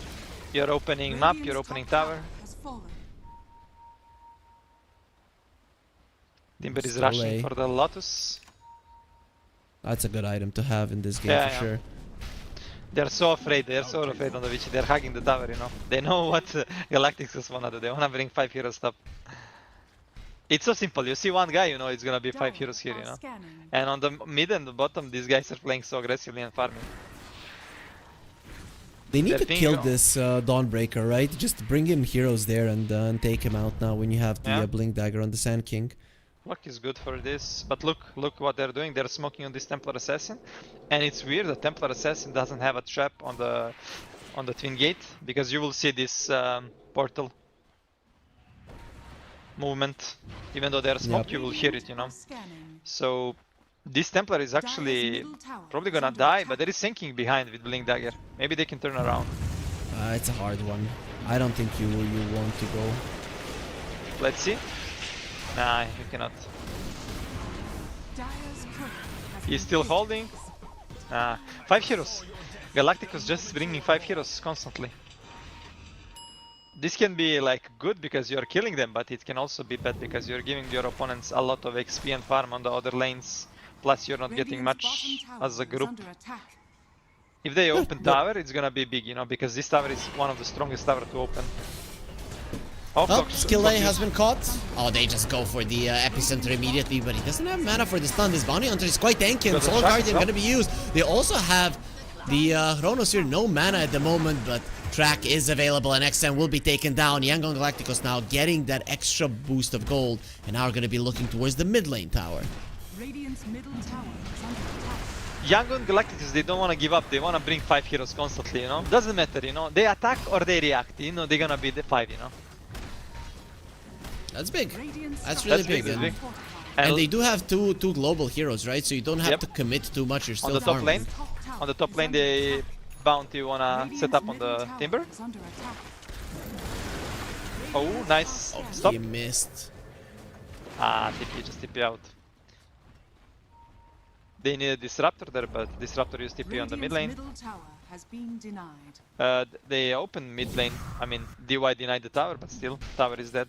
This is huge. But still, you know, Vici Gaming keeping with the network lead. They have 1 or 2k lead. Yeah, TA is approaching the Deso. That's when Lou will be able to fight with his team if need be and actually be a big threat to the opponents, because you can see that Vici are missing damage. The one thing I don't like is the Skywrath Mage not playing with the Sand King at all. I think the two of them just have kill potential on anybody on the other side, and you're just waiting for this Bounty Hunter to finish his 4-staff. Yeah, I agree. And Bounty Hunter listened to you. He was watching the cast and he heard that you said to buy 4 stuff, and he's doing it. I love like POIW again going for the Domi creep, you know. Last game with the snap, now with the Skywrath Mage. And they said item is nerfed, huh? Yeah. New Well- Wisdom Shrines coming up. Oh, attack on the Templar Assassin. That's a dead hero. There is For absolutely no heroes? way that anybody can save him. So another track kill into their pockets. I am not happy, you know. There were only 4 heroes, didn't want to press ultimate there. Oh, clock stealing the shrine. Is under attack. Sneaky play from DY. Small victory for them. I think by experience, Vici Gaming have Radiant's advantage bottom tower because is under attack. Young Galactus stacking too much as 4-5 heroes constantly. But now you see Sinking and Sky in the smoke on the top lane. They wanna make the move, but nobody from Galacticos gonna be there. They're opening bottom tower, Radiant's so all bottom tier 1 tower has towers fallen. have been opened by Young Dire's top Galacticos. tower is under attack. They have 20% more experience. That's actually quite a lot. Not gonna lie. That's 5 levels at the moment, so it does make a difference. Dire's structures are fortified. Radiant's bottom tower Lotus is is under finished for attack. the Timber. This is huge. Dire's top tower You is can under remove attack. Vessel, you can remove Radiant time dilation, track as Why are you well. lying? It's not finished yet. He needs 150 Oh, gold. okay, my bad. I saw recipe and I like it's over. Usually when you buy recipe, you buy it, but maybe he thought he can disassemble arcane boots, you know, but now you don't buy arcanes with energy booster. They wanna fight in the top lane, alone tipping, but he's alone. Sanking still in enemy. Dire's top tower has fallen. Is he gonna set It's up here? completely alone. We still didn't see a chrono in this game. Well, they're looking towards WS. He's gonna Timber Chain away. Now a nice stun there, but the Solar Guardian will make sure that they don't have enough damage. Chrono will be used. WS is the main target. There's the Clockwork hook shot, and they're missing the damage on Yangon. Now this is turning into a disaster if you can't get a single track kill, and it does look like that's going to be the case. KSH, they know that he's in the vicinity. He's going to try to fight, and you're not going to be winning this one. WS tries to dodge the Starbreaker. Not able to do it, but he gets to the side anyways. Nice Celestial Hammer snipe. At least they get him a constellation prize. TP out from the Dawn. Will be successful at doing so. The Faceless Void getting out as well, but finally a 1 fight for Vici, and that was a 4 versus 5 fight. This was worst timing to fight, you know, because Zone Rain on his Dawnbreaker, he was missing literally 50 gold for Aghanim, and if he had Aghanim there, the fight will be completely different. So again, yeah, a bit Timbersaw dies earlier. no patience from them, you know. They are just Dire's so top pumped, you know. tower They want is to fight. under They want to attack. fight, guys. Look, and like, but okay, still they're still in a good spot in this game. Next Dawn ulti gonna be in 50 seconds with Aghanim, one of the strongest timing for the hero. Faces Void use Chrono, but it was not really great. It was more teammates than allies. I mean, Yeah, than enemies. But what can you do? teammates than I lo- enemies. Teammates and allies are the same thing. I mean, I don't know in what kind of teams you played, LeBron, but usually your teammates are your allies.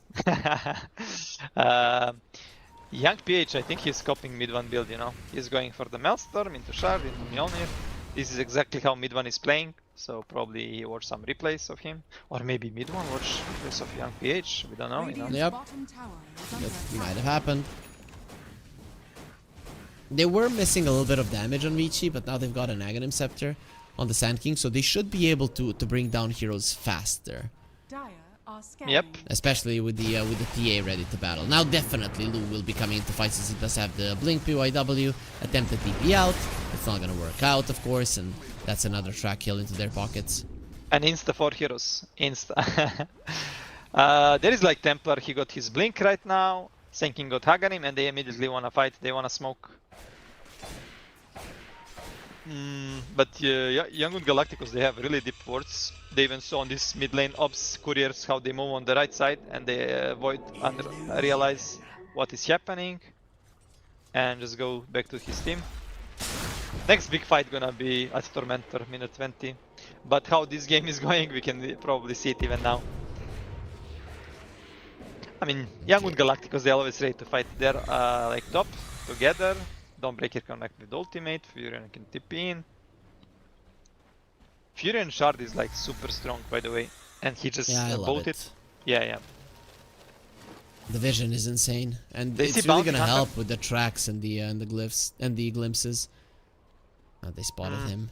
Two course used TP to kill him, but he sensed something is wrong and go back. Oh, Claw gonna find him. He have first up, maybe he can go out.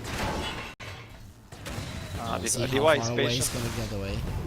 Well, there's the stun, and of course that should be a kill. XM finishes him off there with the stinger. So Oh, but look on the Timber. on the top lane. He has a Lotus now, so he's much tougher to kill than he was previously. Mistake from Young Page. He should place his shard and he will immediately see Timber. He tried to go blindly with Sprout. Tormentor coming in 40 seconds. Both teams would love to get it because it's huge on Disruptor and Bounty, and as well on the Clock and Sky it's good. You see this guy at mage, he's maxing Q, you know. He did the patch. Yep. What patch? When was the patch? 1 hour ago. Kick. No, it doesn't say that it changed anything. Oh, sinking in the problem. Some miss. It should be fine. It is actually gonna be this Disruptor that will be dying first in the fight. Chrono's still available, Solar Guardian as well. And they are being protected for the time being. Solar Guardian being used, BYW tries to escape, not gonna be happening. He will be taken out. Sand King will be dead. Blue joining in on the fight. He needs to be careful. It is a 2-for-2 at the moment. WS trying to find somebody, and the second that this TA starts attacking the Bounty Hunter, he dies. That's gonna be a 3-for-2, so victory for Vici Gaming. Track Yeah, kills, they're gonna get make it more even. I mean, they miss the spells on Bounty, I mean on Disruptor. They commit for the Sand King, he blink out, they glimpse him, but he was out of the field and out of his kinetic, static storm. And fight was super splitted, you know. Void and Dawnbreaker on one side fighting, Furion and Bounty Hunter on the other side fighting. And it was disaster for Young Galacticos. Definitely a disaster. Blessings. That being said, Vici, they are 6k gold ahead right now with the DY having that Tormentor Shard. That is a really nice one to have. The Skyret one isn't bad, but I feel like this Clockwork giving more vision is going to be a bigger deal. Yep. Clock should buy some item for mana. Usually I will buy Null Talisman or Soul Ring, so you have constantly mana.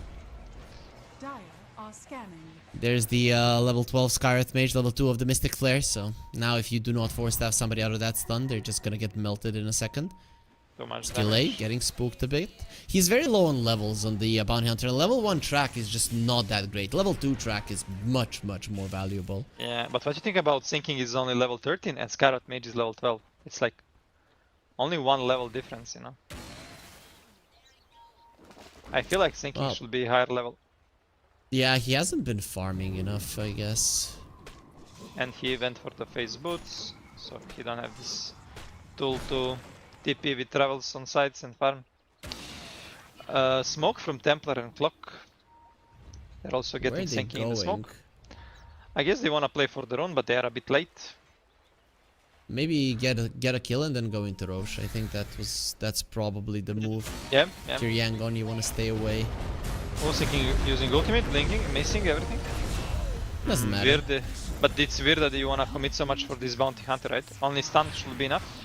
Yeah, But one okay. stun and TA 2 hits and he's gonna die. Yeah, it's not like you're killing some big core.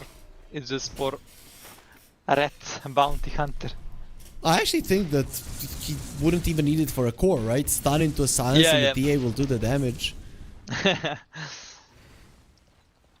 Maybe he's just mad at him, you know, wanna show him. I don't know, XM, he's not playing good Dota these last 2 days. He's out of shape. He was 100% at vacation. He came back. I mean, he played TI final, you know, and he lost 2-3, you know, and he got the new team. Maybe he's not happy that he is not in the roster that played TI final, right?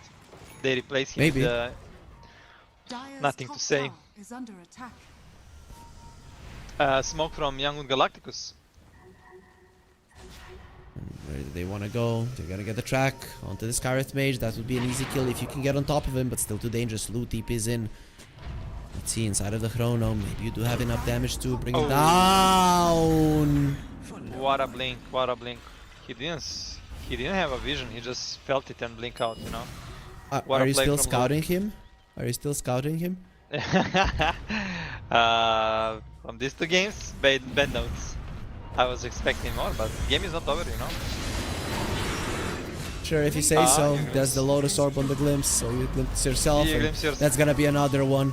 A Dawnbreaker in trouble. He does have a pipe to protect himself. Great healing Lotus as well, but you need to get away. And the TA is coming. Now the damage is gonna start getting in.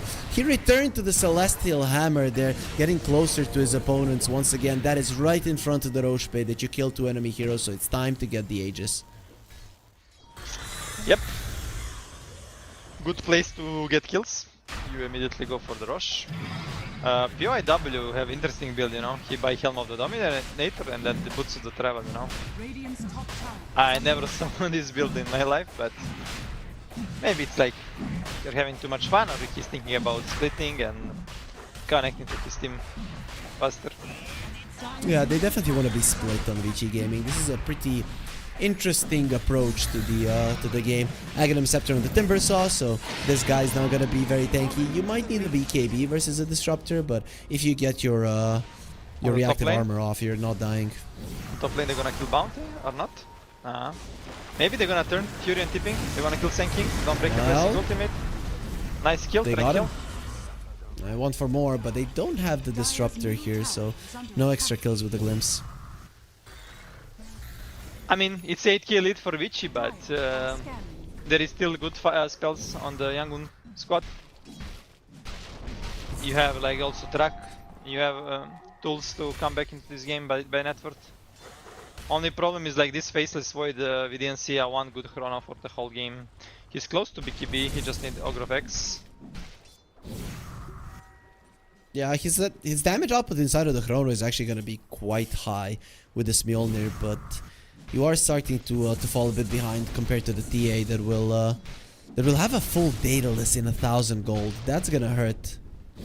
Yeah, and now problem is it's hard to kill him once, but twice it's probably right now impossible. So they need to kind of split push and try to get some pickoffs with these global heroes. But I don't know if they wanna 5 versus 5 team fight. Plus Timber, he got his Aghanim. He's kind of unkillable. Unless you silence him and burst him, but it's very, very hard. Well, Dire's top tower is under Vici, 8k gold lead versus the Bounty Hunter lineup. Definitely not looking great for Yangon. They are going to be pushing this tier 2, and Yangon are nowhere in sight, so they don't want to defend. And makes sense. There is an Aegis, there is a Timbersaw with an Aghanim Scepter. These are not targets. The Sand King, however, might be a target, and they do see him on vision. His BKB is being delivered. Oh, Sprout messed up a bit.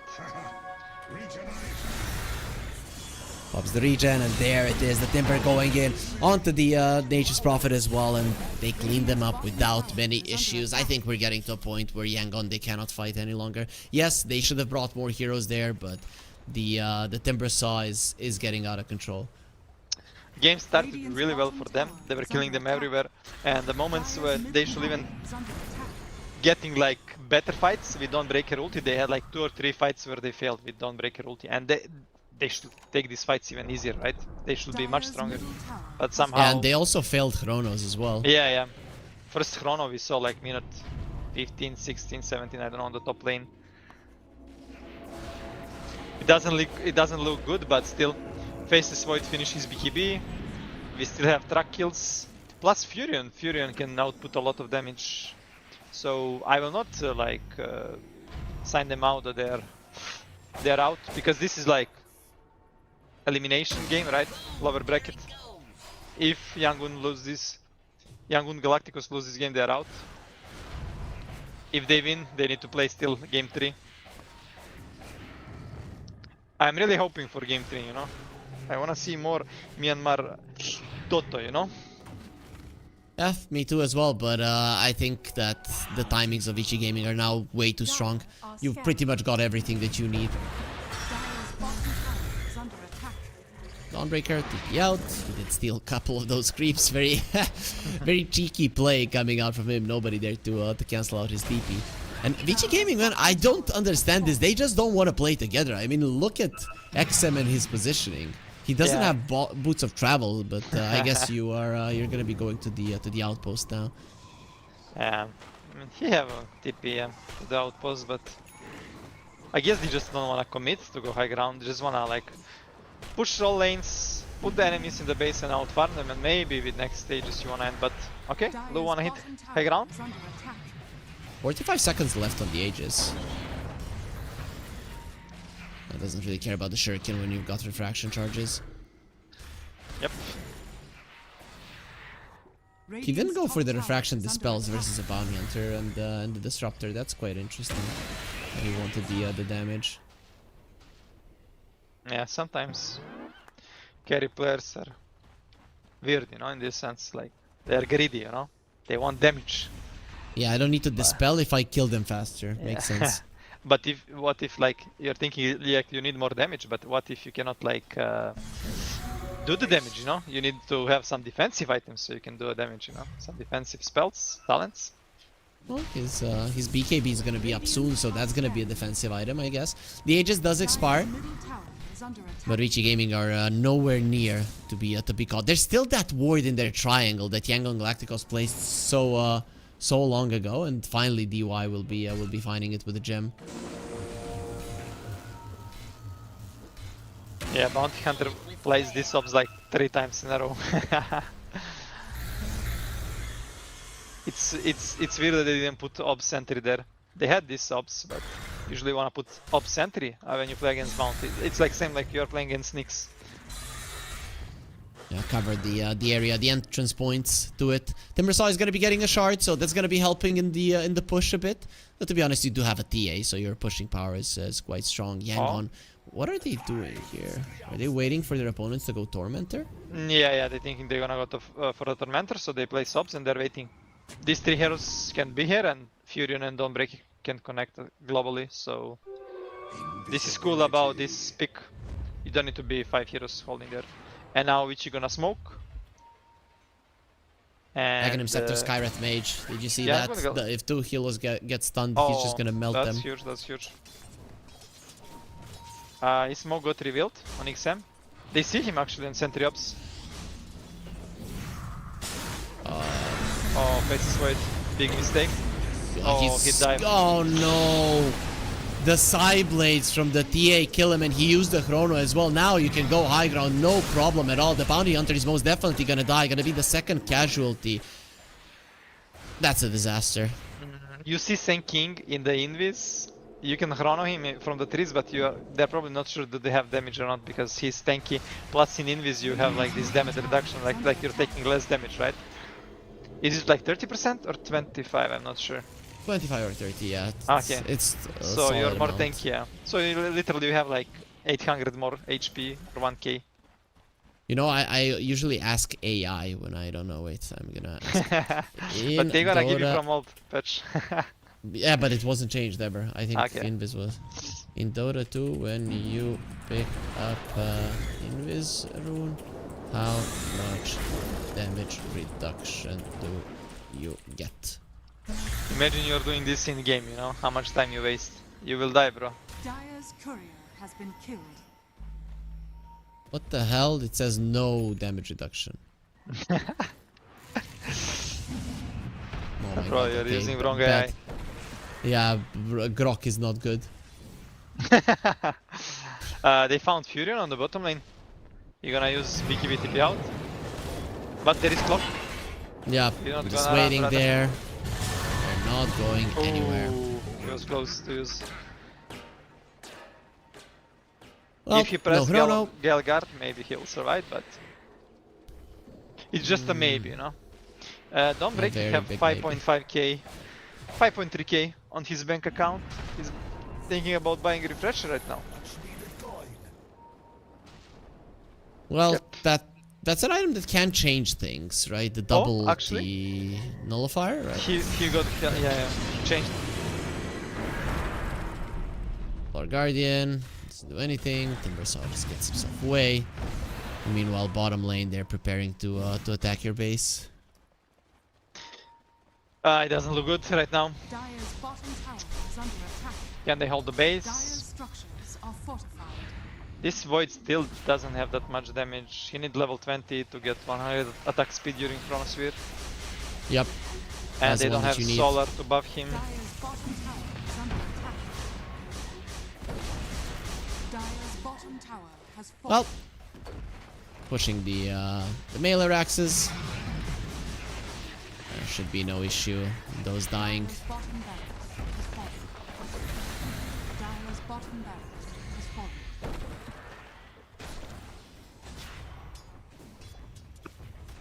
Well, one laner X down. Roche is gonna be up in a minute and 20. Vici Gaming, obviously, they know about it, so they're just gonna pull back and wait for it. The Chinese teams, if there's one thing that is always present, it's discipline. A lot of the teams wouldn't be able to hold their own without pushing there. They probably feel like the game is over, but not these guys. I mean, first game we saw it. Young and Galacticos. Yep. They could wait. They could wait for the rush, play safe, but they just wanted to end. They used that Dawnbreaker, didn't have ultimate. Oh, watch on the big Chronos. Can they kill Sand King? He is tanky. XM survives.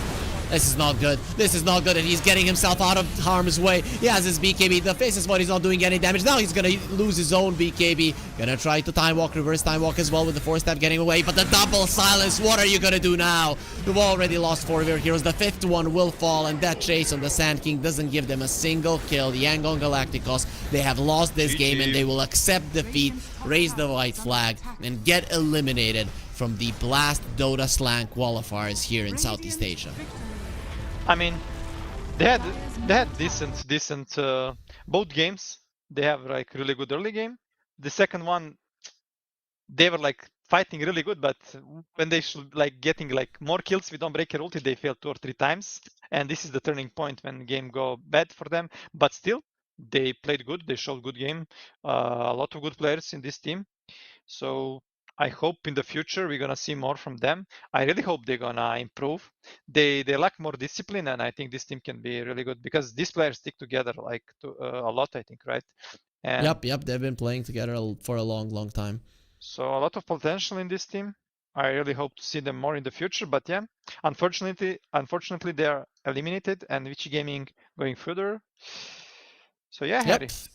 They're gonna be going further. Vici Gaming, they still have a shot at making it into the Blast Slam. However, Boom and Execration are looking better. Execration already beat Vici once, and that's gonna be our next game, the upper bracket final between Boom and Execration for the top 2 spot. The loser will go into the lower bracket finals.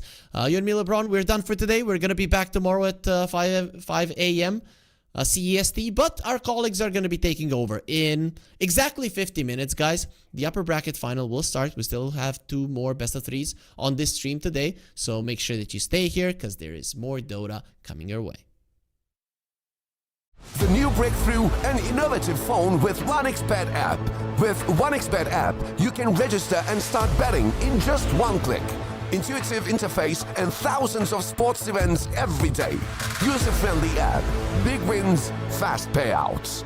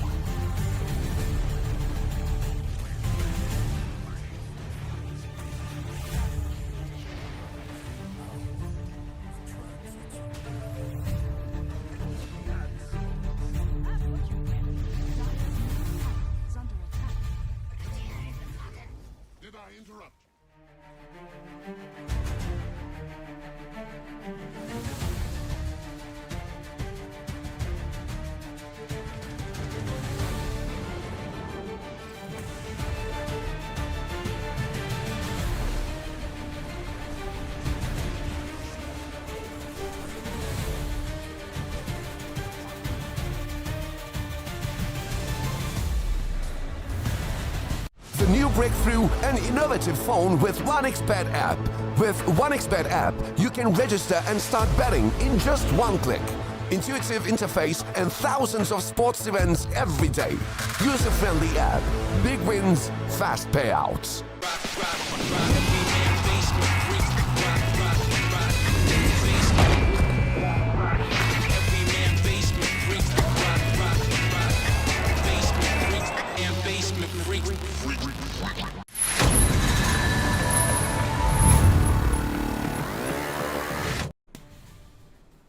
Welcome back to the RES Unchained. We continue on with the qualifier for Chengdu for the Blast Slam number 5 as we try and find out who our Southeast Asian representative is going to be. We're down to 4 teams remaining. It's going to be the upper bracket and lower bracket, upper bracket final, lower bracket consolidation final today as the remaining matches in tea time, joined by Dr. Tultris. We've had a lot of 2-0 so far, Tultris. I don't like that. Me neither. I mean, in particular, I remember just before this series, I was watching YG versus Vici, and YG had that game number 1 in the bag. They just couldn't end up closing it out. It's again experience tea time. We're seeing the more experienced teams come out ahead. We're seeing the teams with the talent being able to put up a demonstrative performance, a strong one, but not really being able to come out with the wins. I'm glad that you're bringing up experience over here, though, as well, because you've obviously got Kukois on the other side of things who did 2-0 Ivory as well. A team with a ridiculous amount of experience. Kukois, of course, is... I think it's the core of the old 2019 TNC that's basically come back together. You've obviously got Gabby Armel and Kuku coming in there, and man, they are looking like a fierce one. I don't want to be in their way in that lower bracket. They even gave Execration a tough time earlier on in that bracket.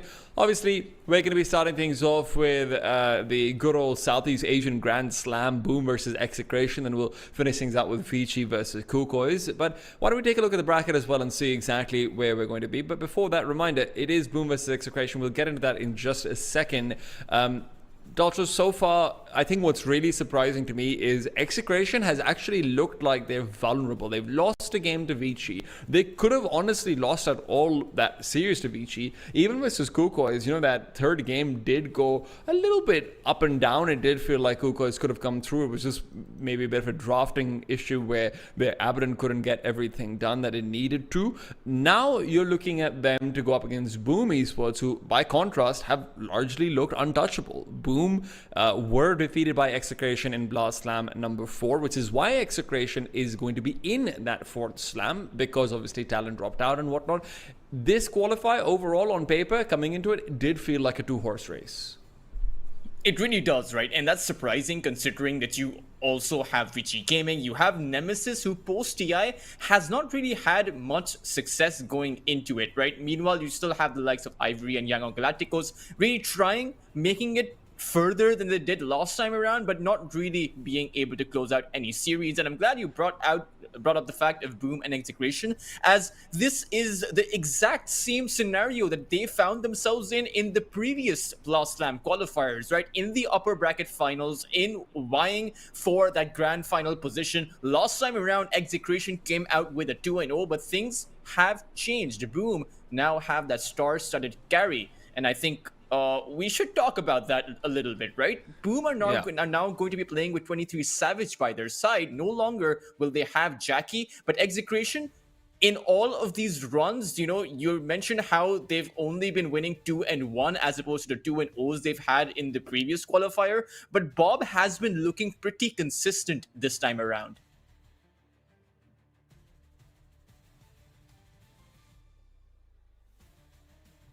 We will take a look at the brackets for Boom and Execration, or rather the rosters for Boom and Execration. I'm not really too sure of who's going to be coming out ahead between both of these two teams. I will say that Execration will have a much tougher time. Boom will now have 23 Savage. Sanctity has been looking incredibly strong, and of course, has synergy with Norman going into it. Jabs and Jokum are as stable as before, but what I'm excited to see is 23 Savage playing as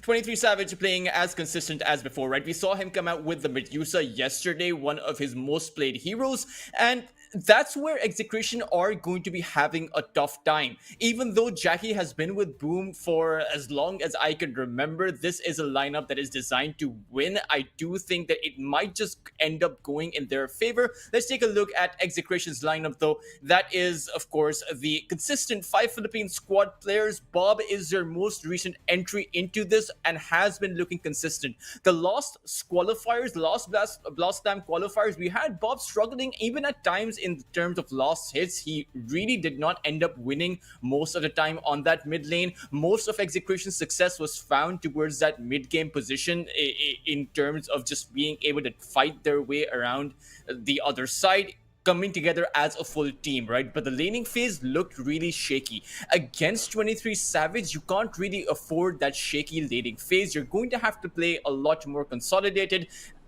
Carry to carry, though, last time around, Jackie versus Palos played better, but 23 Savage versus Palos, I'm not exactly too sure of who's going to be coming ahead over there.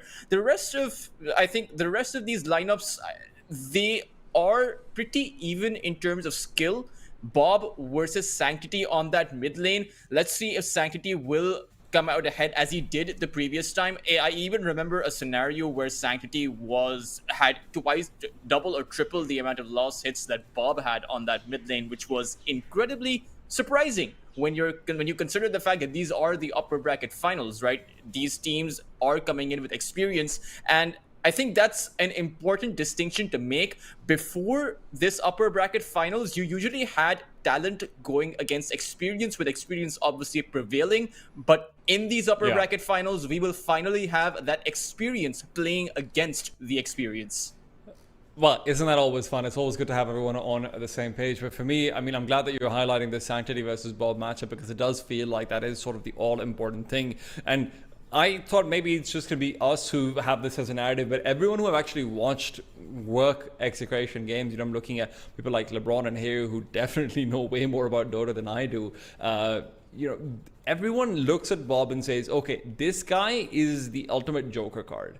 Because on one end, in the start of the game, you have these really awkward plays that are being made where he just gets picked off sometimes as well. On the other end, you've then got yourself these really good late game executions where, because of that fearlessness, he can activate in a way that very few other mids can. It's this really awkward difference that both makes him your winning formula, but also your losing formula. And it does feel like that when we put out the focus onto these mid laners, it generally, for me, does feel like Execration. I'll always say this again and again. Execration relies on Tino to carry them through the period where Bob is shaky. And after then, Bob comes online.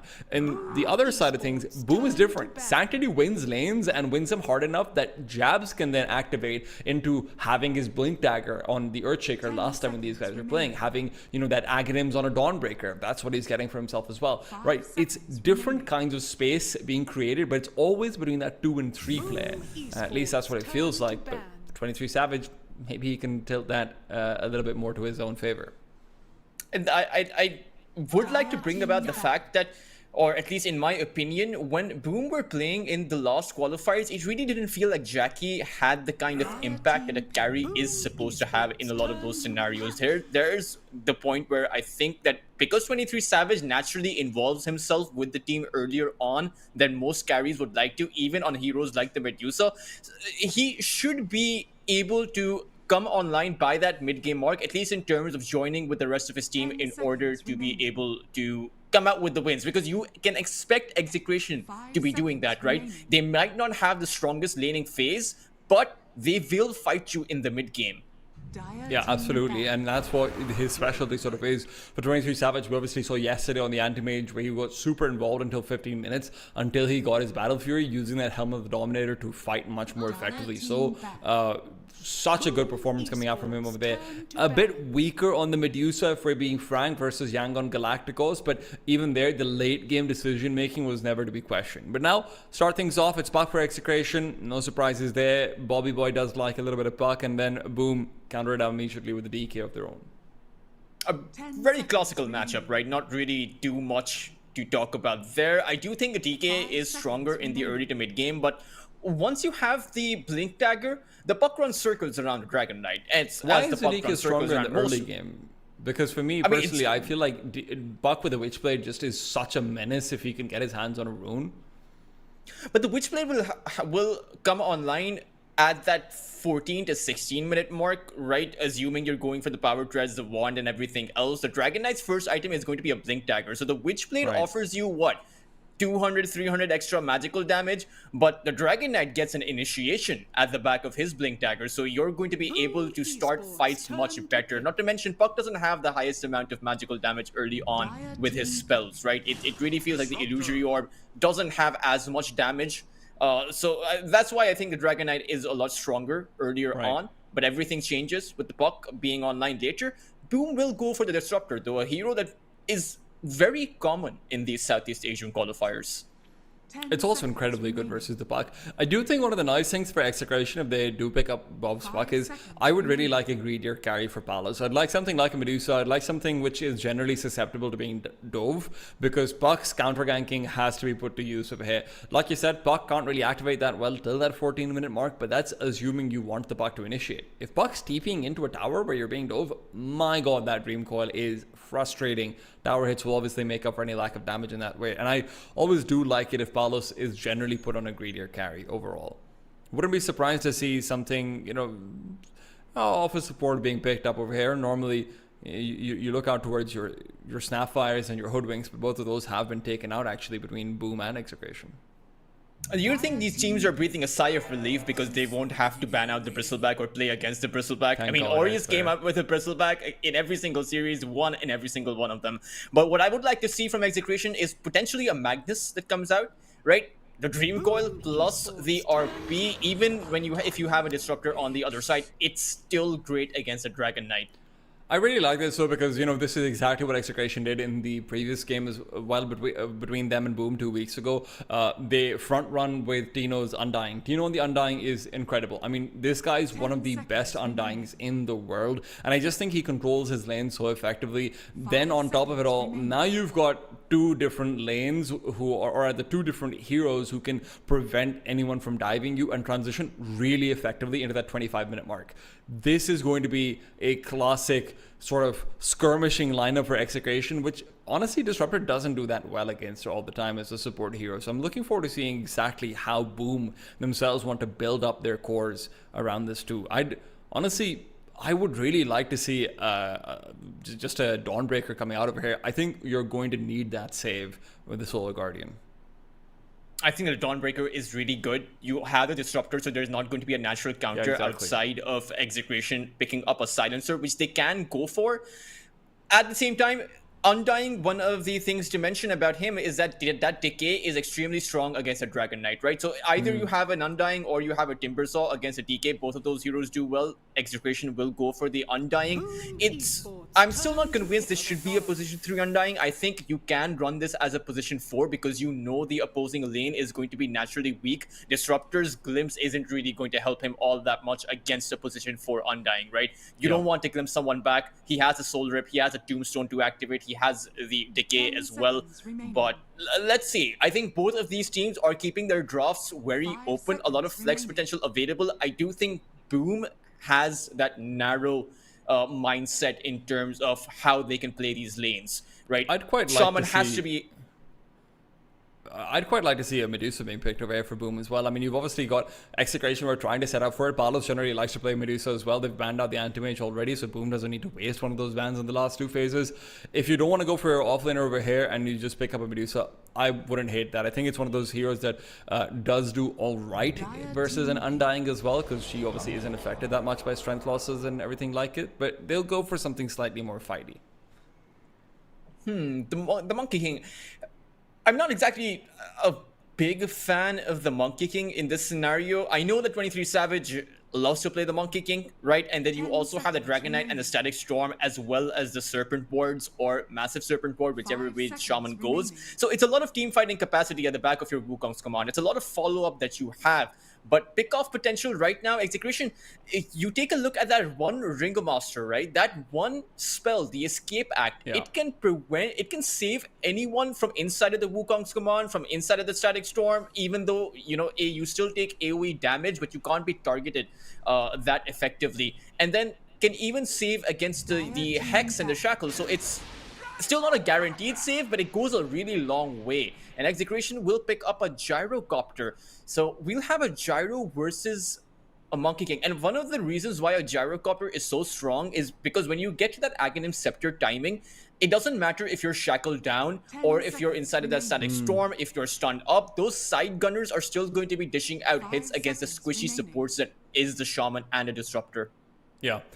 I think it's also just good to be able to fight into the Monkey King. If you want to go for a full fighting lineup, then this is sort of what both teams are building into. So far, I think they're largely coming out pretty even in terms of team fights, but I think the saves are the differentiating factor, especially if we see Tino build into an early shard. If you can put someone inside the Tombstone, that's massive. And one of the big differences is also Execration still have flex potential, right? They can still put this as a position for Gyrocopter. They can still put this as a position for Undying as well if they want to. There is a possibility of them leaning into something else. Actually, they're banning out the Medusa, so they think this is going to be a mid Monkey King and an offlane Dragon Knight, or vice versa. 10 seconds remaining. I mean, the offlane Dragon Knight is still a bit undervalued these days. I kind of feel like the offlane Dragon Knight really is bad very versus strong. Gyrocopter, though. Esports turn It to is, band. particularly when your Execration still have the flex potential, right? So a position 5 Undying, that means your Dragon Knight is going to suffer. I think the Dragon Knight has to be a mid lane hero. I think the Monkey King then has to be a carry hero here. The Dragon Knight on the side lane, I just don't like it against the Undying. It feels like you're going to be playing into Execration's hands. So I do think that Boom should be going for an off-lane pick. Dawnbreaker is still available, right? When you take a look at the AoEs that Boom are bringing in, the Wukong's Command, Static Storm, just pair it up with that Solar Guardian and you will be good to go. What does Execration go for over here, though? I mean, either they need a position 4 or a position 1 or a position 3. So, you know what? I'll just have at it, Mr. 10 DraftKing. seconds remaining. It's hard, right? Because you have the Dragon Knight on the other side, a Monkey King. They're going to be going for a support. So this will be a position 3 Undying. Yeah. But a Crystal Maiden as a support, I've not seen really this one in a long time. all that often, right? Especially as a last pick. I'm not exactly too sure what the Crystal Maiden does in this kind of a scenario. You are never going to be able to get your freezing field off, right? 5 That's seconds never going to happen for you because you have so many disables on the other side. You can have that frostbite, but that's only going to be a reliable way to lock someone down in the very early to mid game. Once you have those BKBs flying out, Crystal Maiden is going to be free food. We did have a very small buff coming out for Crystal Maiden in 7.39E, which basically means that, she can give more mana to her Now team. select your heroes. Oh, dude, I love this pick, actually. I really like the Ursa over here.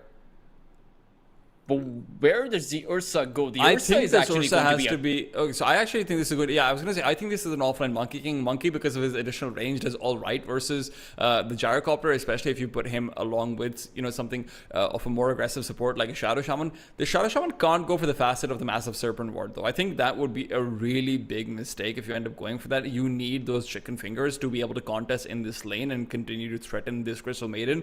Otherwise, the CML Palos lane is going to be really strong. I don't hate this, but again, for me, it really just depends on does Jokum go for that chicken fingers facet or not. But you're also playing 3 melee heroes, 3 melee cores, mind you, against a puck, right? So if you don't get the initiation that you're looking for, and you don't actually have that many heroes that can initiate in the first place, it's the Dragon Knight and it's the Monkey King. Neither, apart from those 2 heroes, the Ursa isn't really going to be blinking in. He's just going to get severely punished for it unless he's super ahead of the other side. Shaman can go for the blink in as well, but how long do you really expect the Shaman to survive in that kind of scenario, right? At that point, for Boom, you're going to be expecting a sacrifice initiation, right? One of those niche initiations where you go in with one hero, you drop everything, and then you expect to die, and hopefully your team can carry the team fight from there 4v5. If you're playing with that kind of scenario, I'm not sure if you'll come out ahead. And it's not just the puck your 3 melee cores are playing against, it's also the core Undying, who once you have that Aghanim Scepter, he can hold his own. Now, sure, 23 Savage with the Ursa has a great way to break down that Tombstone at the back of that overpower. But core Undyings, like I mentioned in the previous qualifiers, they don't necessarily play for the Tombstone. They play for the Decay stacks. They play with that Aghanim Scepter. So it really, in my opinion, the only reason why I think Execration don't have the stronger lineup by a wide margin is their last pick Crystal Maiden. It really feels like their lineup is squishy outside of their Undying. But apart from that, it seems like they have the control against the 3 melee cores of Boom. It seems like they had the damage and the follow-up and the irrelevant counter initiation. Prepare for battle. Unless 23 Savage snowballs, this, in my opinion, should be Execration's game to take. Okay, that was unexpected. Yeah, I mean, looking over towards the facets as well, like I mentioned, but before we look at that, you can also look over towards our friends at 1xBet, where we've got up to a 100% bonus on your first deposit using the promo code RESD2. You can check out the pinned message to learn more about that. I repeat, that's promo code RESD2 for up to a 100% first deposit bonus.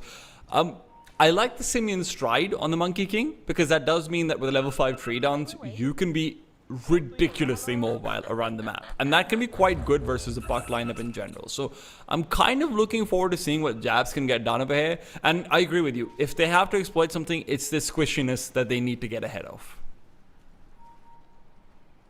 It depends on two factors, in my opinion: the timing of the Dragon Knight's Blink Dagger and what he can get done with it in the, you know, at that 13 to 15 minute mark. They'll have that window, right?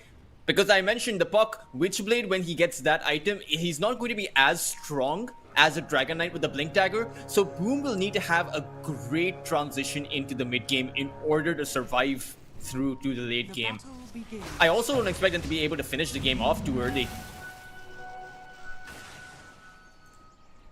Yeah, we're gonna have to wait to see.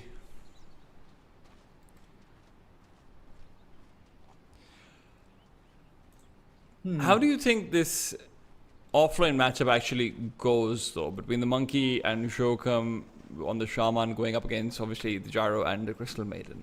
On paper, Gyro Crystal Maiden is a classic, very strong, like, laning duo. Oh yeah, the Frostbite will buy enough time for the Gyrocopter to come in with the Rocket Barrage.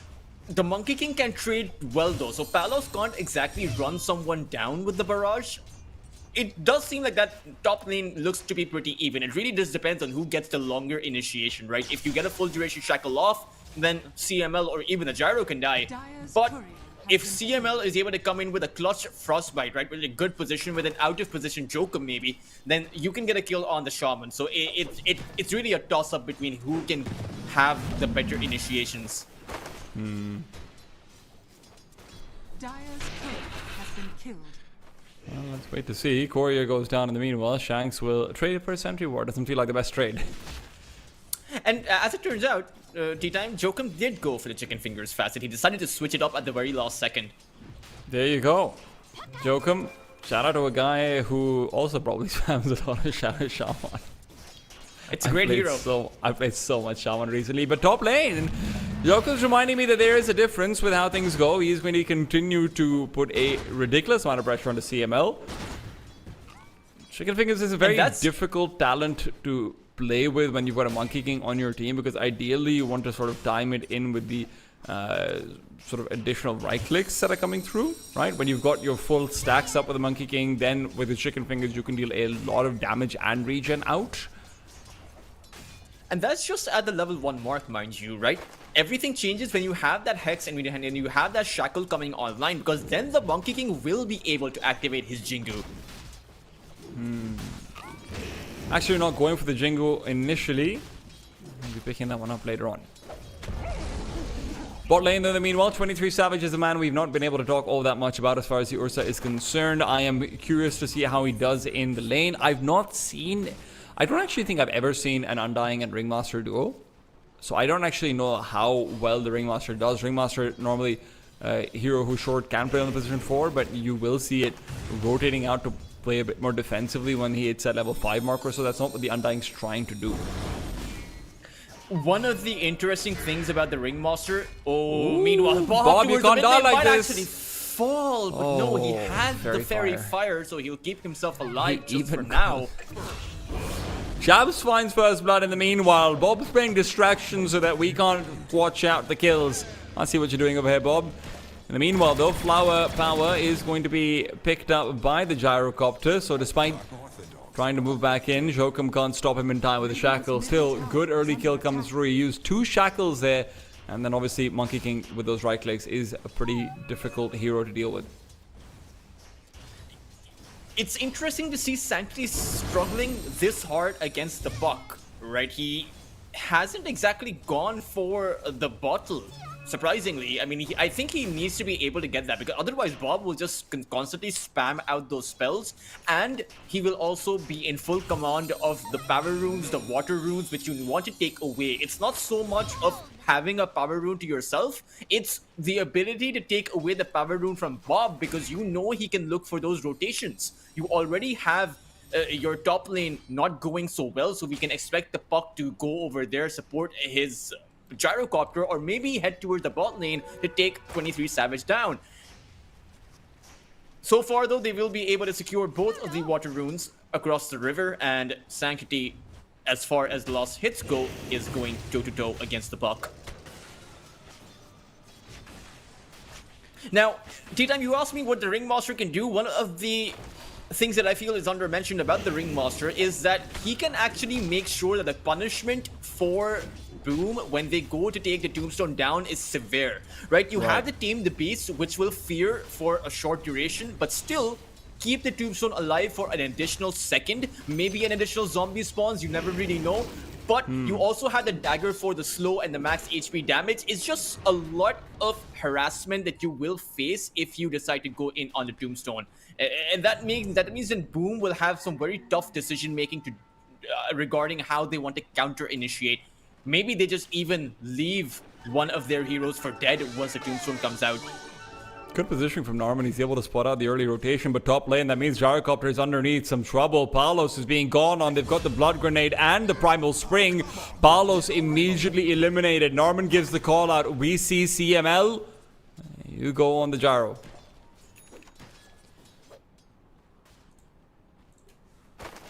Yeah, it's you have to make this rotation worth it. For Execration not really being able to find an entry point in here, you know that there's a Shaman on that top side, so you need to make better plays.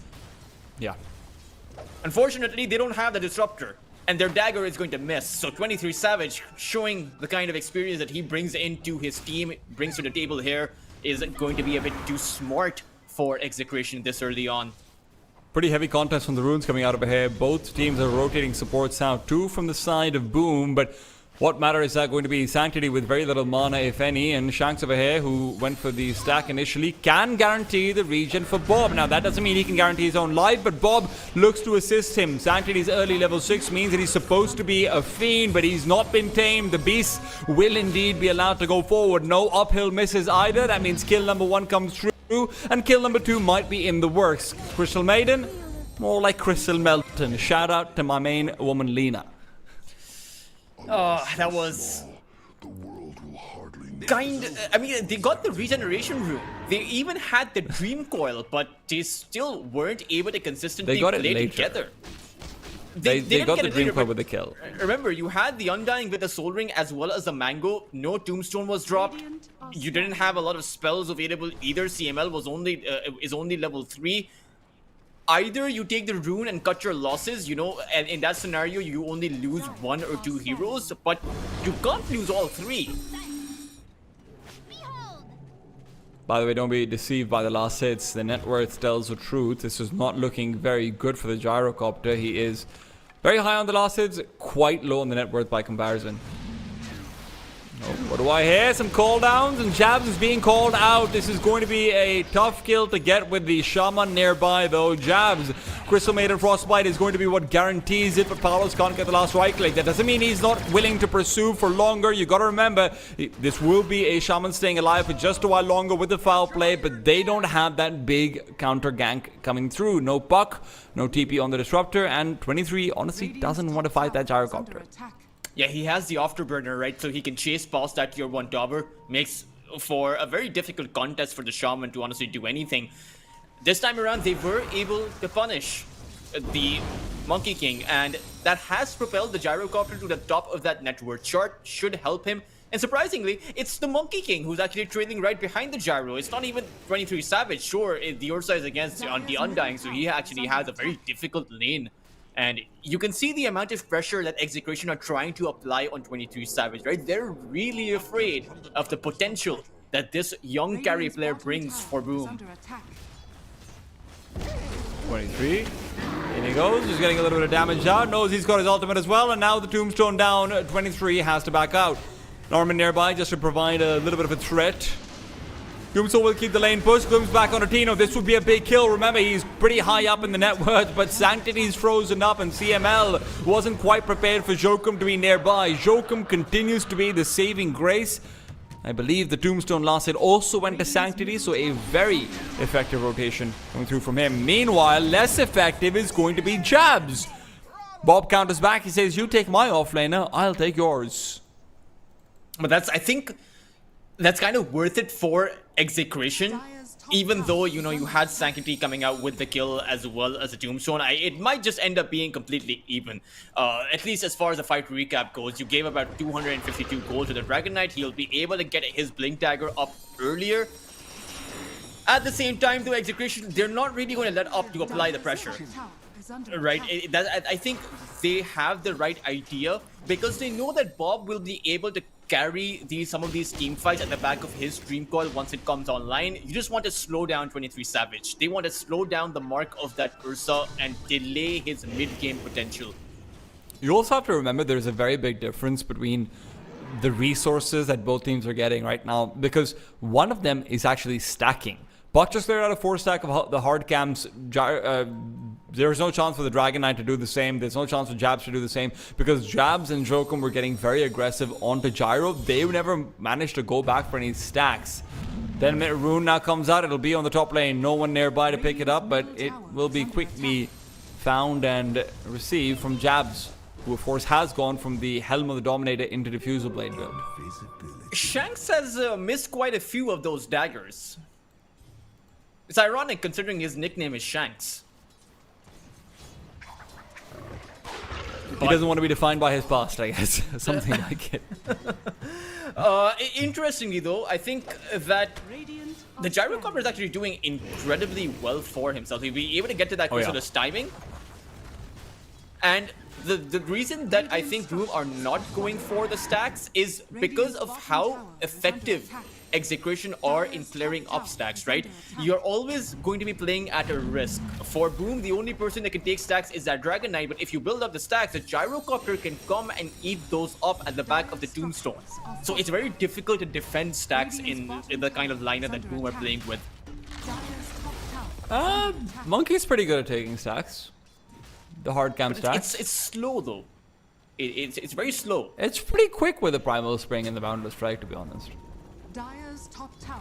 Like, he has level 4 Primal Spring. You have to remember, he's not gone for Jingu, right? This isn't a carry monkey. This is the monkey who does 400 damage per nuke. But right now, I see a Dream Coil in mid. I see a Disruptor who's at level 6. And I see a Dragon Knight who's kind of chilling. Ooh, Dream Coil. That kind of tickles. And this is the perfect timing, right? The Dream Coil is going to be down for about an entire minute, and you just hit your Blink Dagger goal. So bring over the Blink Dagger from the Dragon Knight, go for an instant smoke, and you know there's not going to be a Dream Coil, so limited counter potential coming in from Execration. You can potentially make this timing work if you're Boom, but you need to go as soon as you grab the Blink. Look at this damage from Jabs on that creep wave. Dude, it's so fast when it comes to the farming. He is a little bit low on the mana side of things. He doesn't really have anything for regen in that way, but yeah. It's all good as long as he can keep on farming. The nice thing is also that while Execration are farming up these stacks, which is obviously very good for them, at the very least, Jabs can keep control over their jungle. So this isn't going to be a 3-core farm who are actually cannibalizing themselves. Every single one of them are getting areas of the map that they want. So that part and that question comes later on. The only problem is, sure, Bob might be slightly further behind in farm, but he's got himself an AD rune and a serious desire to party. I've been there, man. I get it. Is being able to play with the team, right? And creating plays in team fights. Not his early laning phase. But the AD rune, perhaps he can go for some kind of a play here, but it's that Blink Dagger timing. T-time, it's Sanctity looking for an opening.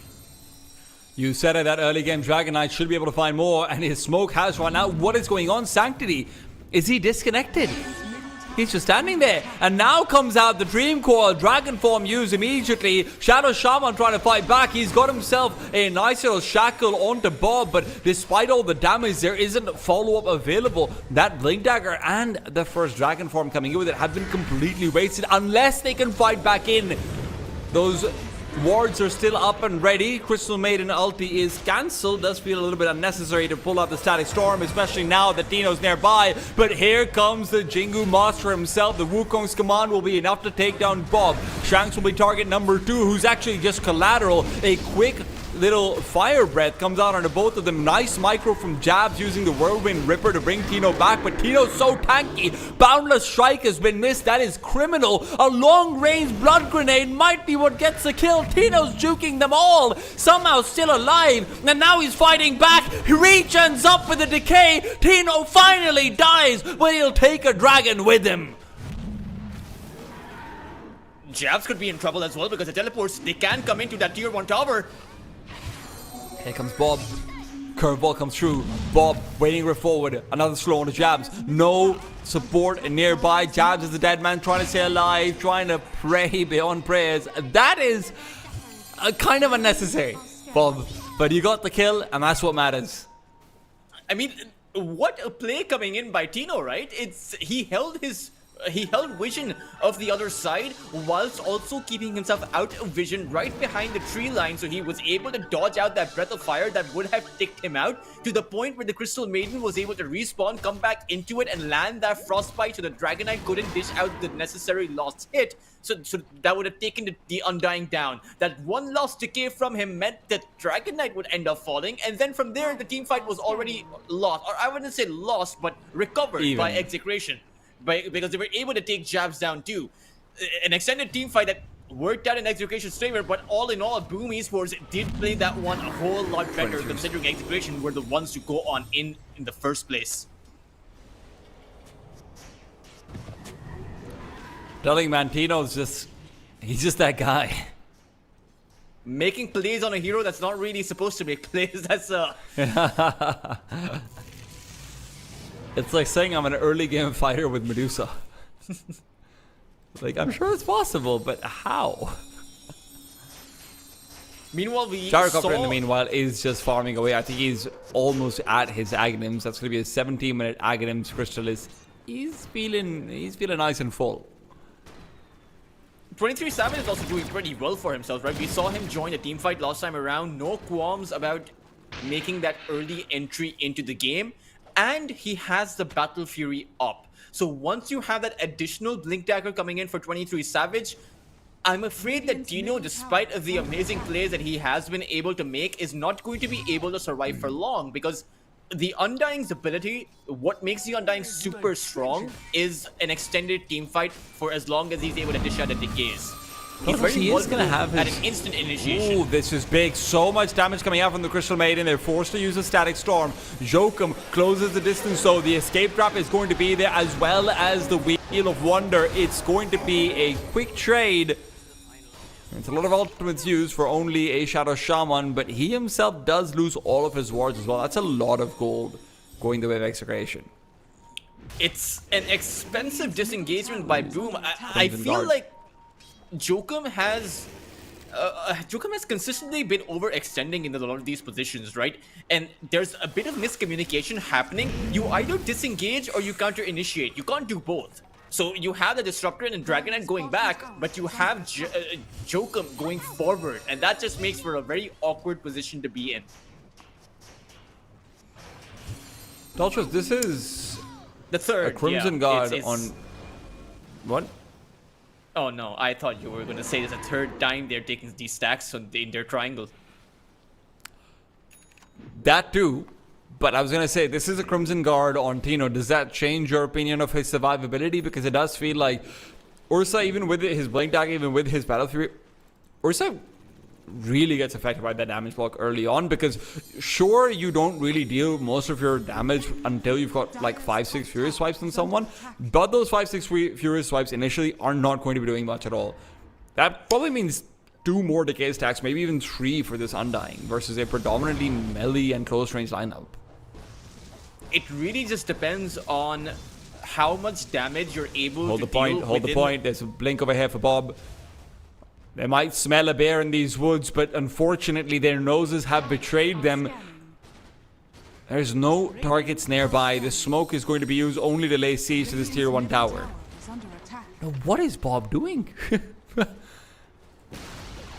He sees empty camps, right? So he knows that someone was just there. Unfortunately, they don't actually have a lot of information, but right now this is the big play. Because they were able to take a tier 1 mid tower down, they can go for a Roshan, sneak it from right underneath Boom, but the tier 1 tower towards the top side is still visible.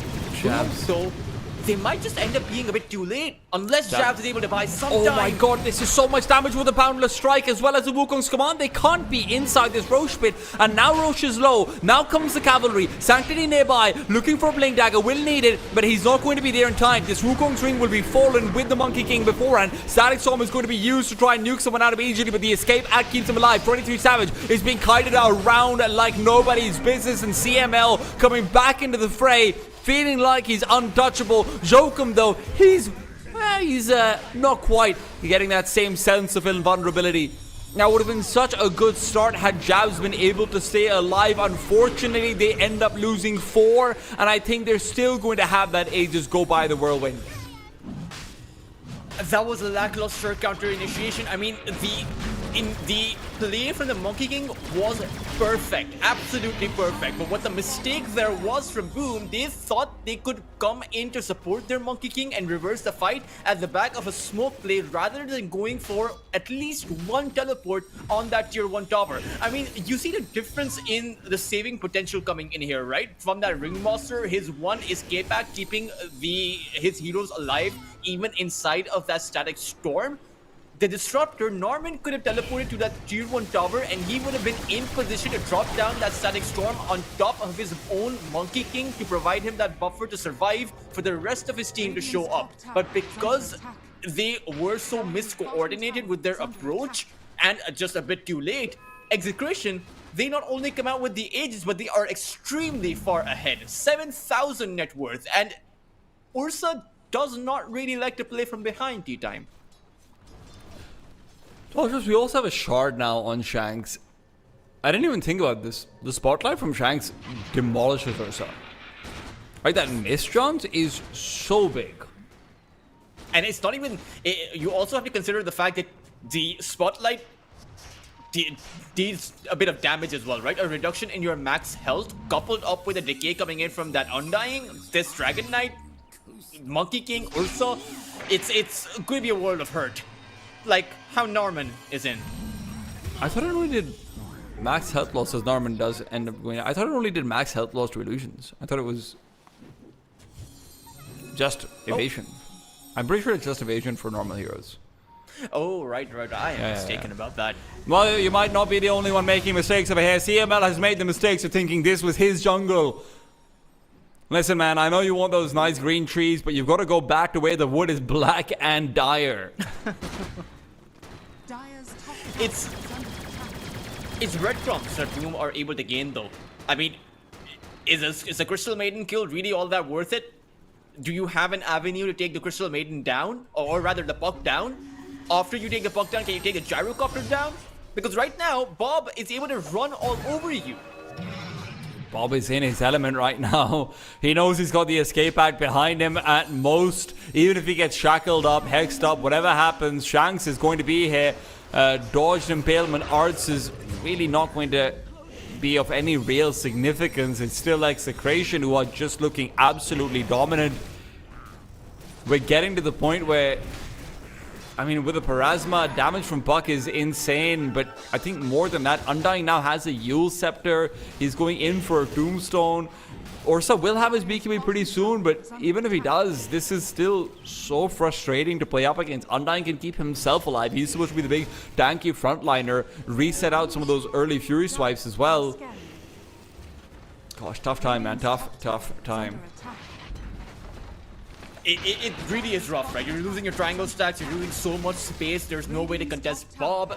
Gyrocopter Palos is becoming massive, and Jabs, he's in a world of trouble. There's really no way he can survive here. Radiant's top tower.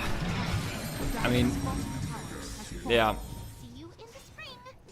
The problem is, and I don't know who's at fault here, so I'm not going to assign blame.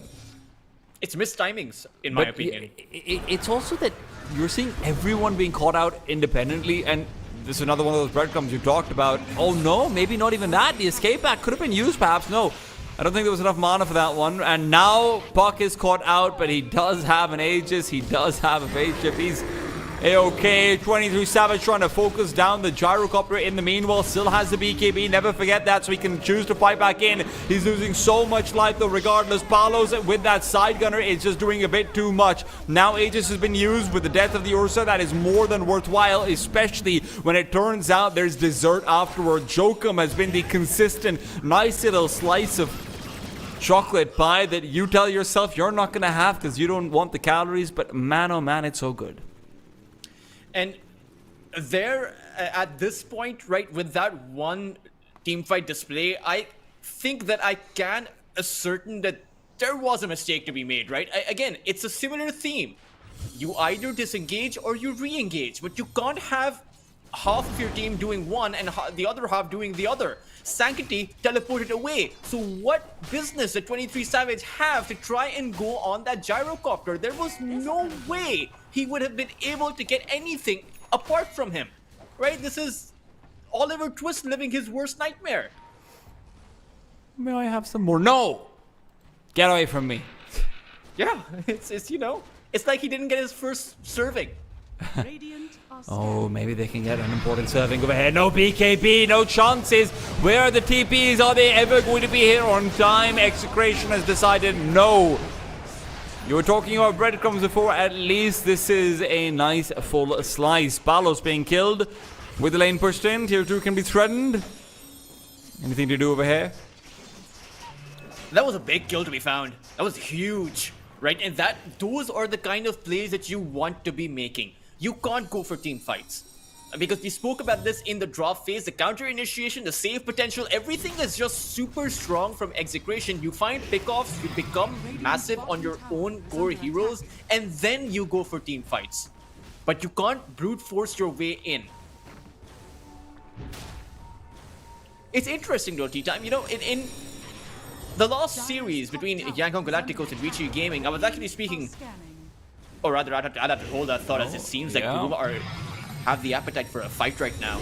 I mean, I don't know if Boom can stomach what's coming their way, though immediately Bob's gone in. You've got the Tombstone up. Sanctity's caught between different targets, and now with the Wheel of Wonder as well. Jokum can't actually contribute to the team fight. Shanks is trying to move away, and with the escape rack will be able to do so. Yule's up on the Undying as Tino stays alive. 23 Savage trying to focus him down. Tino can just walk away from him. 23 Savage now without any targets. Jaz's BKB has been used. Still no Wukong's command. 8 seconds, so that's back. Boundless strike onto 2. CML will be casualty number 2, and while Bob stays alive in the back line, Sano's doing much of the same. Still, that Yule Scepter ready and waiting. He's going to be able to put it out onto the Ursa. He's actually looking to man fight the Ursa. What is going on, Tino, buddy? This is not the way. Yeah, that was an interesting decision being made by that Undying. I'm not too sure what he wanted to go do there. I think he wanted to buy time for Bob to come in with the re-engagement, but an overall team fight that goes in favor of Boom because they were able to take down the higher net worth heroes, right? Dino ended up falling and 23 Savage got the majority of the gold there. Will certainly go his way, but you can see with the way that the damage was dealt, 6,500 damage by that Ursa. If you somehow take that away, Boom are going to be teethless. And one of the aspects that we have to talk about is the MVP of that team fight was none of the heroes from Boom, but actually that ancient creep that dealt the stun on that Ringmaster. Otherwise, the Ringmaster would have survived for a whole lot longer, and Execution would have had that additional save coming in from the escape bag. Rather than use it on himself, he could have provided that buffer to one of his allies, and everything changes. What we also have to remember is Gyrocopter wasn't there in that team fight. That's a 5v4. Radiant's middle tower is under attack. And now, Execration have realized, by golly, we might be kind of strong, actually. There's the Parasma on the Puck, right? So, and that's the key thing that we're missing here.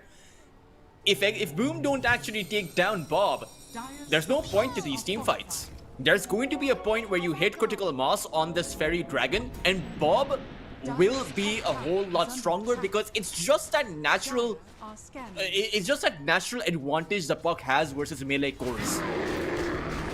Now listen, Puck right now over here is going to go down, and what are the things that I think he's building into a Lincoln's? He just gave him 1,000 gold to 23 Savage as well. Doctors, we also have an Orchid being built by Sanctity. So they're agreeing with you. They're recognizing, listen, guys, we need to control that tiny blue dragon. But if he gets a Lincoln's, he's really hard to catch. Well, I mean, what doesn't help him is he wanders on in front of the Shaman, right? That makes him a lot easier to catch. His courier also ended up falling, and I would not, you know, I don't know how I feel about Execration making these kinds of mistakes. Just, you know that you're incredibly strong as a team, so might as well stick together as a team, right? That's just like going for Roshan when Buck's not alive, and the Roshan roar is going to be there to alert everyone on Boom. Now this could be a bait setup. This could just be, hey, let's try and waste their time. Let's try and make sure that they're using some of their cooldowns, their Dragon Form and the like. But they have also a reward on the other side. It's so very they good will see vision. Boom coming in. Not if they're smoked. Then they'll have to smell them. Apparently their noses might not be working uphill. Jabs is out and about. He's ready to get this party started. CML realizes what's coming over his way, but he's realized it too late. He's going to be going down. The Wheel of Wonder not to be able to do anything, but the homing missile keeps 23 Savage away. Jabs out reinitiates. Wukong's command into a choke point. This could not be better for the Radiant side, but Palos continues to fight away. Norman, segmented off from the rest of the team, is not going to be able to contribute. Meanwhile, Shanks will have to save Bob if he wants to live. TP coming out from the Dragon Knight. He's realized his team fight is already lost. Ursa goes down. It is Palos to be dominating everyone. 3 kills from Palos. He's doing it all. That BKB turnaround with the butterfly, that's just too much to deal with. And it's the weakness of the melee cores once again, right? Because the Monkey King jumped across the tree, the jig was up. You see the Monkey King flying over even if you don't have a high ground vision, right? Even if you don't have flying vision. So you know that there's going to be people behind the Monkey King. So Execration were able to set up effectively. And unfortunately for Boom Esports, when they get revealed like that, you know, or even when they initiate in, you only have about 1 or 2 seconds. He almost had that. Jokum was never going to get that. It's straight up impossible to actually get the Aegis steal in that scenario, but you only have about 1 or 2 seconds in order to take a hero down from Execration. And unfortunately, they tried to go all in on towards Tino, which is always going to be a risk. Crimson Guard, like you mentioned, you have a nullifier against the Ghost Scepter, that's great, but against all of that chaos, the Dream Coil, Freezing Field, Static Storm, it's not that easy of a task.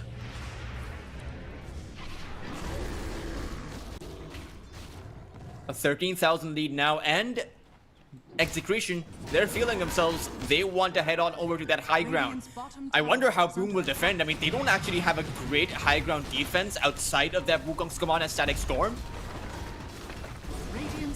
Even getting to that high ground, if Palos is already up top, and he can just flat cannon away, oh my god, it is difficult. Blink in to try and eliminate the Roshan's banner, but in the backlines is where the rail fight is happening. Jabs is going for a desperate attempt onto the Puck, but he's able to phase shift out of there. Bob can live, and now Jabs no longer has a target. He's trying to find Palos, but that's too much to ask for. You can't kill Palos. And now the buyback comes back out from the Shadow Shaman. Palos goes back over to the Raxes. There's nothing Boom can do to stop this gyrocopter. And I'm afraid it might just be a bit too late now because you have given up 2 entire lanes of barracks. There is no buyback on the entirety of Boom's lineup. So there's no way to defend this. You're helpless, and I really do hope that Boom do not go for a desperate 3v5 defense because they will be giving up the game if they go for it. And I think Execration realizes, they know that if there was a buyback for 23 Savage, it would have been used by now. So they want to end this game, but I don't think they have enough time. I don't know what's stopping them, Teltras, because even if 23 Savage respawns, I've not seen him being able to find any kills in them. I've not seen him being able to focus anyone down. There's Decay, the Soul Rip, the Escape Act. There's so much to keep these players alive. It is ridiculous. Now, two-man Dream Coil as well, immediately broken by the Dragon Knight. Radiant structure. Disruptor will not have his Static Storm for another second or so, but even when it's coming back up, I don't know how you get to them to place it down. You don't have a Glimmer Cape, you don't have a Force Staff, no Blink Dagger, because he is, of course, rushing that Aghanims after the Solar Crest. There's the butterfly on the gyro too. He's had that for a while, and it does feel like that just is the end-all, be-all. Static Storm goes in. It's one last hurrah, but I don't see anyone putting their hands up except for the Radiant side saying, I'm sorry, officer, this might be over. Jabs trying to put up a real nice fight versus Gyrocopter, but he's going to be healed up. He's going to be A-OK, and Palos turns around onto the throne. The Ancients will be falling. Radiant side is not going to have a chance of a boom. They fought long, they fought hard, but a few too many critical errors where they're caught off separately means this is game over. They realize it. Execration certainly realize it. And that'll be all she wrote. I'm afraid that this game really came down to one. I think the draft, I really did not agree with the Monkey King lost pick. I think that while the lane was really good for them, I think that they suffered they suffered a lot from the sunk cost fallacy, a lot of those team fights. They decided, half of them decided to disengage, half of them decided to re-engage, and it left them in an awkward in-between position that they couldn't come back from. We saw a few mistakes being made in those team fights with the first Roshan pit. It really seemed like when Execration decides to consolidate and put 5 of their heroes together, 5 of their players together, they're a lot stronger than most of these Southeast Asian teams in these close qualifiers. Well, let's find out if that's going to continue to be the case for game number 2. Boom are not out of these upper brackets just yet. They still look to fight back after a quick break. The new breakthrough, an innovative phone with 1xBet app. With 1xBet app, you can register and start betting in just one click. Intuitive interface and thousands of sports events every day. User-friendly app. Big wins, fast payouts.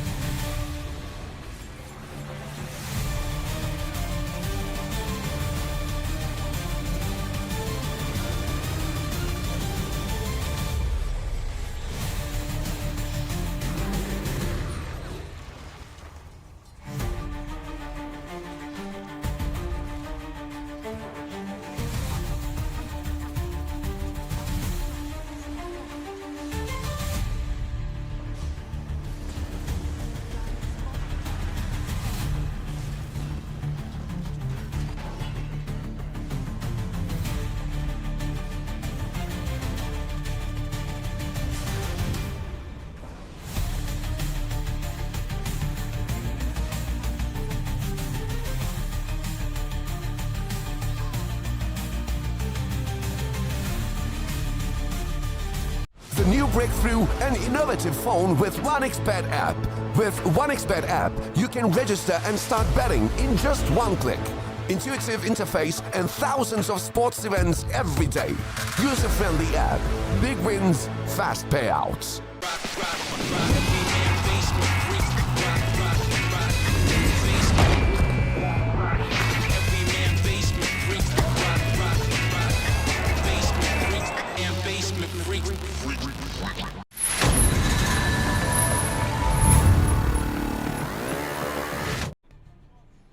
Welcome back to the RES Unchained. We continue on with our quest to find out who the Southeast Asian representative will be going into Blast Slam number 5. I'm T-Time, joined by Dr. Toltris as we continue on with the upper bracket finals. Boom is now down a game versus Execration. Execration looked like by far the better team. And I know that's not true, but that is what it looks like.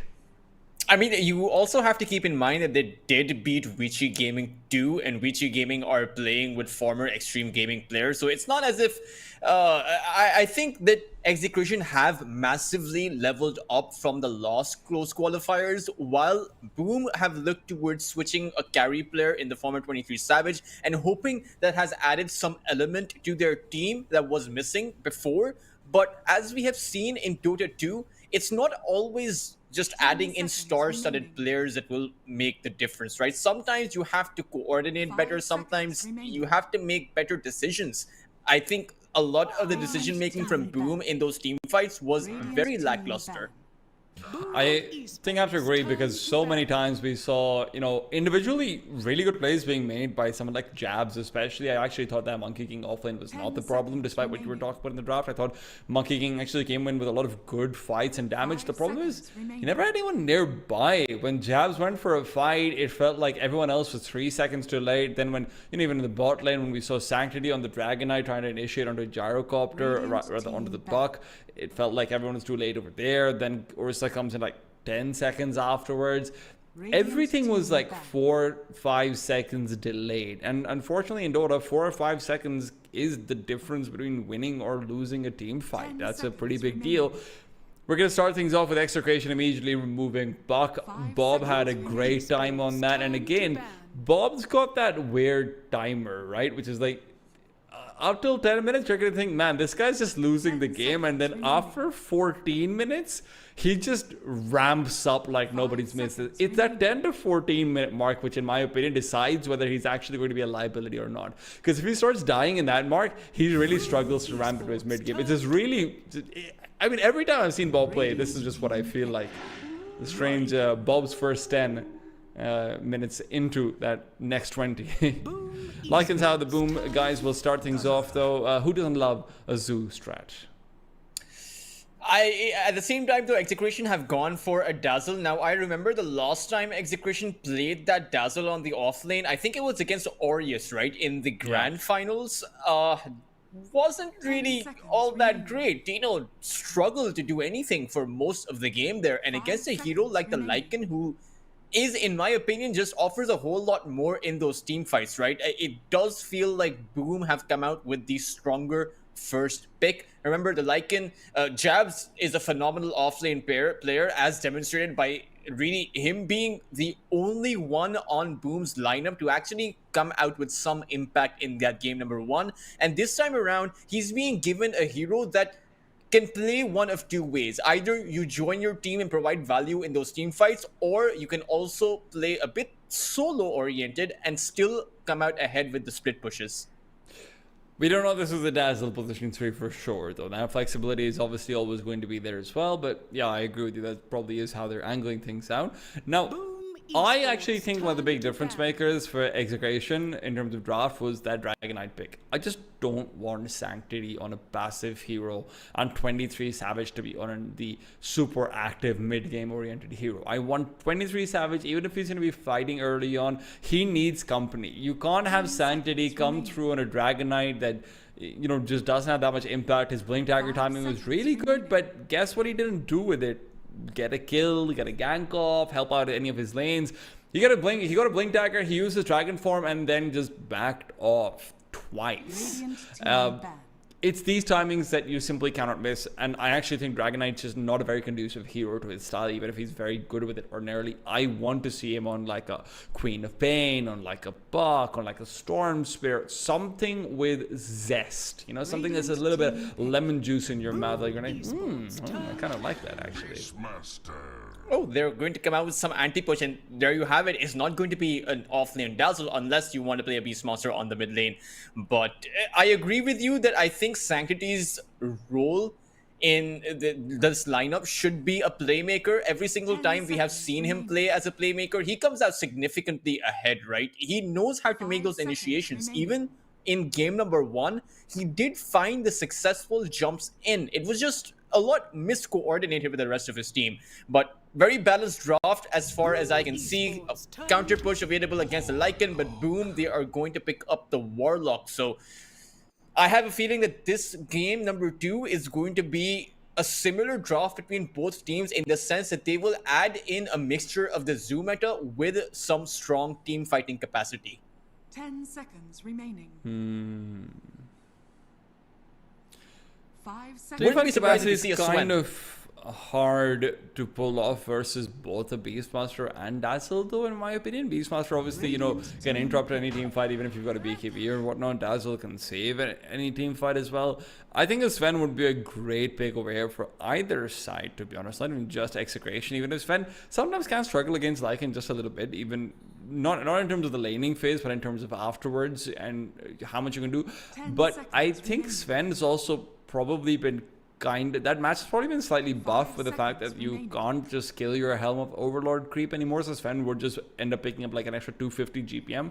And that'd be pretty cool to get, actually, now that I think about it. Radiant team. You could go for an Abaddon too, but Execration, ooh, they're gonna go the Yangon way. This. Tea time, they will pick up the Bounty Hunter. Now, I remember talking to Yuheng while the match was going on between YG and Vici, and I was like, what is the Bounty Hunter supposed to do?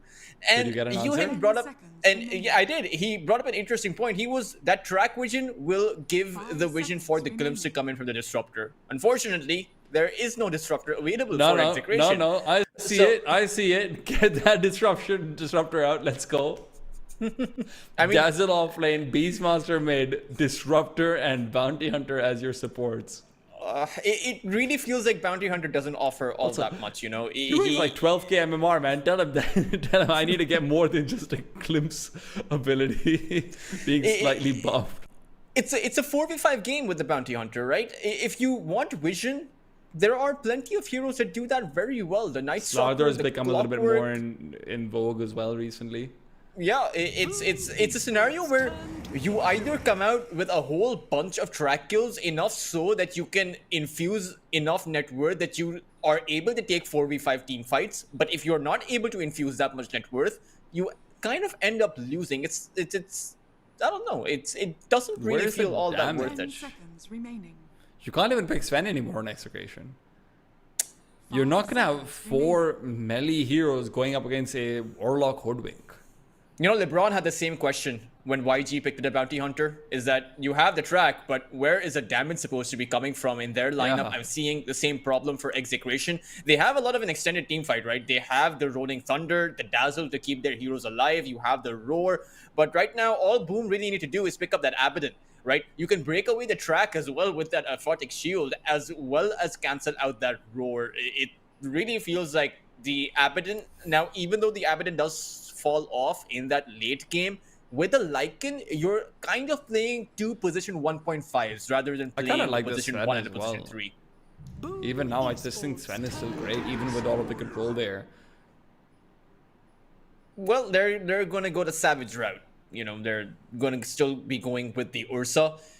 I will say the Ursa is really good against the Beastmaster once you hit that Aghanim Scepter timing, right? Your ability to self-dispel the Roar away, 10 as well as the fact that Enrage will break away the Poison Touch. The Bounty Hunter doesn't do 5 seconds anything remaining. against the Ursa Warrior. In Radiant fact, if you team get down. spotted out, you will end up going down, and you have plenty of follow-up, or rather plenty of setup for 23 Savage here with the Hoodwink, with the Warlock, Radiant and team not to mention, we might even see that Ursa, that bear, turn into a wolf at the back of Jabs with the wolf bite. That'd be pretty nice for a super late game, yeah. So plenty of ways that Boom can, it seems like this is a draft that is very versatile. Meanwhile, Execration's draft is again kind of boxed into one specific playstyle. I'm gonna throw something out which I know is not fantastic, right? But for me, it's kind of like finding that needle in a haystack that makes this Execrations draft work. I wouldn't hate a sniper here, actually. You've got a ridiculous amount of front line. You've actually got a fair bit of save as well. And even the Bounty Hunter, now that you know it's probably not going to be an Abaddon coming through, even the Bounty Hunter, by having track on the Ursa, by having track on the Lycan Ursa, Sniper can reposition himself really effectively and actually be in a better place in most of these team fights. I would quite like to see a Sniper. I know it's not great versus the Lycan especially. I also know that the Ursa can blink on you, but also you have a lot of control in the front line. I mean, but then once you have the BKBs up for the Ursa and the Lycan, your Sniper can't do anything, right? Because there's, like you mentioned, the Lycan is great against the Sniper. You cannot stop the Lycan from charging on towards you. And you don't have that many stuns from Execration, right? The only stun, the reliable one they have, is that Roar.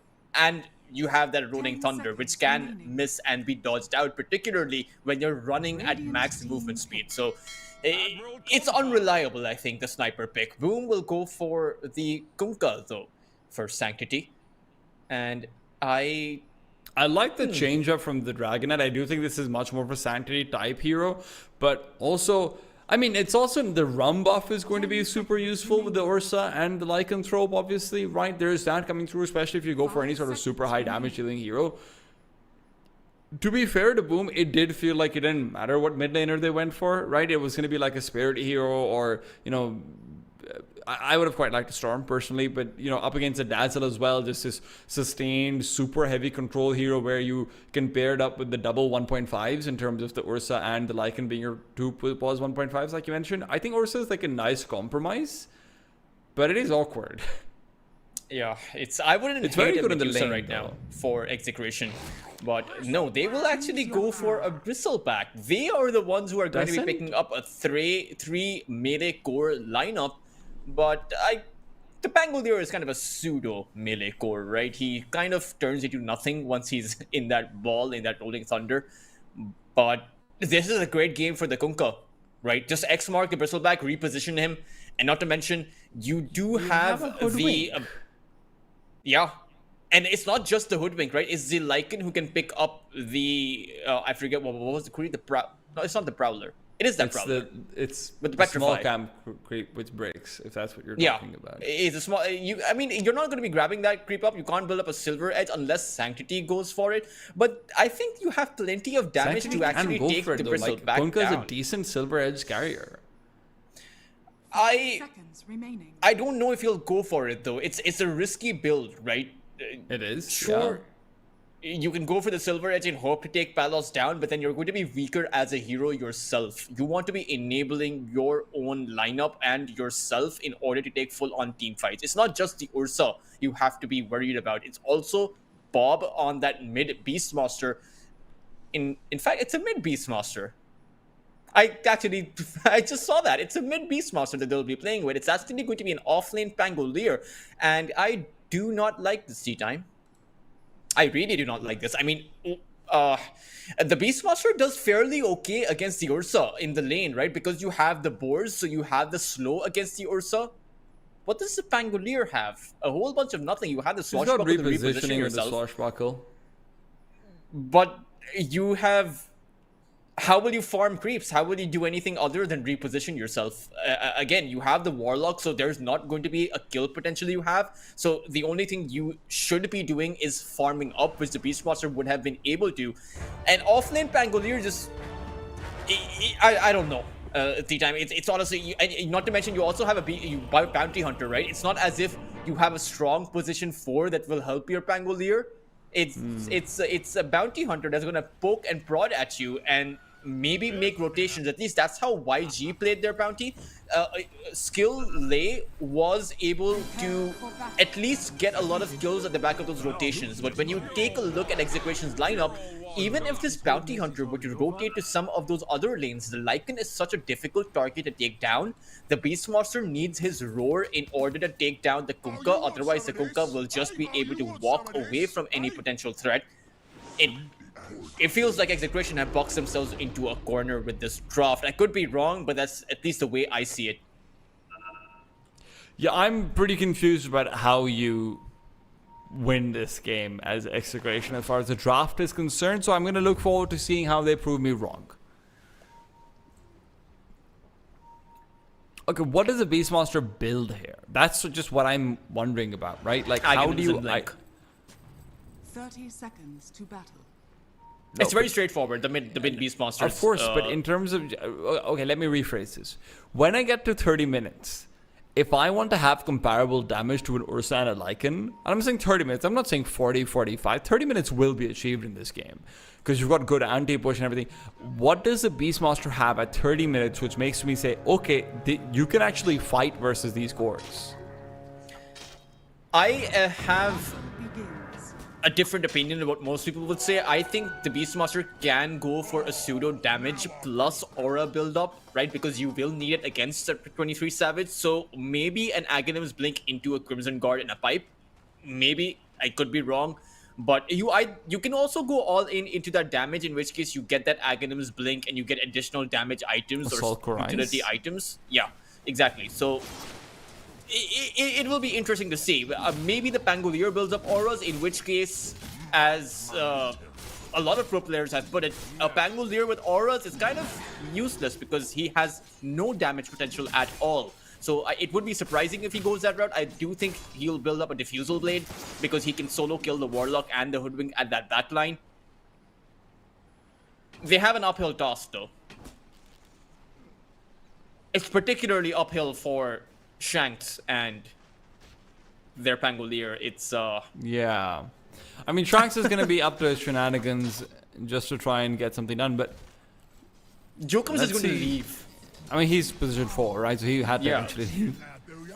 I thought he would have stayed to try and get a kill because of how weak Execration's laning phase is, but I think he's just going to... He doesn't have the patience to wait for a Bounty Hunter to come into the lane. Okay. What we can say is that Palos is going to be the make or break for this team now, though, right? This Bristleback cannot fall behind at any given point. You are always going to be the primary damage source against all of this AoE coming through. You're thinking, hey, you know what, actually, with the Fatal Bonds, with the Kunkka Ghost Ships and the Tidebringers that are coming in continually again and again, the spam ability, that's where Palos has to excel. How does he itemize to try and stay alive in a lot of this?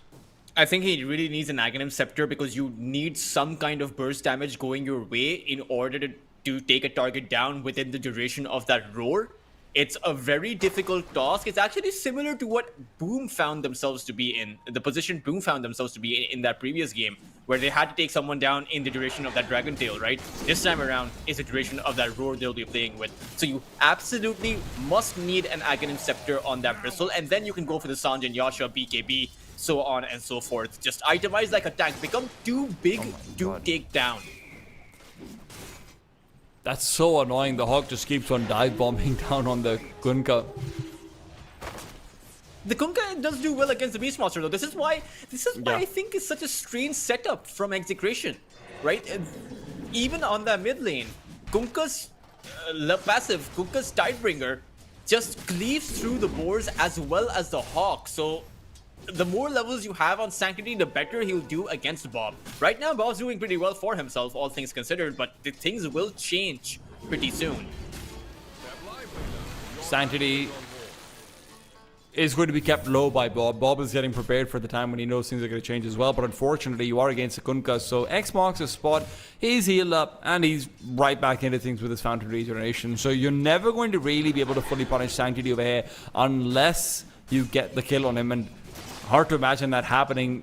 I mean, Bounty Hunter, as much as he's got the name for it, he's not a rotating hero. Shanks, by the way, still level 1, just now hit level 2. He offers nothing in the lane, right? It's surprising that a Pangolier, surprising that Tino is still able to actually find something in the lane, but towards the bot side, are they really going to stick around inside of this tier 1 Dauber? I mean, they've got the bushwhack onto CML, so Jokum's going to be able to get the dazzle away. Jabs now just has to be careful that he doesn't have too many quills being stacked up on him, because as the tower is attacking Palos, that bristleback is going to mean extra quills coming over. Jabs dodges out those set of 3 though. And mid lane, Bob's going to be the first one going down. A rotation from Narman. We didn't even talk about the Fatal Bonds being combined with Tidebringer. That is so much damage. Oh, And even that's not towards the the bot only side. kill that's coming in. Palos is hunting down. He needs a double kill to try and respond with, but he's going to have to be careful. He could even end up falling. No, the magic one is there. Lycan's got one of his own as well, so Jabs can stay alive. Palos won't stick around for too long. It's still an overextension from Execration, right? Sure, the Palos did get a kill on that Hoodwink, but the Hoodwink also got a kill on CML, and then mid-side Bob just overextended way past his limit. I mean, you spoke about the Fatal Bonds from Norman, but the Fatal Bonds only kicked in really over there when Bob was just inside of enemy territory, too far in to actually make his way out. And you can't go for plays like that. Not until you hit your power spike of the track. I think you need your ultimates. I mean, it's not a power spike, but it's that potential for greed that kicks in, right? It makes your greed worth it, because even makes your trades better. yeah, exactly. Even kills. If it's a 2 for 2, but you get 2 track kills, then you're not going to be coming out significantly ahead. Every single track kill with a team with 3 or 4 heroes involved is 500 to 600 gold. I've been trying to say the same thing for about 8 years when it comes to the Bounty Hunter. I know that's true, right? Mathematically, track gold makes it so you are trading better. Problem is, you still have to trade. You still have to go 2 for 2. Level 1 track is really little gold. It doesn't do that much. So if you're going 1 for 2, that's just not worth it. Now, you might be going none for 1, as it's going to be Bob who's caught out underneath that ghost ship. Fortunately, he's got a good timely rotation from CML to keep him alive, though. They don't know that Dazzle doesn't have the Grave, right? Otherwise, they could have committed with the Hoodwink. You didn't have any spell being thrown out by Jokum.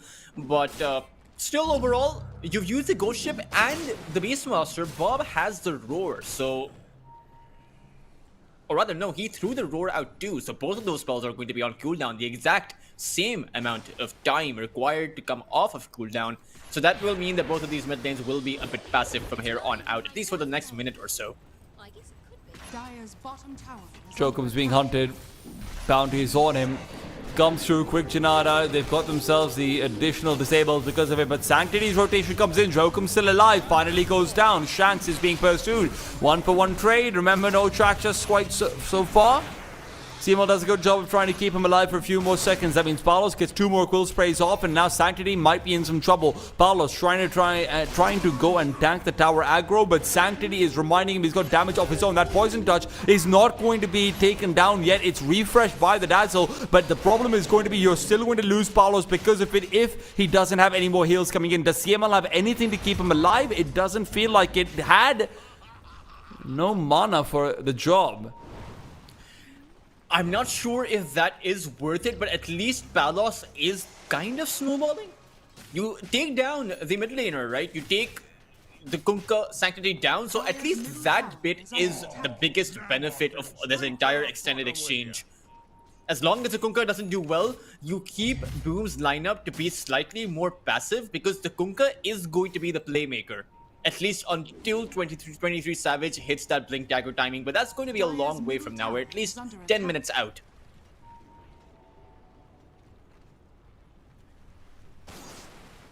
Not to mention, you're playing the Bristleback, T-Time. The Bristleback, it feels like, is the weakness of Southeast Asia. Well, last time Boom picked it up against Execration in the upper bracket finals of RES Unchained. And they lost it. So maybe it's just Team Aureus who's got the bristleback number. Really a strange hero to be overpowered on a team, right? It's a bristleback. Like, he throws out quills and goos. You would think that that's an incredibly predictable set of skills to be playing against. But as it turns out, the cumulative damage coming out from the quills as they stack up is too hard to estimate correctly. Yeah. I mean, a lot of the Southeast Asian Dota that we've seen so far, it's extended team fights, right? It's team fights that are lasting 45 seconds or so. You're able to get off so many quill sprays in that meanwhile. I mean, if you can get off 15 quill sprays in a team fight, you're doing crazy damage, even if all of it isn't stacking up. Not to mention, you know, calculation is a theme that European Dota is very good at. But as far as Southeast Asia goes, Southeast Asia brings in the wild card. Southeast Asia plays in with the energy and the chaos of just extremely swift and quick aggression. As you will see towards this bot lane, they're hunting, but this is a difficult target to hunt for. It's the tankiest one in the game. And while they hunt, they themselves have lost their bear. It's going to be Bob who rotates in with a roar and does help finish off 23 Savage before he can use that in Raze. That's a big kill to find. Without the rolling meanwhile, thunder Palos being continues committed. to farm away. Dire's top tower is under attack. Dino's still holding on to this, so that means that anyone who teleports towards that top side is going to be at risk. And because Broom's own exchange, or rather own pick-off attempt did not work out because they didn't simply find anyone, Execration are going to be in a good spot. 2,000 net worth advantage already being built up 10 minutes in. Turns out their lineup is able to work out so far, at least as far as pick-offs go, and that's before the track goal kicks in. I think one of the big things is also just the ridiculous amount of last hits that Bob has managed to accrue for himself. I know it's mostly jungle creeps, but if you can take a look at the last hits quickly, Flame, shout out to Flame, our observers, by the way, it's 92 for Bob in 10 minutes. As a mid laner, he's not needed to rotate, right? You see Kunkka having to go to the bot lane to support. You see Ursa being forced away from the lane as well. This is a lot of flash farming coming in, and now with the Hex onto Ursa as well, there are the two supports available for Boom to try and counter gank, but this wasn't really a full commitment. Master wasn't even really nearby. He's just looking to find that early Agrims. Shanks, however, in the hunt for level 6 will find it, but he'll also find his X, or rather someone's X on him. Nice sidestep coming in by Shanks to dodge out that Tidebringer. Otherwise, he would have dropped really low. I don't know if it would have been enough for the Kunkka to take him down. But that means that Shanks can instead choose to play around the map rather than have to go back to his fountain. The interesting thing, though, is T-Time. Jabs is playing the zoo meta, right? The push-oriented lineup. But it's Execration who have been able to take the topside tower down from an off-lane Pangolier. Everyone knows Pangolier is the real zookeeper.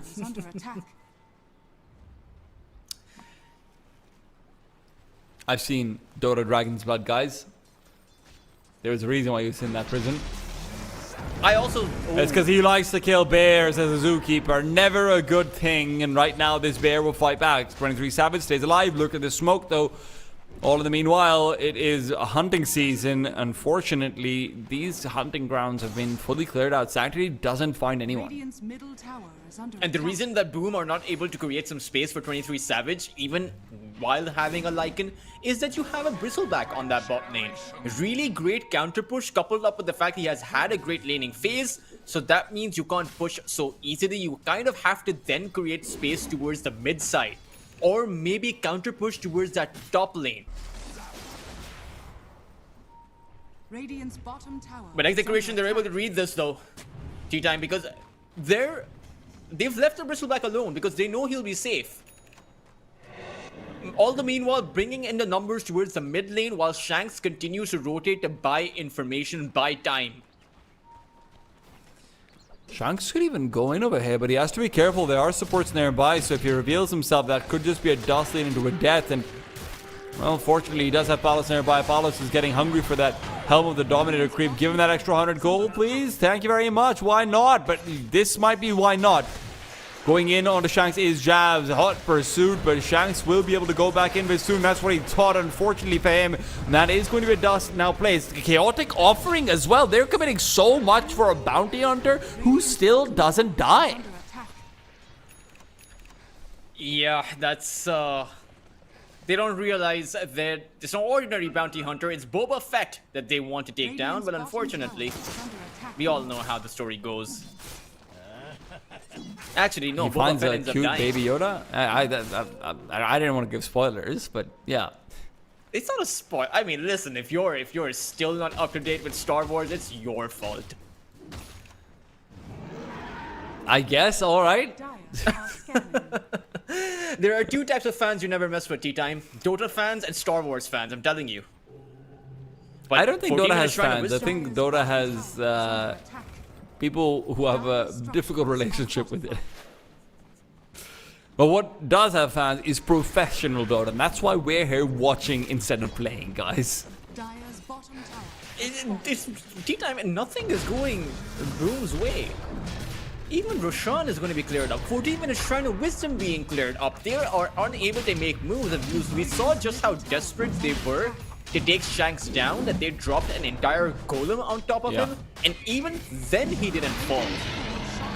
Look, if I'm being honest, if someone asked me, okay, what went wrong in the first 15 minutes? How do they have an Aegis and like a 3,000 net worth advantage on execration while only being 5 and 4? Like, there actually isn't that much of a difference in kills. I would have to say, honestly, I don't know. I really have no idea. But the double invis duo now goes out. Shanks with his inherent invisibility and Bob with the rune. They're going to go and pick up a big track kill. Jokum taken down, and that jungle that Ursa felt like he had some control over has now once again been relegated to the Beastmaster. 600 gold by taking down the lowest net worth hero of the game. That is what Bounty Hunter offers, and right now he is playing in prime time. But can he keep this up is the big question. The problem is Dire's Boom, middle tower is under attack. they're super far behind. They're also afraid, right? They're playing on the back foot against a Bounty Hunter, trying to save information, trying to not let the location of their heroes be revealed, but that's an impossibility against a Bounty Hunter. Dire's Also middle can't tower afford to has keep fallen. spamming out sentries over here either, right? I mean, your supports just aren't that wealthy. And that's always the hidden cost of having a Bounty Hunter or a Nyx Assassin against you. You spend like 4 times more gold on detection than you would against any other heroes. Now you have 23 Savage with the Blink Dagger though, so you might want to make a play. CML caught out. They know they need to start things off on him, but with the not projection, he doesn't really care all that much about that combination. Sidelines though, Ursa's gone in. Is he going to be able to find a kill on the Bob? Yes, he can. Not just that, but the Dazzle will also falter. Now, the only question is, can Tino get away to safety?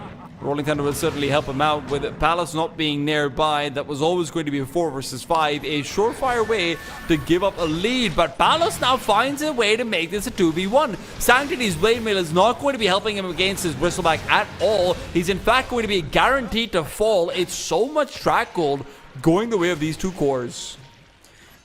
23 Savage went back to farm though.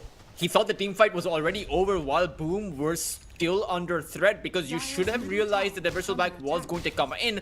At the same time though, you saw the potential of what happens when an Ursa joins the fight. This is peak time for him to fight, right? So I would not want to see Boom play passive. I think they need to continue building up some momentum going their way, because that X-Mark Torrent combination coupled up with the Fury Swipes does a whole lot. I actually tested out in the demo mode how much damage the Ursa does.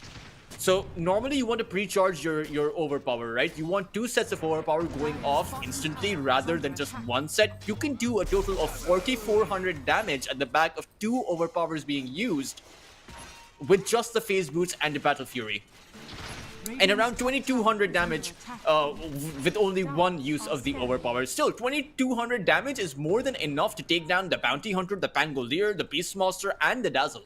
Almost anyone, basically, as long as the Dazzle isn't nearby to save their behind.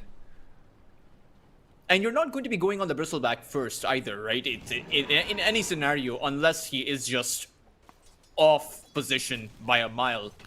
I do quite like the fact that CML is going for the healing boost, though. He's picking up the Holy Locket, is not too far off of it either. 150 gold, and he will be in possession of it. But I'm going to hold the point because right now Shanks is looking to hold down that front line. An immediate track goes out. Jokum Sentry is only going to be wasted. He's going to fall. He knows it as well.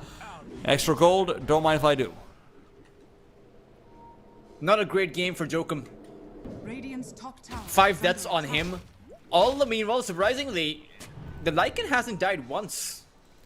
It doesn't really feel like he's been involved very much so, even if he actually has been involved in 5 out of the 6 kills that Boom has gotten. He is able to split push though, so that means that he'll be able to apply constant pressure towards that side lane. And that means that Execration, whenever they go for consolidated plays, their lane is going to get pushed in. And you're going to lose towers, and pretty soon, you might even have your high ground besieged. So you want to play careful.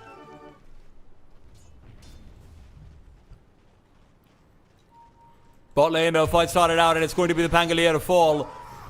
TP responses interrupted initially, as it's going to be a decision made by the Bristleback that if we're fighting, well, wait for me to come in first. Shank stays behind. He was the one who interrupted his TP. The tier 2 tower not really being threatened, so he decides, okay, I'll actually just stick around to maintaining map control. A very quick kill found. Increased pressure. You saw just how quickly the TPs came in from Execration, but they still weren't able to save their Pangolier.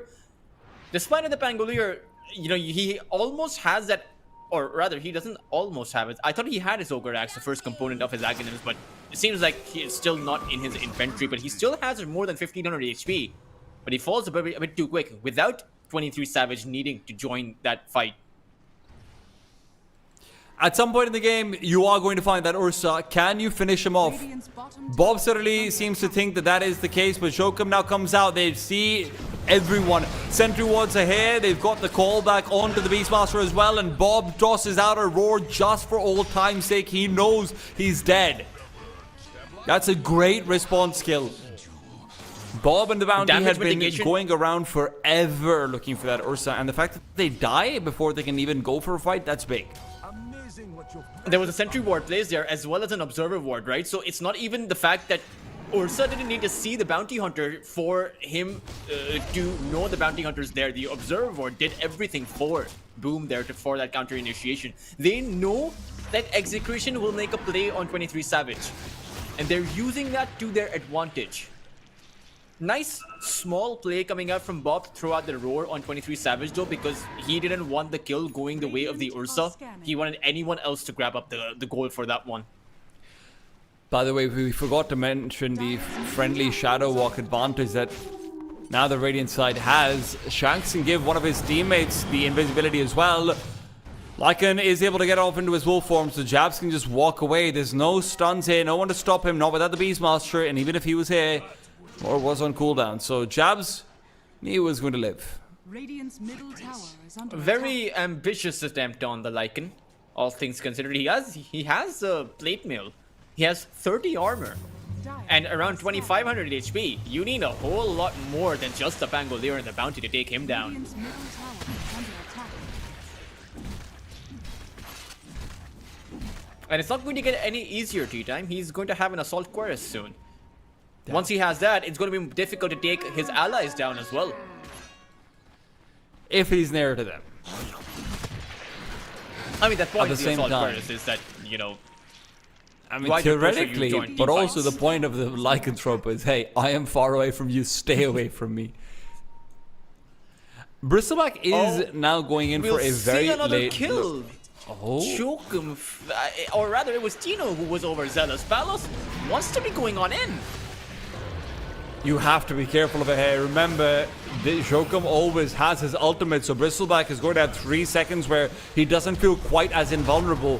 Now with the boat coming forward, CML is the first target they go on. They do not want that grave being used, but they can't stop it from coming in regardless. Another set of invisibility and another set of dust has been used. Now it's time to go on to Palos. You don't have the sharpshooter ready and waiting, so he can turn things around comfortably. So another 12 seconds before Jokum will be able to use it. Jokum though is going to die before those 12 seconds are over. Track gold means this goes their way, but can they find more? Remember, they've already lost 2 players, and Palos wants another one. Bob in the back lines gets taken down. down. 23 Savage doing a fantastic job of hunting these players apart one by one. And now the X-Mark Torn, I have a feeling Palos might be next. BKB's up though, and that keeps him alive for a while longer. How long will that while be? Let's wait to see, because now comes in the Rolling Thunder. This is the turnaround that they've been waiting for. Palos has continued to stack up Quill Sprays. There's too many of them available. Now that he's taken down the Ursa, you've lost all of your major damage on Boom's side. Lycan without the Wolf form as well simply cannot be initiated. At the end of the day, it's a 3 for 3,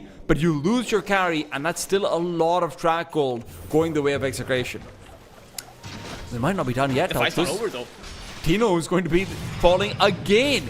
Tino's been having a lot of deaths recently, only just a 3 in total if he goes down to the hair, but still, it seems like it's happened in the last 4 minutes. Shanks will be able to keep him alive for a while longer, and not a projection was going to be nearby as well. Palos elsewhere dives to tier 3. Norman gets a taste of Bristle's back.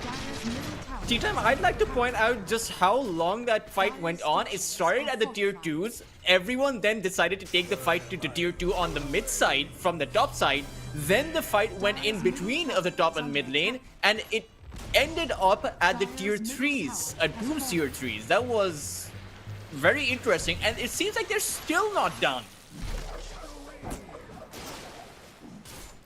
Pangolier was allowed to respawn before coming back into it, and I think for Boom, they should have disengaged once 23 Savage took Bob down, right? They gained enough of an advantage in that entire team fight, but I think what they were thinking is that if they can take the Bristleback down, or rather, they might have had enough damage to take the Bristleback down. The X factor was that Pangolier respawning and coming back into the fight, and the reason why he could make his entry so early on is when you take a look at that mid lane, that tier 1 tower is still standing. That means the re-entry into the team fight after you respawn is going to be incredibly quick. That's one of those things where you pointed this out earlier on as well. It might be the zoo on the side of Boom, but that doesn't mean they're actually getting those animals to be useful, right? The Slack Control has only been able to take one tier 1 tower down so far. No one else has been in a position to push. One of the good advantages that Execration has had with their bounty hunter is they've consistently been in the dire side jungle, so even if they die, Boom doesn't get to close the distance. Now, though, they're trying to close out the life of this Roshan. Coming back in, a fight is inevitable. Paolo's trying to get ahead of the mix-up, but it's actually 23 Savage blinking in from behind. Roar's been used onto Sanctity. Sanctity's gonna fall, but he gets off all of his spells initially. So at the very least, he's got the boards. The problem is the Nautil projection means CML can stay alive. There is the Ursa blinking into the back lines. There's so many quills being stacked up all in the meanwhile though, but those quills are going to have to be put to a pause. 23 Savage can just get out of there. What do you have to stop him? Nothing at all. But now he goes back in, and that's the big mistake. Palos is able to take him down, and with those Warpot stacks, he's doing so much right-click damage. Even picked up an amplified damage rune in the middle of it all. Boom solved one issue which was prevalent in their lineup in that previous game, which was not being on the same page as far as disengagement and re-engagement goes. This time around, they're just making an overall mistake into when they should be disengaging. We saw it in that last team fight, and we saw it now. 23 Savage uses BKB very late on, but what that actually allowed him to do is, as you mentioned, while the fight was happening, he could have teleported away. The Roar was used. That's the only spell that can stop his teleport, but he chose to stick around in a scenario where he was never going to get the kill on Palos or even anyone else, and Boom simply collapsed. And now you have an Aegis on Palos. This Bristleback, if you thought it was a difficult time taking him down before, well, it's about to get a whole lot harder. Dire's top tower has fallen. Radiant are scanning. I mean, he's had one death so far. That's in when he was diving the tier 1 tower in bot, if I remember correctly. Yeah. That's despite there being a break mechanism available for Boom. They just can't ever land it on him. It's the Protege effect, right? It's Are scanning. the fact that, you know, 23 Savage playing around the world on tier 1 organizations, tier 1 teams, he needs to realize that it's still a team effort. Without your Kunkka, you don't have a team fight. You can't lock the Bristleback down outside of getting a few lucky bashes going on him, and even then it may not be enough. The problem is, even if you lock him down, what do you do? Like, genuinely, he has an assault cuirass. He's got 46 armor. You're not killing him without like a good fatal bond, without a lot of focus, without a lot of magic damage on him as well. You need everything. And right now, Palos with the Roshan's banner, there's nothing stopping them from taking this high ground if they want to. I mean, Palos is completely alone on the high ground. That's an independent story in itself. You know what the rest of Execution are doing? They're hunting the Lycan. The high Won't ground, find him. I do disagree though. I think the high ground is pretty hard because the bounty hunter doesn't offer you much on the high ground, right? Where you have the track gold, you already know where the enemy is when you're sieging someone's high ground. So it is going to be a 4v5 scenario where you have the fatal bonds, you have the golem drop, the hoodwink, and in that narrow chamber, that narrow corridor, a lot of those spells will stack on pretty quick, right? Even the torrent and the ghost ship. All of those spells are very easy to land when you are on the defensive. I don't know if that means the high ground defense is easier for Boom, but I do know it's a lot more accessible compared to that low ground. You've got some crazy heal now from CML coming out. I mean, he has the Holy Locket, he's got the Nottle Projection with both the Shallow Grave and obviously lots and lots of Shadow Waves as well on top of it all. And Palos, now he's showing the problem. The problem is straightforward. How do you kill him twice? How do you even kill him once? Heal comes in initially, secondary heal now as well. Palos right back up to 80% HP. Not just that, he's actually diving in behind the tier 4s, just looking to keep the pressure on while the rest of his teammates fight in, but he might have gone too far in. The problem is, there's no Ursa. 23 Savage went elsewhere to pick up a little bit more farm, and as he did that, they're going to lose their Kunkka. Roar comes out, and Tino can just be the zoning factor. Kunkka's got buyback, but why would Sanctity use it? He knows these Raxes are gone. Now he might need to use it though. Sanctity's taking his sweet time. Break is there on the bristleback, but no one can right click him. There's no way to close the distance. Still no buyback from the Kunkka. I'm not sure what they're waiting for. Because they're not messed up. Aegis is still there on Palos for another full minute. He wants to die. He is asking to be taken down. And even that will be disallowed by CML's Dazzle. Elsewhere, Jabs has been found. Jabs keeps on getting zoned away. They're going to find another kill. Jokum taken down. But now comes the buyback from the Kunkka. He was hoping that there'd be an overextension. Can they find Palos in the backlines while Tino goes down? That won't even be a question. Tino's just going to be the target. He blinks away. Palos is still wreaking havoc in the base. You're going to have the Beastmaster being kept alive for so long. Palos is just being delayed. Finally, they're able to kite this bristleback, but now he's used his BKB. With the Beastmaster down, Palos doesn't want to fight without his mid laner. He's not going to have a choice, so another bash is still needed, and he's considering the re-engage. Not just considering it, he's committing to it. He can take down Jokum, who bought back, don't forget that, and Shanks can still give him an extra layer of invisibility. Without the dust, Palos can always outrun the sentry wards, but he can't outrun them when walking into the tower. Here comes another Shallow Grave, another heal, another Holy Locket, another life, but there's going to be a time when another's will stop, and Palos wants to fight when that time comes in. He's accepted his fate. He just wants to take someone with him. Finally, the bristleback will fall. Execration. They will lose a team fight. And that last one, I won't lie to you, Teltris, that felt a bit unnecessary. They'd already got the Raxes. They didn't get anything beyond that. That's even a win from Boom if you remove the first layer of Raxes. But the problem is, 23 Savage didn't get any of the gold there, right? In that entire team fight, he came out with 375 gold. Meanwhile, it was Kunkka who was infused with 2,000 gold, the Lycan with about 1,700 gold. All of that team fight came in with a massive overextension from Execration, right? They could have just cut their loss, or rather, not even cut their losses. They could have just held on to their wins with in the form of that lost barracks towards that bot side and gone home, but they decided to stick around. That is what gave them the edge against Boom, but I still don't think that was a win for Boom under any circumstance, because you have to consider the fact that Sanctity was forced to use the buyback, and so was Jokum. They are not going to have it anymore, and all Execration need to do is go at that again, and they can just end up with the game and the series.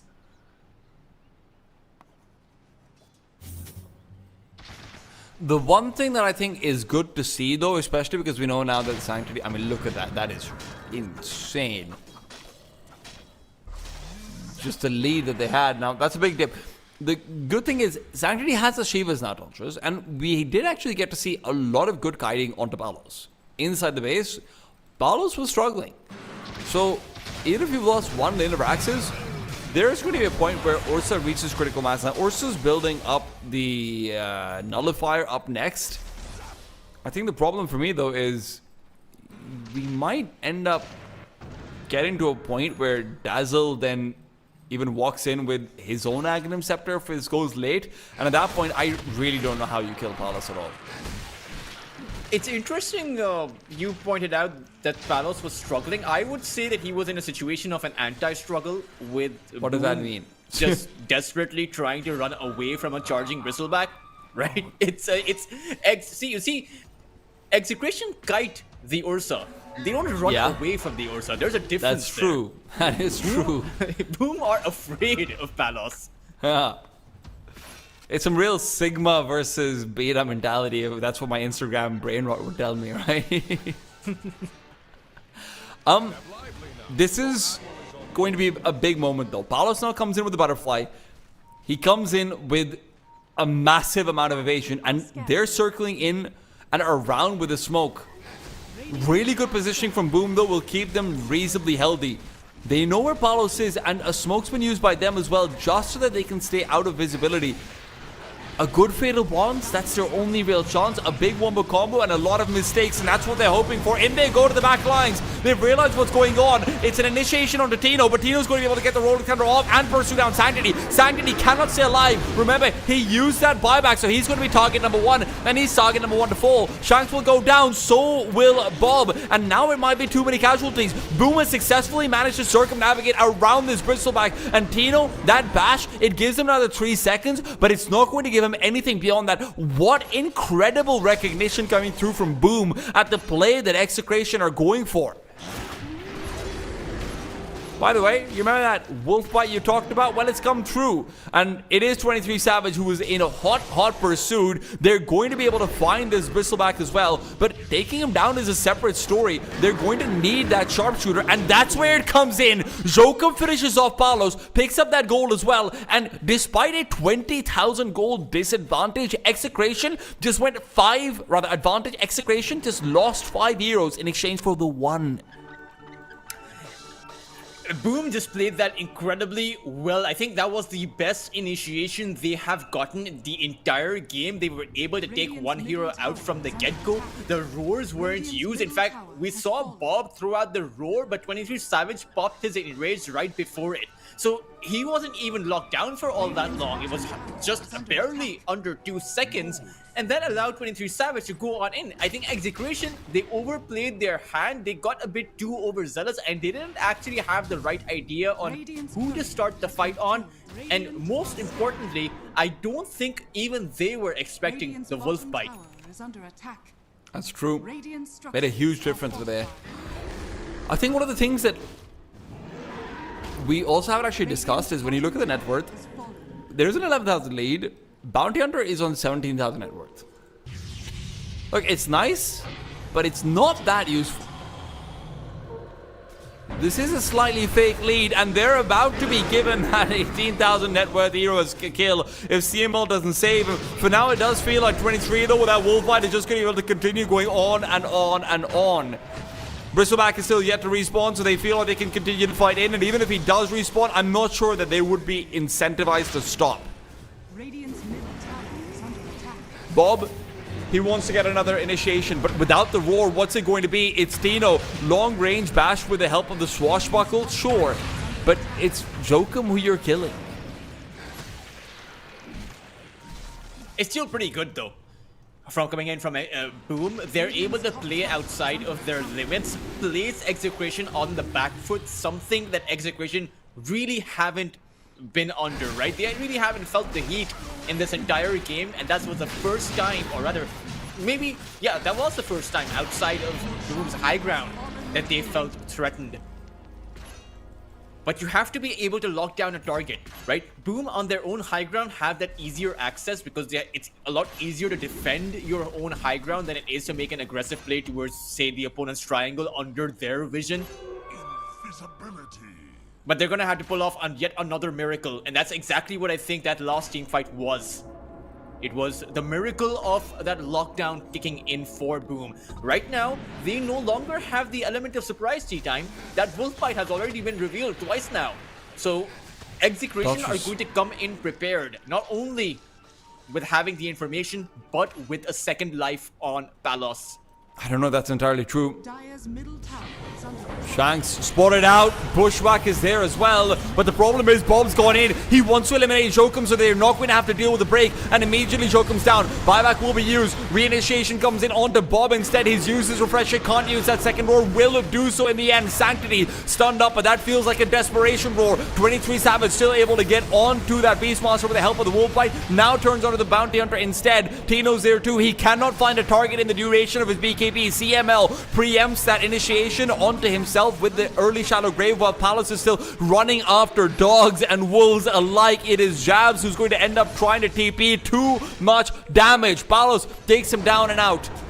Remember, he still has that Aegis, so he's feeling a lot more untouchable. Ursa is in the air. 23 Savage, a 4-staff away is certainly helpful, but the slows are there. The goo is on himself, and this is a germophobic bear who just wants to get out of here. No, he's trying to overcome his fears. Reinitiates in, goes on a CML, another Yield Scepter. You don't have the Enrage. You're going to be kited out. Ursa is taking too long to kill these targets. Palos is taking down his scores elsewhere. Sanctity is tanky, sure, but that's not enough.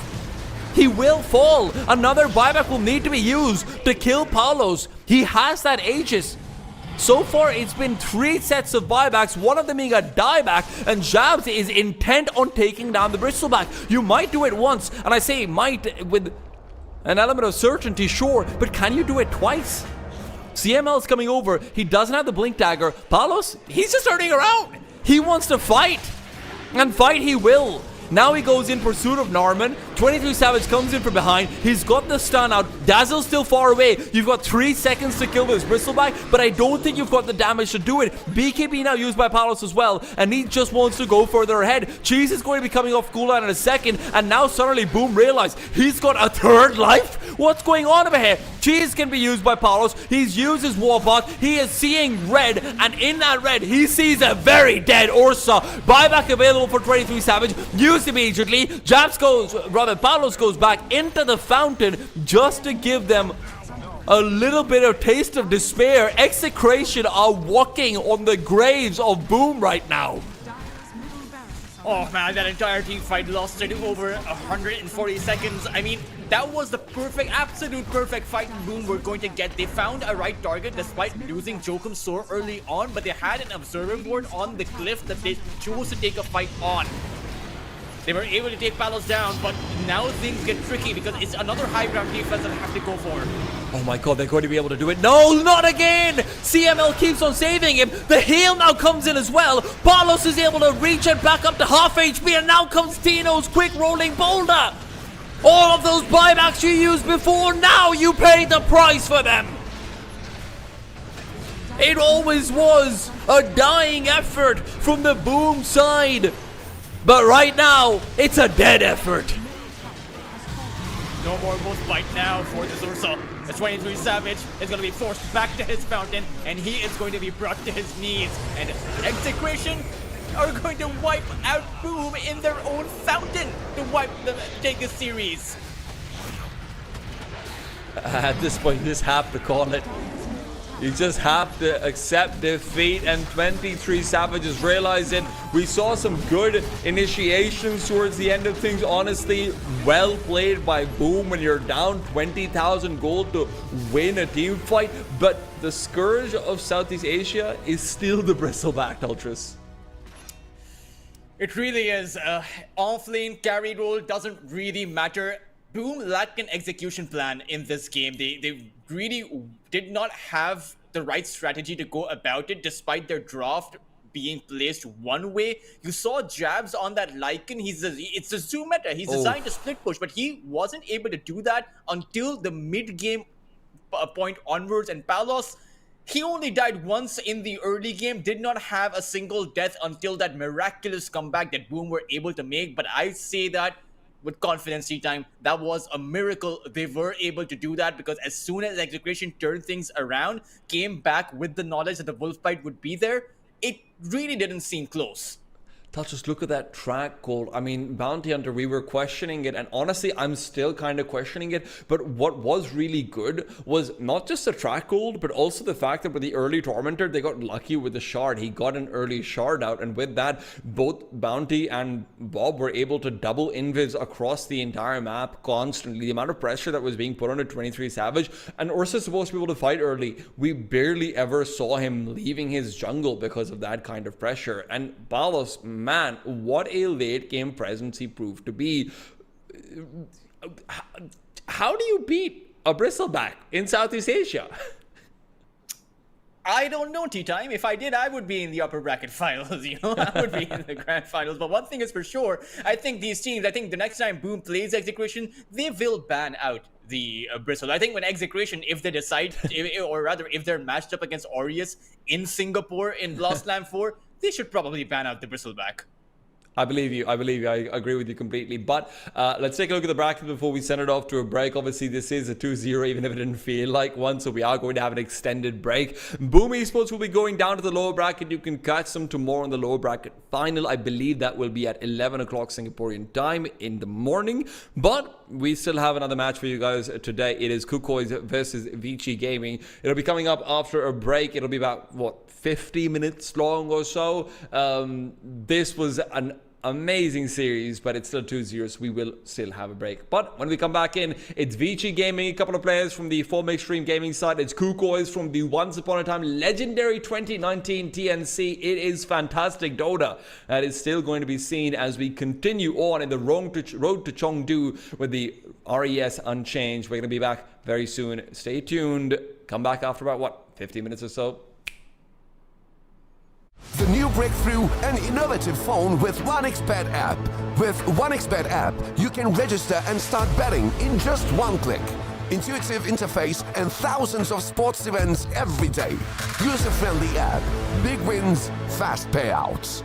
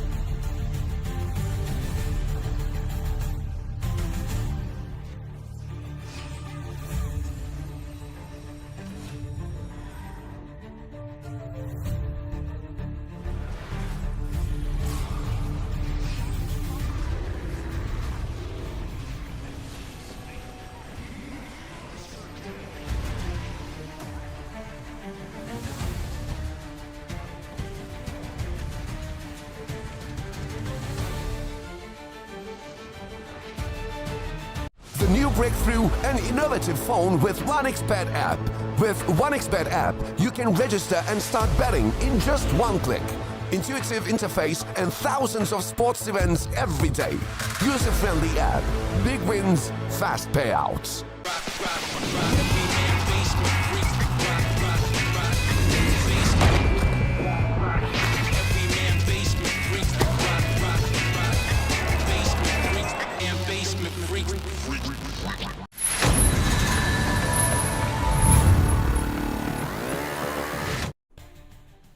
We are 3 matches away from finding out who will be representing Southeast Asia at Blast Slam 5 in Chengdu. This is the continuation of the RES Unchained qualifiers. We try and figure out who will be coming out of these last remaining 4 teams. We start things off over here, of course, with the last match of the day. It'll be Vici Gaming versus Kukois. The good old 2019 TNC stack has come together with a couple of other familiar faces from the Philippines, and I could not be more excited. I'm tea time, he's Dr. Tultrus, and we've got a real good match in our hands.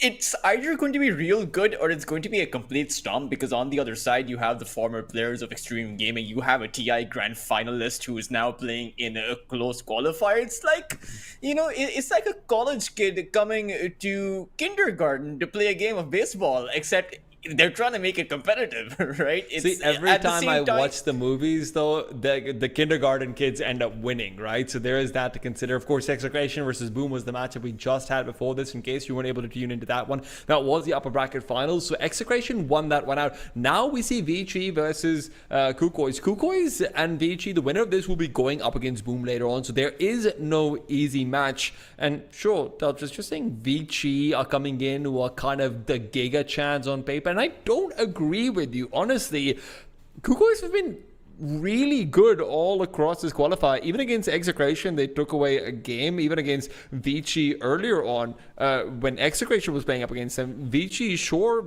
they had a good performance, but Vici didn't look like they were untouchable by any stretch of the imagination.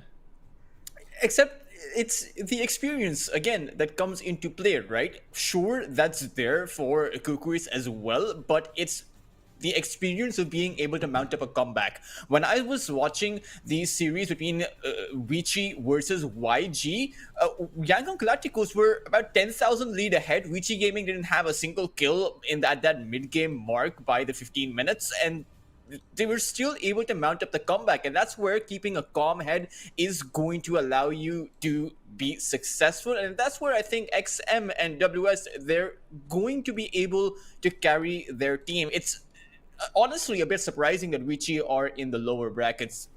Execration have been playing phenomenal, which is why I think they were able to beat Vici Gaming. It is also, of course, a Southeast Asian qualifier, but I do think Vici Gaming are the clear favorites. Listen, I'm a huge fan of DJ, right? You spoke about how you're excited to see the former TNC players. I'm excited to see the former Fnatic players going at it.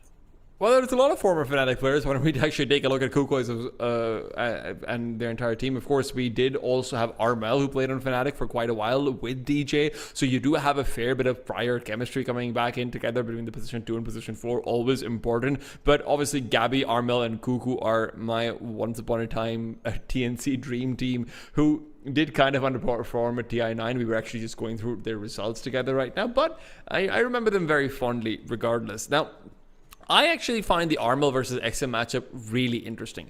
Armel's always been one of those mid laners that's been a slight X factor, and it's not an X factor like how Bob is, right? Armel's been one of those mid laners who can actually take control of a game, but he's always very stable regardless. So there's a high ceiling, but there's also a very stable floor, which is what you need versus some of these more experienced players like Yovici. Obviously, I think we can't not talk about Armel versus XM. I mean, that's obviously the most exciting matchup of the teams. So why don't you just get into that one? Because XM, like you said, he has just gotten out of a TI Grand Finals. I think this is an interesting contrast. It's the contrast of the regions, right? China versus Southeast Asia. I mean, I know it's the qualifiers, but due to previously explained reasons, Vici are in these close qualifiers. China plays a lot more passive Dota in the early to mid game, right? We saw it all throughout TI Extreme Gaming when XM was playing with that team. It was always to play for that late game. However, Southeast Asia go all out, explosive performances, pickoffs all the way through in that early to mid game mark, which is how Southeast Asian teams love to play and love to transition forward. And that's where I think that Cuckoos might have the advantage if they're able to catch Vici Gaming off guard in that early to mid game mark. Carmelo gets them out with those plays at the back of, say, a Puck or a Spirit Hero, then I think you can have Vici you can take down. Although at the same time, that's a recipe that YG tried, right? They were successful with it, but still unable to close out. Look, let's not pretend like YG is the same as Kukois. All right, let me be very frank about this one. Yangon Galacticos, really good up-and-coming team. They are 100% going to be a contender for the Southeast Asian region by next year. Come TI, I would be surprised if they aren't at least in the qualifying conversation, right?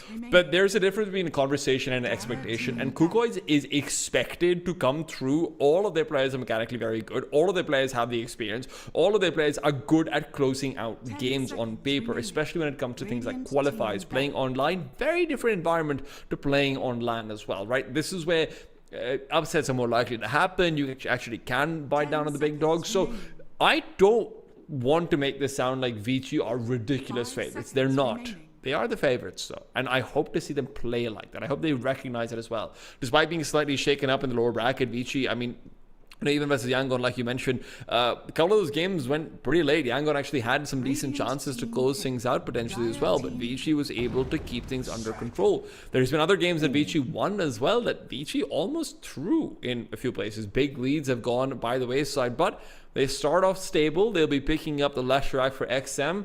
It's a hero he loves, and you know what? It's a hero that we don't see first pick very often in qualifiers. It's hard to play around.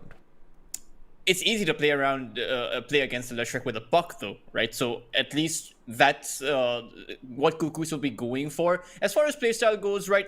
Explosive in engagements towards the early to mid game. Vici Gaming, though, they are seeming to adapt. Now, I know Leshrac is one of XM's favorite heroes, but he's also a hero that comes online in that early to mid game mark. All you really need is a Blink Dagger. But how is XM going to be able to launch himself on that Puck is going to be a tough question. You have the silence, you have the phase shift, you have plenty of ways to maneuver around. So, I mean, why is the honestly, Puck particularly good versus Leshrac, the Deltas? Because for me, from my perspective, and I mean, I've full transparency, I played a stupid amount of Leshrac. I do always feel like Lesh in a Dream Coil doesn't actually care that much. As long as he has his Pulse Nova on beforehand, for Lesh it's all about getting the level 12 in a timely fashion. You get the level 2 Pulse Nova, you have full levels in your Edict, you've got your Split Earth. Lesh doesn't care that much about people collapsing in on him, especially if he's got other teammates next to him in that Dream Coil. It actually helps him out a lot. I've always felt like Buck isn't very favored in a team fight. Buck has to try and work around the Leshrac. Well, yeah, and that's the thing, right? Puck is so favored in his ability to work around the Leshrac, right? I mean, it's nearly impossible to land the Split Earth, and then not to mention, when you talk about dodging out the Edict damage and the Pulse Novas like you mentioned, all you have to do is throw out your orb and then use the phase shift. You're not going to be taking any damage, and then you just escaped out of the AoE potential. You can even throw out the Dream Coil to allow the potential for a counter initiation play on that Leshrac, and you're going to be out of danger. So I think that's where the Puck's strength is. It's playing around the Leshrac that makes him super strong against the Lesh.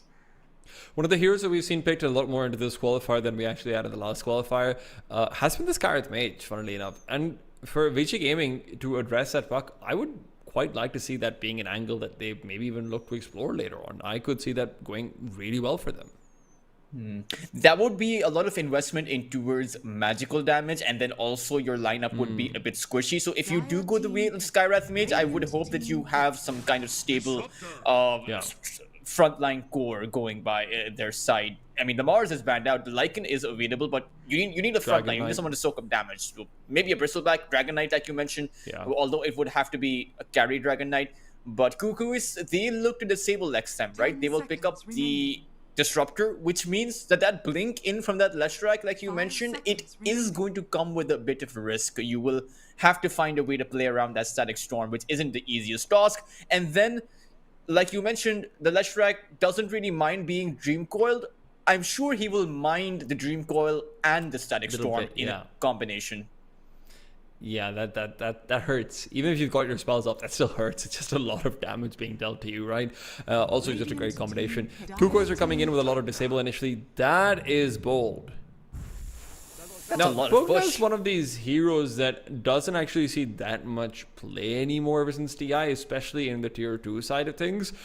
It's a very specific kind of save, and to pick up Bogna into what is already a lot of magic damage coming out from Kukois, it's bold, but like you said, it is a lot of push. I know we'll never ever see this. I know this. Listen, I know. But what a man dreams of is the Diabolic Edict of old times. Not going for the misanthropy, just going up for the ridiculous tower damage and seeing if you can pummel things down before they can even get started. Now, again, it won't happen, but a man can dream. A Beastmaster, though, would be a nice addition to this lineup. You talked about a frontliner. Lycan is also bad. Lycan. Okay, never mind. We don't have the zoos. Lycan Yeah, and you have the Beastmaster next are best out. thing. You have the Pugna and the Shaman. Could go for the Massive Serpent Ward, and then when you blink in with the Leshrac, it's going to be difficult to punish the Lesh, right? Because the Massive Serpent Ward hits you for about 300 damage after at that level 1 mark. So it's quite difficult for Kukois, particularly because there's no real good hero to take the Massive Serpent Ward down with, right? The Puck, the Disruptor isn't going to be hitting the ward. So Vici Gaming are certainly onto something, but their lineup is squishy. Although I'm not sure if the Gyrocopter is the right hero to punish Vici Gaming with. Really? You're not going to be able to fight back against Vici until later on. And then if you're playing for the mid to late game against one of the most experienced teams out there who know how to play the late game, by the way, that's Okay, the to be key fair, point. I don't think you can try and count for experience when you're looking for this fight over here, right? Because for me personally, I just think if you discount like the nameplates for a second and just compare heroes, I think Gyro is a great pick over here. It's like you said, very squishy heroes coming out from VG. It's a lot of magic damage out against a Decrep as well, so you're not going to be able to easily save your Leshrac or any other core that you're picking up. It almost feels like you're forcing VG into a position where they have to consider even something like a Lifestealer pick or so, but never fun versus double silences on the other side. So yeah, I don't hate this. Radiant team pick. Could go I hate for it. a silence. Yeah, it's. I mean, it's designed to take this Nyx Assassin. I mean, if you have the kind of game that a Nyx wants, then you're going to be really good, right? You can kill the Lesh, kill the Pugna, kill the Shaman as 10 well. seconds But the remaining. problem is the probability of having a game that the Nyx wants is so seconds low, remaining. right? It happens about 10 to 20% of the time, but not really much apart from that. Your laning phase is so incredibly weak. And the point that I was trying to mention is, you know, you're playing with a Gyrocopter, you're going to be playing late. What's to say your towers will still be standing in that kind of a position, right? The Nyx Assassin, he's going to try and create space around the map, but I'm not sure if his team will even have the space to be able to capitalize on his vendetta. Radiant team Because you know the push is going to come in. It's an inevitability. It's not a matter of if, but when. I think you need to ban out the Undying if you're VG Gaming over here, because Nyx needs to win his lane. Like this feels weird for me to say because the position 4 is not what you try and incentivize for lane win, right? But Nyx is one of those heroes you really need to invest resources into the first 10 minutes, so he gets an early level 6, so he actually gets some control over towers. And Undying is going to be really important to just make sure that, hey, you know what, you can defend towers, you can keep going in for fights with the Disruptor and the Puck. It's still building onto more AoE, helps out with the Gyrocopter, who just wants to come for a TP in his lane. I would really like to see that being banned out. I hope that Kuku is ban out the Medusa or the Dragon Knight, Radiant team right? Yeah, I Because agree. with the Centaur, you can almost expect the workhorse to be coming in sooner or later, right? It's that insurance policy. You have solid push in the early to mid game, so then you want some insurance that if the game does go late, what do you have to actually fight back with? And in that scenario, Medusa 10 or the seconds Dragon Knight, remaining. either one of those heroes work out really well. 5 seconds. I At don't the mind this same Fen time- ban either, to be fair. I think it's pretty good. I mean, it's great against Kuku's lineup because, you know, we're talking about the squishiness that was there previously for Vici. Now they have the Centaur, but that's also there for Kukuis. Their heroes aren't all true. that tanky. Even the Gyrocopter, his tankiness comes from the Satanic later on and the BKB that he gets earlier on. But within that 20 to 25 minute mark, he's not really going to be all that strong. Let's Do you just see double what- up into an Ursa and try and just fight for the mid game? Sorry, Ursa's already banned. God, I keep saying things that are already banned, Touches. What's going on over here? It's like when they're black and white, I can't see them anymore. It's okay. It's okay. It's the 23 Savage effect, right? You know he loves his That's Ursa. true. It's true. Team I do love me some 23 Savage Ursa. Darkseer's the ban coming out from Vici Gaming over here. They're much more concerned about the wombo combo than the actual fighting ability. And they go for a Luna. Okay. You talk about late game insurance. It's the baby Medusa in a lot of ways, but also can build into a lot of magic damage if that's what you want to go for. Yeah, the Aghanim Scepter. Not to mention, one of the things about the Aghanim Scepter that we rarely see is that it doesn't have to be ground targeted. The Scepter upgrade for the Luna allows you to target your allies with it, and then you couple up the Stampede with it. Imagine a Centaur Warrior Stampede charging at you with that Eclipse on top of him, and then suddenly that's a recipe for disaster. I mean- but not for Vici, for Kukuis. Imagine that you initiate onto the Leshrac and then he gets an Eclipse thrown onto him as well. Just for in terms of counter initiation for a hero that's already doing large amounts of AoE magic damage, that's incredible. I mean, an Eclipse on the Leshrac, what are you going to do about it? I like this pick over here as well. It's not the Undying, obviously, but it does come in with a little bit more late game right click damage as well. And Dawnbreaker is a very strong laner and, you know, decent magical damage over here as well and whatnot. It's still going to be rough versus the Luna though. Particularly because you have such a weak support hero with the Dawn, right? I actually personally think a Dawnbreaker is only a strong laner if he has a good support beside him to take advantage of his Celestial Hammer and Starbreaker. With the Nyx Assassin, sure, you do have the Impale for that setup stun, but the Impale is so difficult to actually land in the early laning phase. Particularly, you know, the Luna actually has one of the highest movement speeds of the game to start off with. 325 or 335, I can't remember which one, but it's difficult. With the boots of speed, you're almost at 400 movement speeds, and it's, I don't know, I mean, I do remember DJ's Nyx Assassin, though, back in the Fnatic days, I will say that.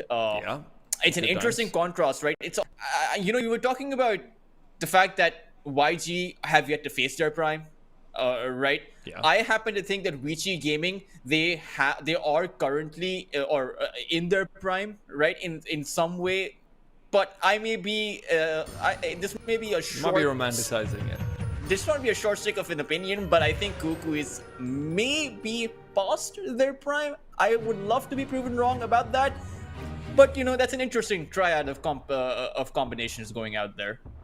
They're trying to prove you wrong over here, and they continue to find success. Question is, can they find success in this game? We're going to be very reliant on JG and DJ doing very well between themselves. The double letter names are going to have to succeed. For me, if this game is going to be won, it has to be off the back of that offlane having a good time. But if you want to have a good time, you can do that by checking out our friends over at 1xBet. If you're interested in that kind of thing, you can use the promo code RESD2. I repeat, the promo code RESD2 by clicking on the pinned message, and you can get up to a 100% first time sign up bonus. I'm ecstatic. I'm ecstatic. Well, I certainly do appreciate the bravado that Kukuis are bringing in. What is this? Let's see. I think Some sort? the win condition for Kukuis is twofold. One, they have to come out of this early to mid game in one piece, and then the other is that they have to get Gabby farmed up on that gyro. 30 seconds. And then you have a mini win condition, which is to play around that Eclipse and play around that Leshrac.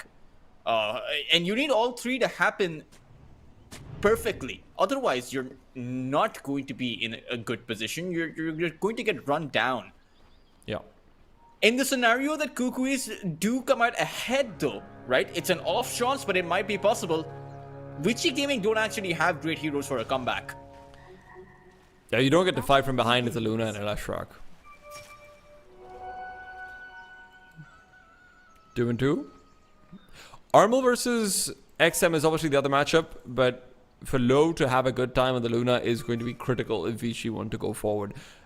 It does feel like Gyrocopter will get his farm no matter what you really do, so Gabby should be comfortable. Gabby and Kuku are going to be okay. There isn't going to be that much kill potential from the Centaur Shaman. Shaman, by the way, did go for the massive Serpent Ward, so you are going to have that pushing presence, not the chicken fingers. I actually prefer the massive Serpent Ward. It's just You a know, very in- specific to game thing. Yeah. In the specific lane where you are with the Centaur, right, you don't really need the chicken fingers. The Centaur is not really going to be under much threat, particularly if he chooses to skill up the Retaliate earlier on. And then you have the Hoof Stomp, you have the Double Edge. It's a lot of damage. You don't need the chicken fingers. Absolutely not.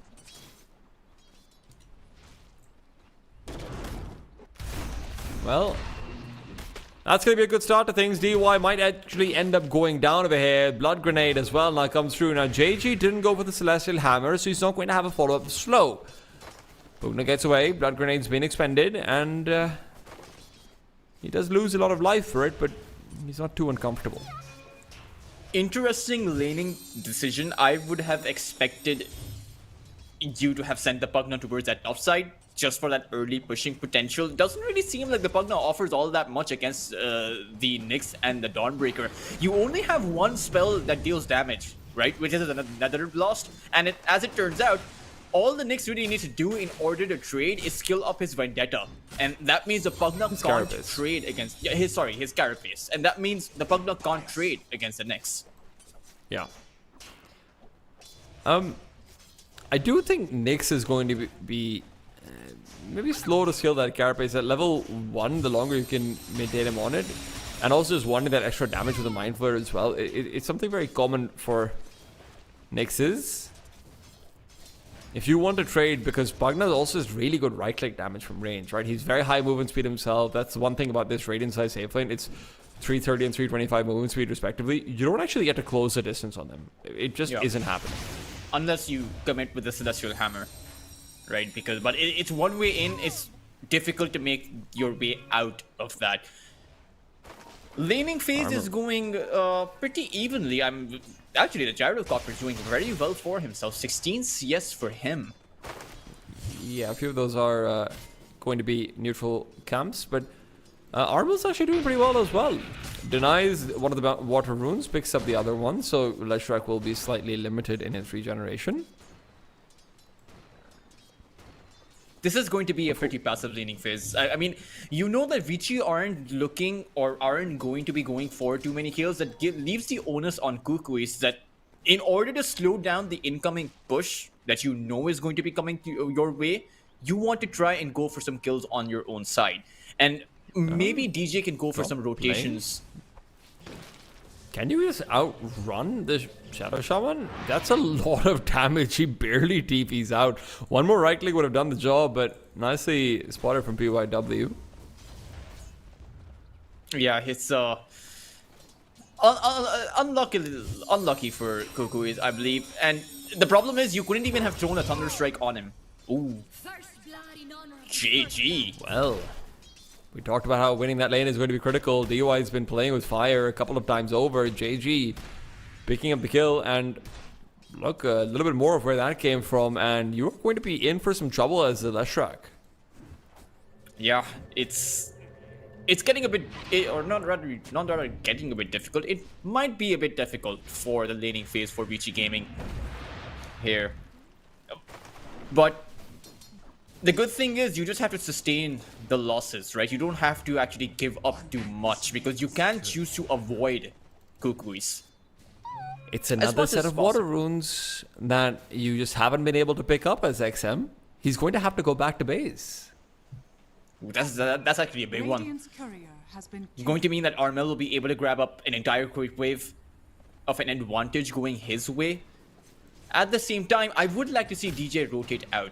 You know you can't get a kill on the Centaur, but the Leshrac is a very vulnerable target, and you will have the experience advantage going the way of the puck, so you will have the Dream Coil earlier. I mean, if the rotation comes in, it's likely going to be around that 6-minute mark to see if you can also pick up the rune with it, just so you don't waste any time.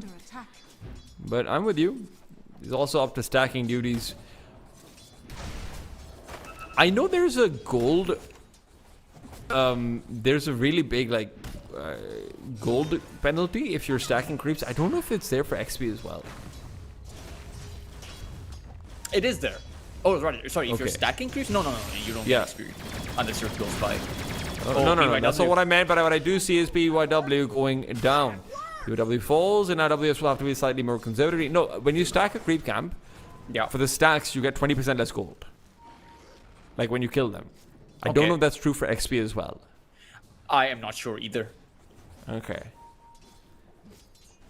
That's the second kill though that Kukuis have been able to get.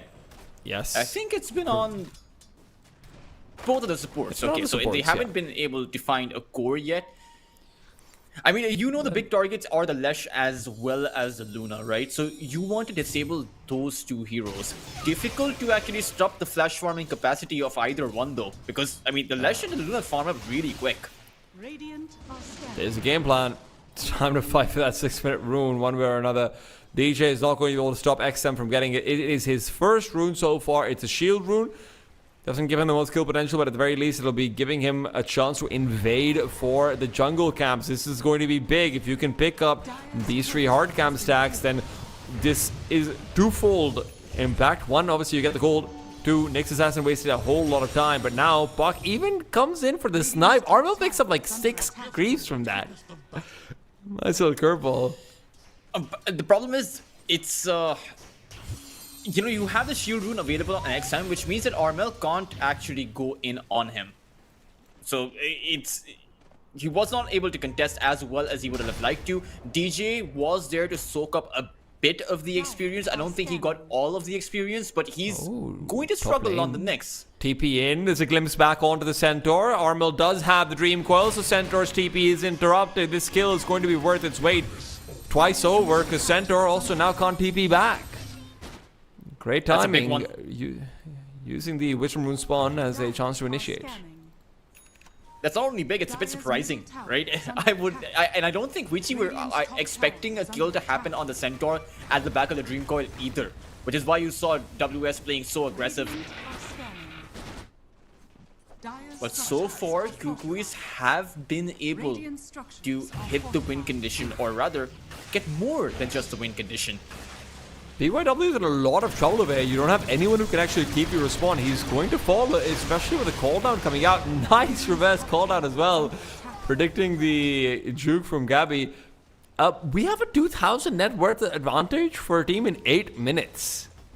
Yeah, it's similar to what YG were able to do, right? Vici really do not prioritize kills at all. And surprisingly, they have a shaman, and they can go for some of these if they want to. I mean, they're gonna sacrifice DJ for the rune. DJ, unfortunately, has made a lot of sacrifices so far. This is going to be a slow level 6 on the Nyx Assassin. Don't expect it before 11 minutes or so. And all in the meanwhile, those stacks, XM is saying thank you very much and just going back and farming them again and again. Look at what he's up to in the dire side triangle. I know you want to give Dawnbreaker early level 6, but it just feels like Nyx has taken so much time to stack those up, and it's all just going by the wayside. At this point, you just should not be stacking up. You know, prioritize getting that 6 as quickly as possible, because that Vendetta will give you a massive advantage. Top lane, they're trying to go in on the Cuckoo. They'll be able to successfully find another return kill. Cuckoo, well, maybe not, actually. The kinetic field is enough. Put that together with the electromagnetic repulsion, and he's safe. You can't say the same about Lu, though. He has a lot of people hunting out for him. Picks up the Watcher. JG thinking of going in. Armel reveals himself, but he misses out on the Dream Coil. Ooh. That will be expensive, particularly because Vici were very busy taking all of these stacks in their triangle. I think they cleared up about 4 hard camp stacks, and while their Lushrak was busy, their Luna was vulnerable. But Kukuis weren't able to take advantage of it. And that will mean that he saw the Dream Coil as well, so he's going to be safe for about the entirety of the next minute. Yeah, and Buck is just going back. Armor is thinking, where's my stacks?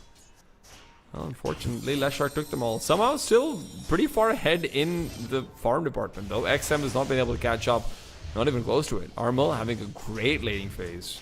Despite of all of the stacks that XM was able to get too, right? It's just seems like is it they're bringing in the gyrocopter? XM should be dead over here. Cuckoo should be able to catch him, but it's the Invis rune. Can they get the glimpse back in time? Yes, they can. Fantastic damage, great follow-up, and it's important for DJ to be involved there in that kill as well. It gives him his level 5. Lashrak will fall, and more pressure onto XM. without the Vendetta too, where they're not really having to commit hard spells to get these kills, and that's the biggest advantage that Kukuis will have, right? When the Leshrac respawns, if he decides to come back in, there's going to be a Dream Coil waiting for him by Armel. DJ is able to stack up some experience. Because you take down the mid laner, you actually gain the most amount of experience. The mid lane hero naturally has the highest amount of experience in the early laning phase. So all of this is, you know, it's really nice chemistry working out for the Dire side so far. Even the tower, they'll have an objective advantage too soon. No, what's this? I hear a glimpse coming in. It does feel like they want to go in once again. Armel does have his Dream Coil, but with a Centaur coming nearby, he'll have to get out of there. Dream Coil used defensively more than not. Just does guarantee himself the kill at a PYW. And this is what I meant, Beltros, when I was comparing Armel to Bob in terms of having a ridiculously high skill ceiling. But the difference is his floor is so good. Armel is consistent. He goes for that one kill. He's not going to overextend. But when it comes to the mid game, when it comes to the late game, he's super dynamic in a team fight. You don't want to let this guy get ahead. Is the potency of their ultimates as well, right? They're just a whole lot stronger. I think VG Gaming need items to make their ultimates work. You kind of need the blink on the Centaur, or maybe even a pipe to soak up that damage. Meanwhile, the Leshrac needs a blink for sure. He just got his level 6 now. Vendetta is ready. It is time to enter the Radiant jungle and never leave. Next. You also see someone. Can he get the skill though? I think he might need the Solar Guardian. That's the global presence. That's the guarantee. Welcome to the playing field, Mr. Next.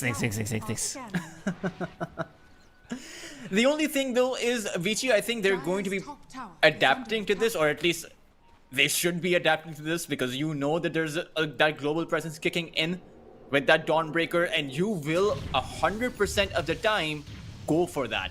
Committing the Solar Guardian to take down the opposing side's carry, that is a dream come true. Dire's structures are fortified. Especially when Luna's going for a fairly greedy build. I mean, this is going to be... And this is a standard Luna build. You have to go greedy. That's just the nature of the hero. But you're trying to build into a Manta, Mask of Madness, Aghanims, while Gyra's going to be coming online with the Ags much faster than that. The only In thing fact, though Gyra's is... like 1,000 gold away from it, basically. The Luna's power spike with the Aghanim Scepter is just going to be a whole lot stronger than whatever the Gyrocopter can muster up. Because, I mean, just the sheer amount of damage the Eclipse does.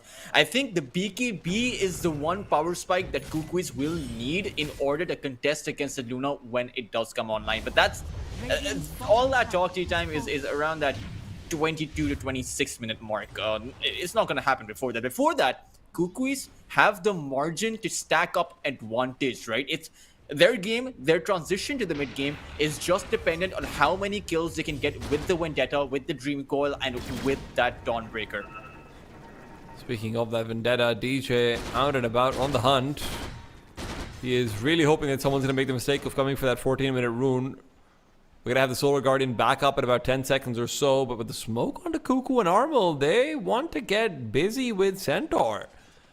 I mean, WS is a big kill to find if you can actually pick it up, but when he sees that the Watcher has been deactivated, he's going to realize, yeah, maybe I don't walk down. He's rune for Armel. He'll have a Blade Mill now. I don't agree with the Blade Mill. I know it's a standard item. You always go for this Blade Mill or Centaur, but there's not really going to be too many heroes that are going to be hitting you, right? You are not really going to be the target of most of Kukui's spells. I would not have hated an early pipe coming out from the Centaur. Look at...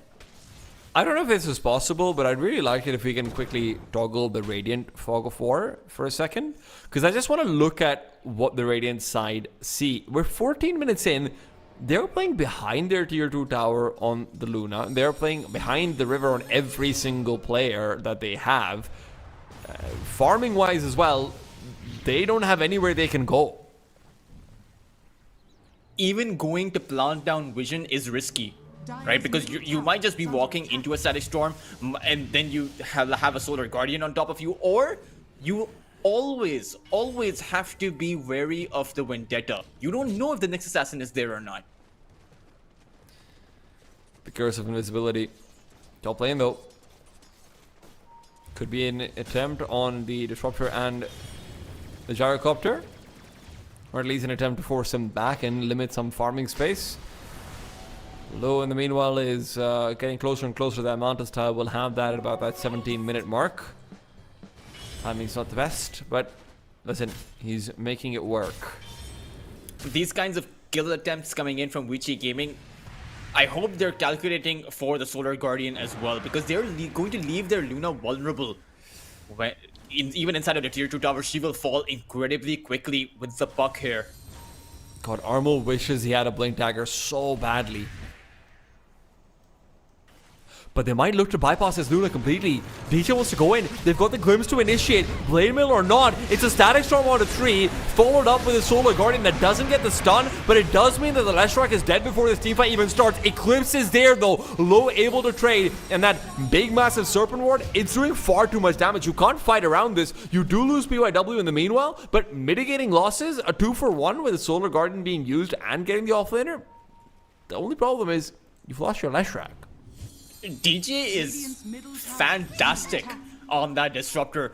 Does his kinetic fields, his Static Storm placements, the Leshrac was useless in that entire team fight. He couldn't go in and he couldn't go back. And I suppose a Dream Call from Armel ensured ensured the Leshrac's demise there. Vici Gaming, they're getting bested right now by Cuckoo. Is not really sure what their game plan is, but even the hero like a Centaur can't survive, and everything changes if you have a pipe, right? That magical barrier will keep your Leshrac alive. It will keep WS alive. It will.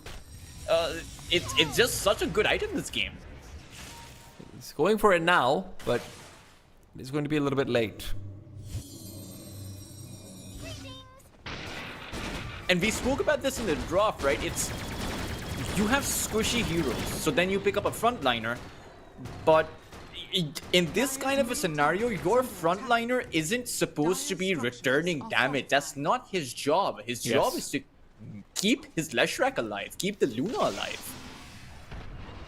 Yeah, get past 2 uses of every spell, basically, right? A couple of Lucent Beams, but right now you're not even getting past this poor little Nyx Assassin. PYW is going to fall, and DJ is having a game now, man. He's been involved in so many kills. 5 kills ever since he got that Vendetta is what he's been able to get involved in.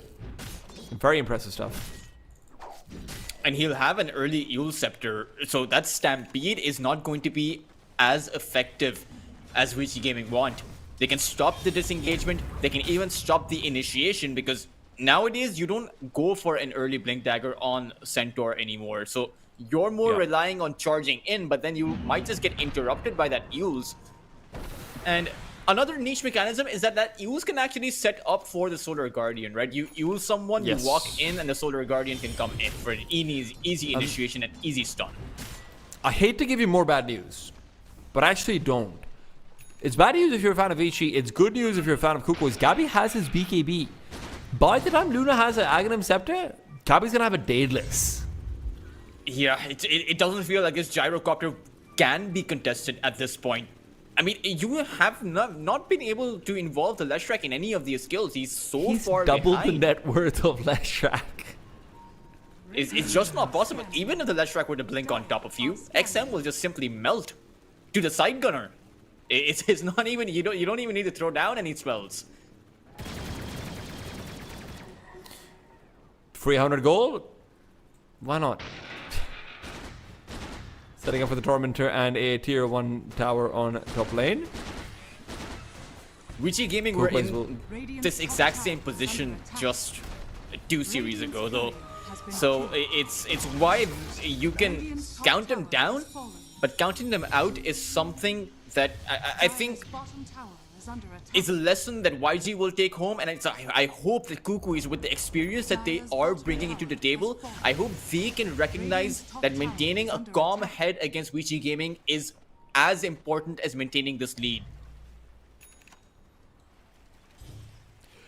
Look, man, the veterancy cannot be underestimated on Kukois, right? This is not a Yangon Galactico situation. This is not a Ivory situation. These guys have been around the block forever.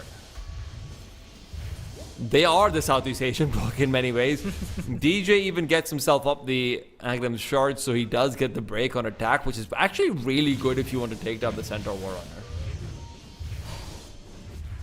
4-second duration too, so it's plenty of a duration. You have some really fast damage coming in at the back of that gyrocopter too. He will not care about the retaliate from the Centaur. Side gunner plus his primary attack will mean that you can take WS down. I would hate to think that Vici missed their timing by going for the blade mail instead of the early pipe. It's just a little bit of a misunderstanding. Now they're going to have to wait for a little while longer.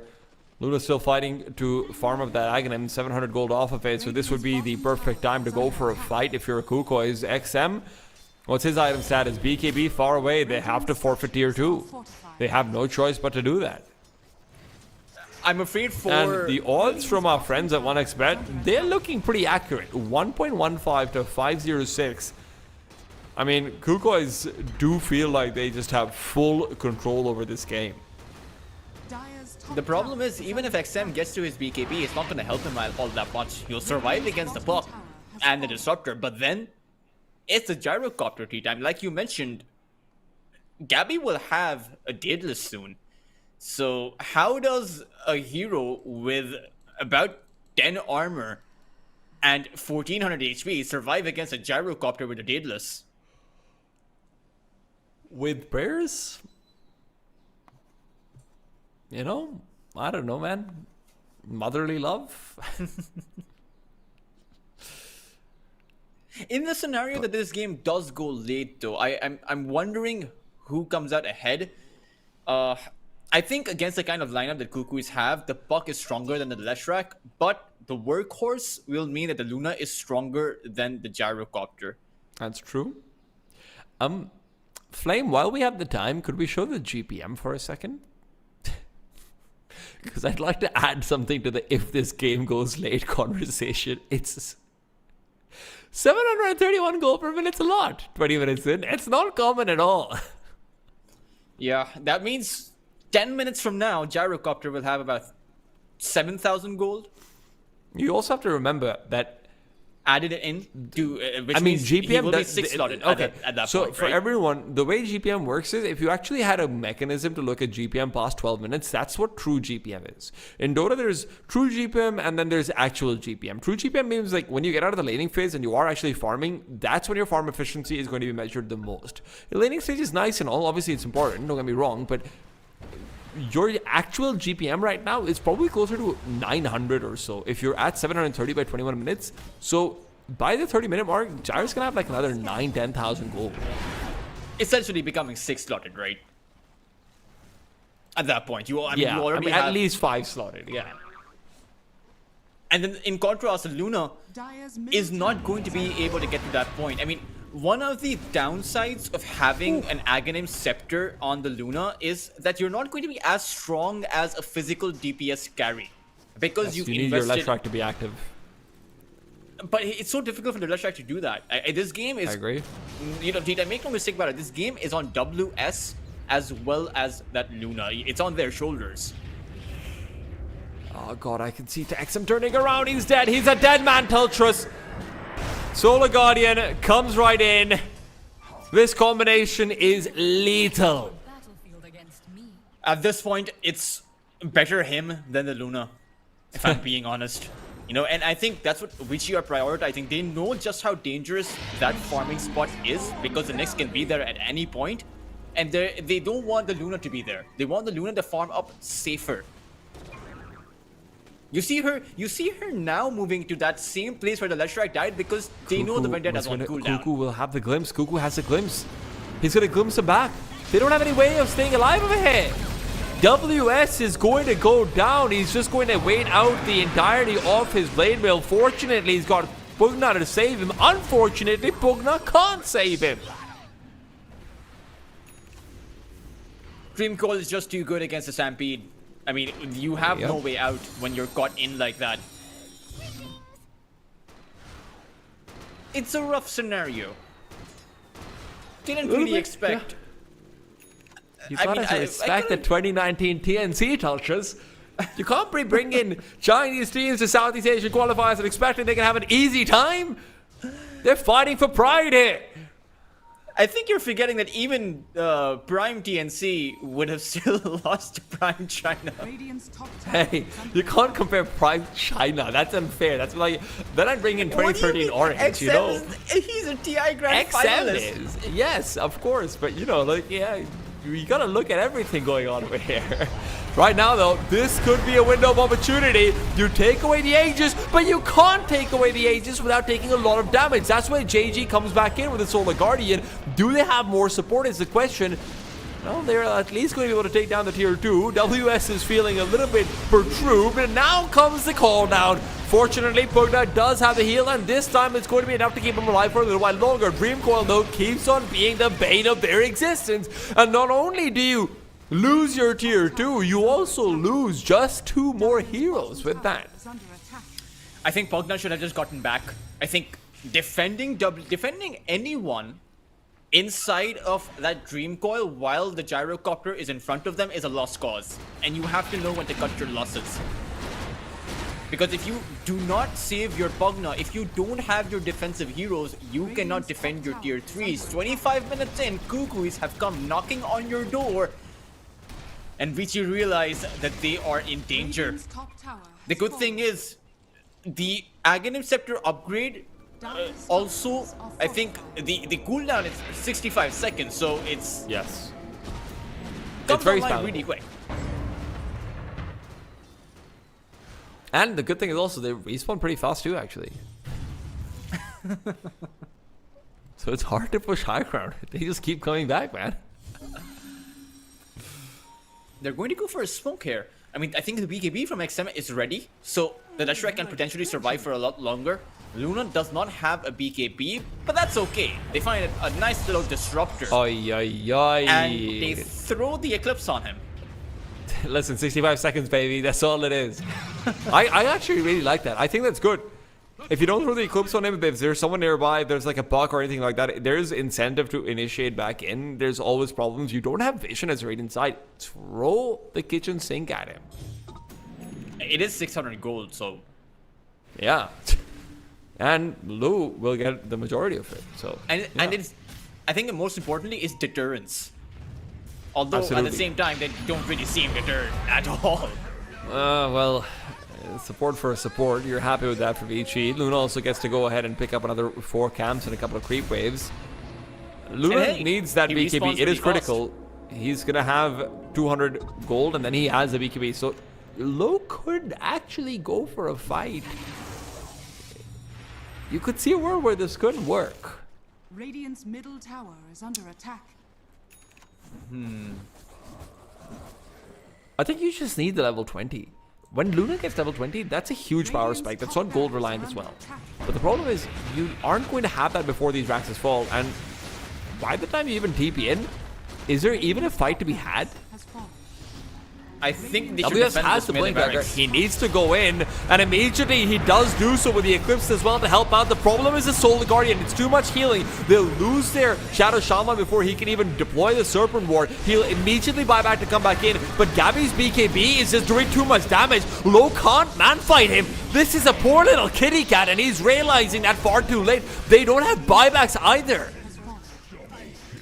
Yeah, 4 players that- dead without buyback. Middle tower That got awkward really quick, and 27 minutes in, Kukuis will force out the GG from Wichi Gaming.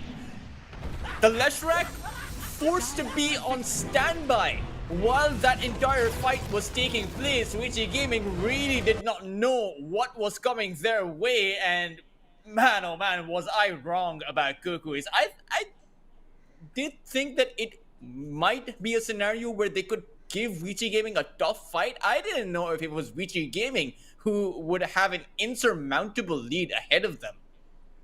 I mean, it was fantastic stuff. From beginning to the end, the way they were able to focus down the Leshrac, and the fact that they actually got Nyx Assassin into a pretty good timing window with a Vendetta. How many times do we talk about this, Teltris, where like a mid laner or an off laner is going to get a Blink Dagger and do literally nothing with it? Nyx, the second he gets his Vendetta, immediate gag onto Luna with the help of the Solar Guardian. It immediately being active around the map. They're closing down the map even more. Armel as well.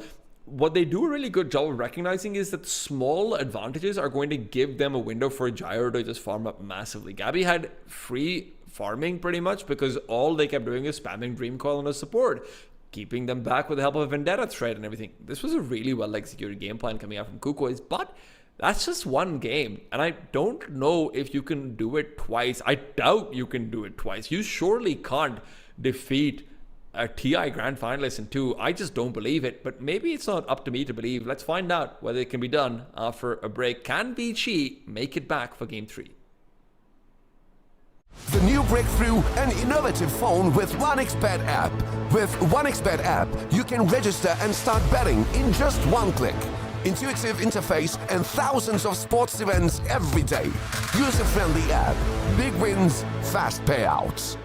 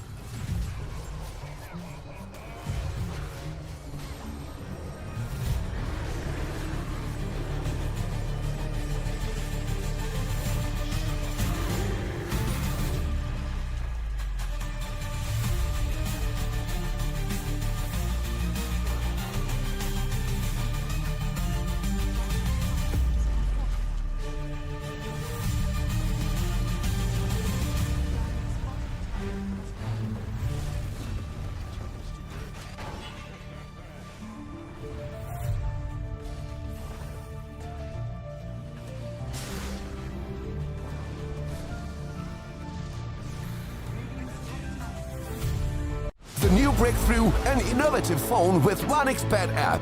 With 1xBet app, you can register and start betting in just one click. Intuitive interface and thousands of sports events every day. User-friendly app. Big wins, fast payouts.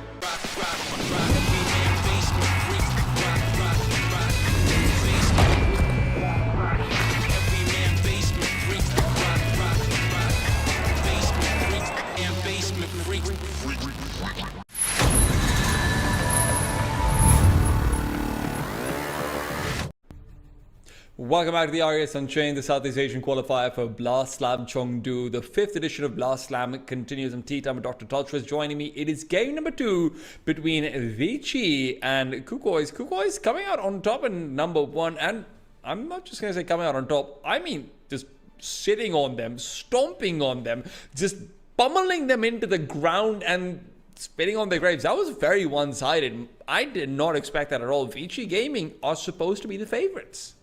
Yeah, and the only other series which was this one-sided was the one between Boom and Buyback Brothers, and I don't think I've ever seen Buyback Brothers compete in a Tier 1 qualifier, right? So that one was expected. This one, being able to pummel down a grand finalist of TI like that, that is something that is a stuff of nightmares. I think that's going to keep XM up late at night.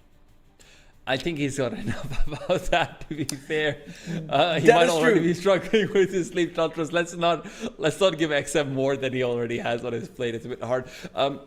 If we're looking at changes, though, coming out of that first game, I would like to ask you what it should be. For me, I do think it was partially a drafting issue, but it didn't even feel like that necessarily. It really was the big execution discrepancies coming out, and maybe even in some ways underestimating how much could be done for that for that Nyx assassin. One thing I'd like to see, though, for sure, is I just want more resources for XM. Leshrac did not have anyone contesting his runes for the first 2 minutes. He didn't get a single water rune. He had to go back to Fountain, and even afterwards, he doesn't actually get a rune till 8 minutes. This is not what you want to see. Yeah, it's I honestly, you know, they were getting the ancient stacks as well. They were getting a lot going their way in the early laning phase. Unfortunately, when you are playing against the Nyx assassin, you kind of know what the Nyx is going to do, right? He is going to be coming in with the Vendetta and to look for ganks. They weren't able to protect their Luna, weren't able to protect their farming spots, and unable to simply punish the opposing side's Gyrocopter. Not to mention, we saw them prioritize a pushing-oriented lineup so heavily, but they weren't able to push. I think all they found was one tower in the early to mid game, and that's simply unacceptable.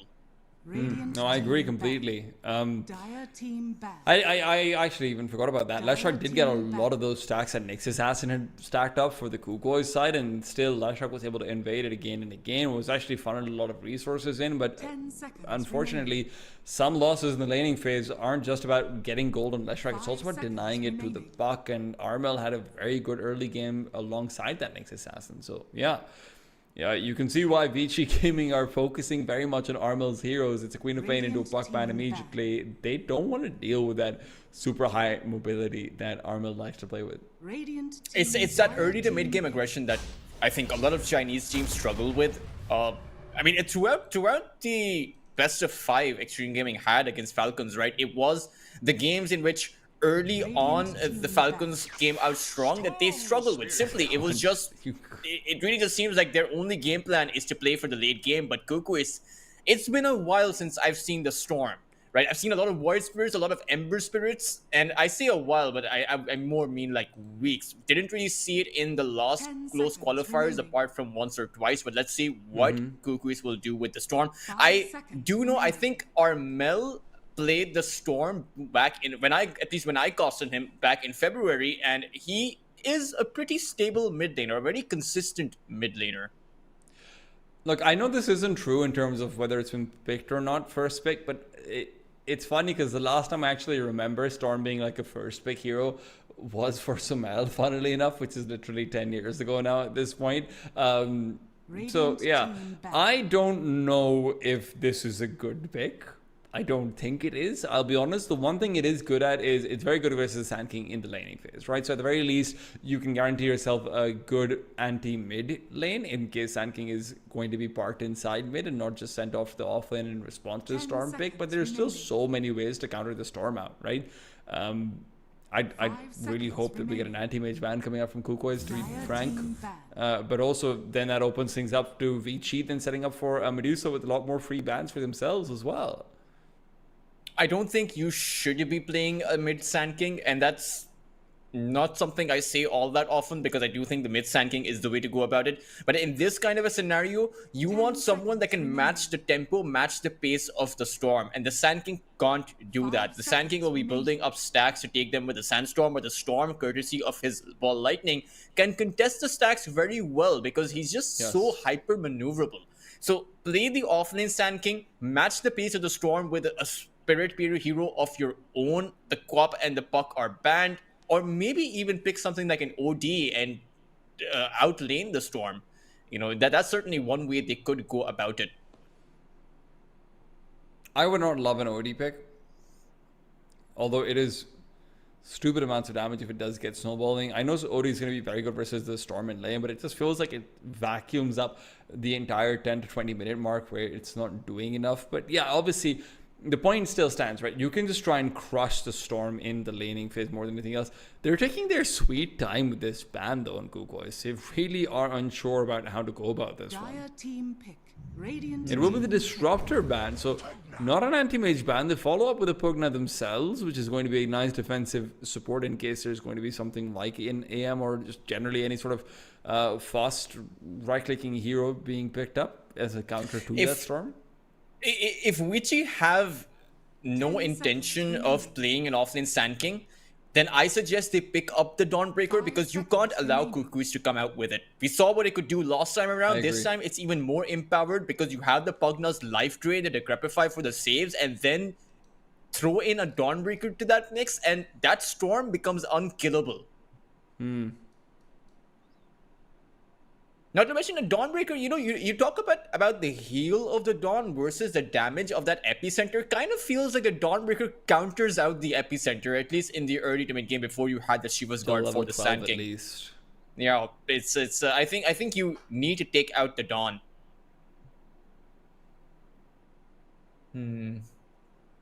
But it would put Vici in a tough spot.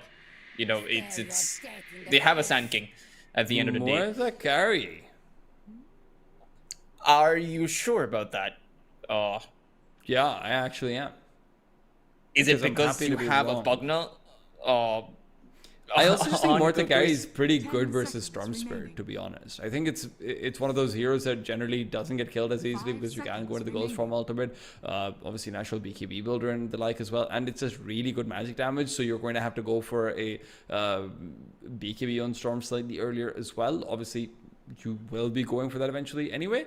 And just generally speaking, it's nice to have that flex potential. I know that it could be a support as well. A fair few Chinese teams in the tier 2 were running it as a support, but I don't know if I would like that in this game in particular. I wonder if they'll go with the Phoenix. On their own side, Phoenix plus the Morta could be pretty good coupled up with the Epicenter. Dire team pick. But it will be a Jakiro. I'm glad that Jakiro is back. Yes. You know, miss him in TI. Or miss I them remember in when TI. the joke... Man, there you go. I remember when the joke used to be that Jakiro's Ice Frog's favorite hero because it just kept getting buffed and the macro power just kept getting longer and longer, especially with the Aghanim Scepter. Just no one was picking it, and it did feel like TI was a very similar story for the Jakiro, but it's good to see him back in vogue. Now the big question is Kukuis going to double down on their Dawnbreaker or not? Apart from the Dawnbreaker, you still have the option for, I think the Beastmaster. You know, that one's still in the pool. You rely less on the heal and more on the push at the back of that Pugna. But it's going to be that Naga Siren. T-Time, you were wondering if this Morta would have been a carry. That option is no longer available because you have the Naga Siren on the other side. I mean, you launch your ultimate from the Morta and the Song of the Siren comes out. That means your ultimate is of no value. You can just wait out the Morta's ultimate's duration. 5 seconds. It's also remaining. just generally a very good hero at resetting after like a Sand King initiation and whatnot as well. Any sort of big ultimate initiator with large cooldowns, you want a Naga Siren on your team to try and counter it out. Now you've got the double saves though, right? You've got the Pugna and you've got the Naga. These are predominantly defensive supports. How do you counter this out in terms of your cores? I don't think the Dawnbreaker is that good anymore, because if you go for a Dawnbreaker, the only initiation you're going to have is the Storm Spirit. You need an initiating hero coming through, but it's the Nature's Prophet. So position 1 NP could be position 5 as well if you want to send Naga as the carry. That's always a possibility, but it's also generally, good with a little bit extra magical damage in case this is going to be a Morta core, which, like you said, 10 seconds possibility is probably remaining. minimized slightly. Nature's Prophet as a core, 5 though, that's seconds remaining. going to be really strong. Very great stat gain, difficult to actually lock down, because if you don't kill the Nature's Prophet, he can teleport back to his fountain and then teleport back in with the removed cooldown. Because he farms up so quick, and because he will hit his level 25, I think out of all of these heroes, the earliest. Beastmaster. Vici Gaming, though, they will pick like up the that. Beastmaster. This is a good setup, right? Roar plus the Macropyre's pure damage plus the Epicenter. That's a whole lot, and unless you have a BKB on Kukuis, you're not going to be able to survive. And I'm glad Vici banned out that Dawnbreaker. I think the time for Kukuis there was time for them to pick up the Dawnbreaker, but they chose to go for the Naga Siren to counter out a potential core Morta. You know what Kukuis can do, Tea Time? They can play the mind games. They already had the Naga Siren, ban out the Anti-Mage, pick up the Medusa, and, stress XM out. 10 I would like to see a seconds Slardar pick personally, because what you have right now for Kukois is a lot of 5 global seconds presence in remaining. terms of supportive elements being added in, right? So you can have your Storm Spirit, you can have your Nature's Prophet being able to sort of just get to any engagement. But what you don't have is a Hunter. You don't have someone who can actually go around the map and assist and give you vision and like actually initiate and make things slightly easier for you to try and go in, not just in terms of into a fight, but also in terms of into the dark spots of 10 the seconds enemy remaining. map and the enemy jungle. I 5 wonder- seconds remaining. What Osnane they're going to go for on Kukuis. And in fact, I'd what like- Gary Vici are going to play with.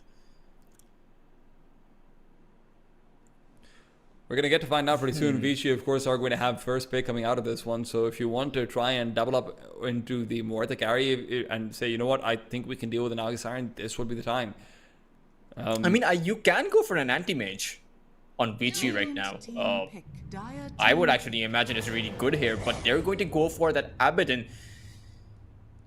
Yeah, that also Interesting. cancels out the possibility of a Slardar completely. So we probably shouldn't see that coming through. Maybe they pick up the Abaddon because they didn't want Kukuis to have it against the Roar, right? That's 10 certainly seconds a remaining. possibility, but I don't think the Abaddon was the strongest carry seconds available for remaining. Vici.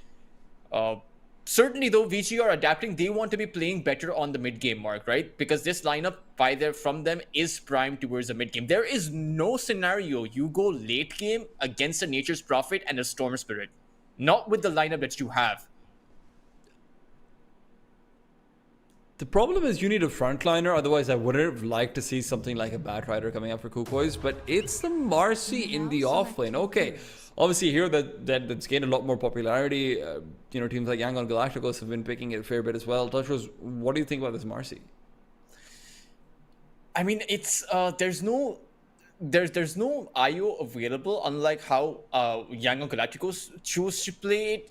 I'm not exactly too sure about what the Marcy will be able to do in those team fights later on, because there's just so much disable available, so much magical damage too going her way. But at the same time, I will say the Marcy does really well against the Abaddon, at least in the lane, right? The rebound, the dispose, they're just great spells for repositioning. You can even run out of the AoE of the Aphotic Shield, but more so than that, you just build up a lot 10 of tempo. seconds And then you have the Pugna. One of the less talked about aspects of the Marcy is her ability to demolish structures at the back of her Fury, right? The Nether Blast plus the Marcy is going to mean that your towers will fall and you're going to be pressed for time, because remember, you're now playing an Abaddon as the carry, and there's really only one way you itemize an Abaddon carry. You're going to be going for that Radiance. Against the pushing lineup, though, you need an early Radiance, but that's, you know, how many times you ever heard the words early Radiance? It's how early can you possibly get a Radiance? It's such an expensive item. I mean, I feel like 12-13 minutes would be the minimum if you have perhaps a stellar game, but Vichis sure have their work cut out for them. I fear that in their chase to have a great mid-game oriented lineup, they may have given up the late game entirely to Kukuis. At the very least, these are good scaling supports, if nothing else, right? So you actually, the Jakiro and them were to do a lot going into the late game. They're very good, but the problem is it's sort of like that's not true equally on the other side of Kukuis.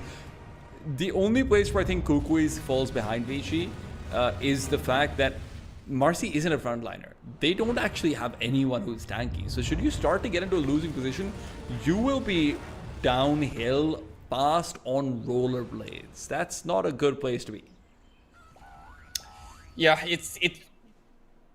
I think it can go either way, right? A lot of it now depends. Now the ball is in Vichi's court, right? They will be the ones to create the tempo and take Kukuis down in the early to mid game, because they're the ones who are playing against the clock, unlike Kukuis, who proved that they can do it. So now it's up to Vici Gaming to prove that, the Radiant side, to prove that they, in fact, will be able to continue their run, at least take it to a game number 3. You would not want to go out of a disqualifier like this. I mean, it's not just a qualifier run on the line, it's your ego, it's your pride, because you were in the grand finals for TI, right? It's also, I mean, like the rest of 2025. There are very few big events left to qualify to Blast Slam. It's Chengdu, it's your hometown, or rather your home territory. You are a Chinese team. You think XM doesn't want to play in front of a Chinese crowd? Of course he does. The pressure on this team to perform for here in this qualifier is massive. The idea that they could lose before even like the grand finals of this qualifier and not to one of the big name execration of Booms, this is, you know, obviously in a lot of ways this is a ragtag reassembly of veterans. And Vichi's foray back into esports. Who knows? Maybe if Vichi do well, we might even see IG back. One can dream. I don't know if I can go that far. I think I still remember the Fame 22 Ferrari... that IG did. Who was it against? Was it against OG or EG? I think it was EG. OG didn't exist back then. Okay, I guess it was against EG. 22-0. You know, I think it was the first time I ever saw a scoreline like that in a tier 1 setting. But a lot of pressure on Vici Gaming's shoulders, that's for sure. A lot of pressure on XM, as if he doesn't make it to his own home ground territory tier 1, like you mentioned, he might just be the only one amongst his peers not to be able to compete like that. And that's a terrible place to be in. Never want that to be the case. Not at all. This is going to be, of course, a mid lane Beastmaster. That's something we haven't talked about in all of the conversation and pressure. XM is mid. This is an off lane Sand King. I mean, we had that in the previous series too, right? It didn't work out for them. Let's hope that it works out for Vici Gaming. But it worked out pretty well for them. POW does take down Gabby in the meanwhile. First blood is found, and Cuckoo does have a chance to trade. No, just a 10 HP. The Tango really helping out.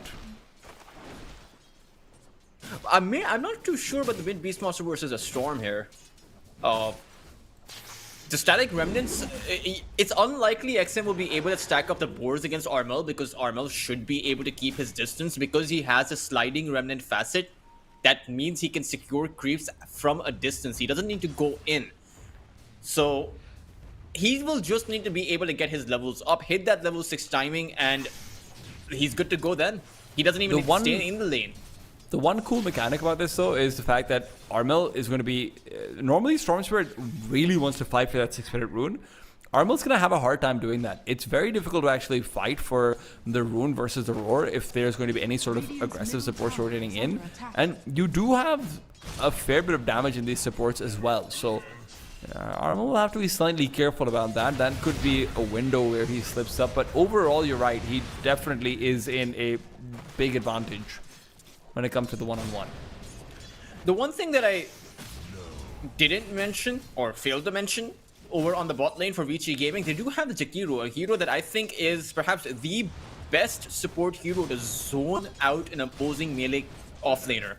And JG, despite being good against the Abaddon, is going to struggle against the Jakiro. There's really nothing you can do. The Nether Ward from DJ doesn't do anything to the Jakiro. Remember, because the Liquid Fire does not cost any mana, he doesn't actually get punished for using that ability every single time. He's just gonna spam it out.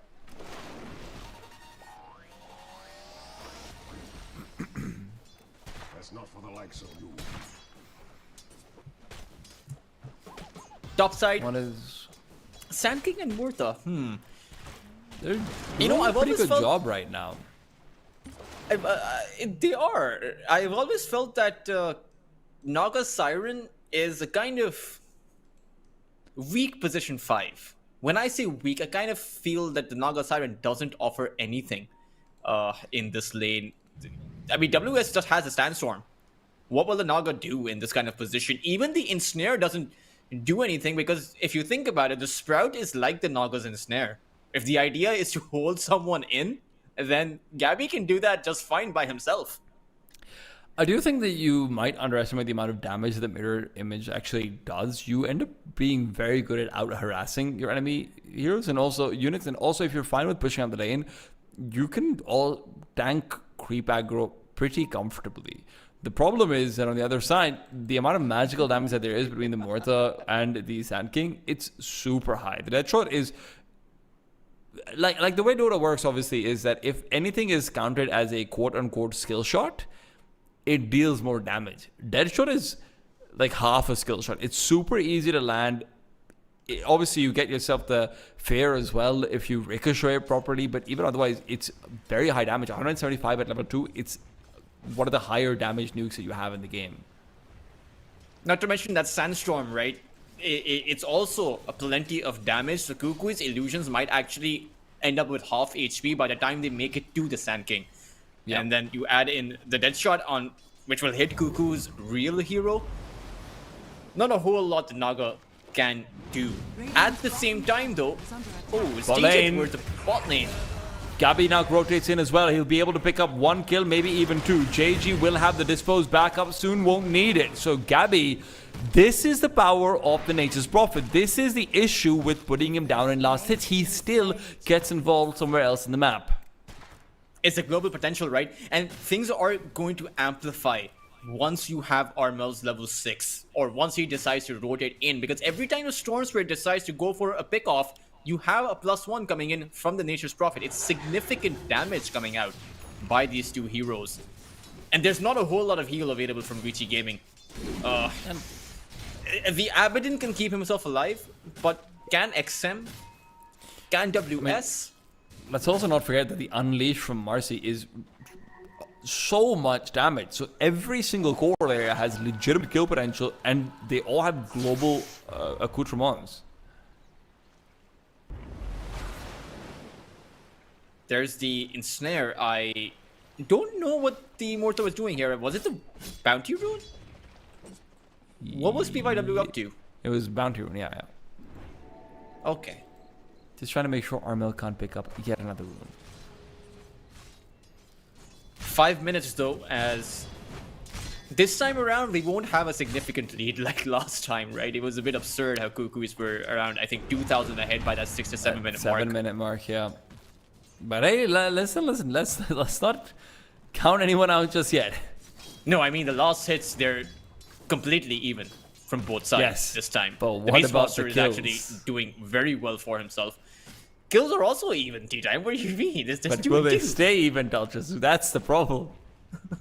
Look, obviously, this is going to be a lot more of a 12 to 15 minute deciding factor, right? That's when we're going to be watching very closely about who's going to make mistakes, when can the Beastmaster Roar be activated, and that Beastmaster does want to activate soon. He's called DY over. DY's going to come through. He's going to be doing some good damage into Armil. Armil is not with his level 6. The dead shot as well to help out. And Cuckoo comes in. Doesn't really provide much. It's DJ with a decrep who actually does what matters. And Armil is getting very low. XM can still continue to dive up underneath the tower. Armil had too much pressure put on him. He's 2 creeps away from getting his level 6, but he can't get in range of those creeps, and now there's too many heroes nearby that he's sharing XP with. If DY goes down though, that makes a difference. Armil finds his level 6. Can he zip onto the Beastmaster? Wouldn't have mattered even if he could. He doesn't have Electric Vortex skilled. Vici Gaming threw everything they had at that fight.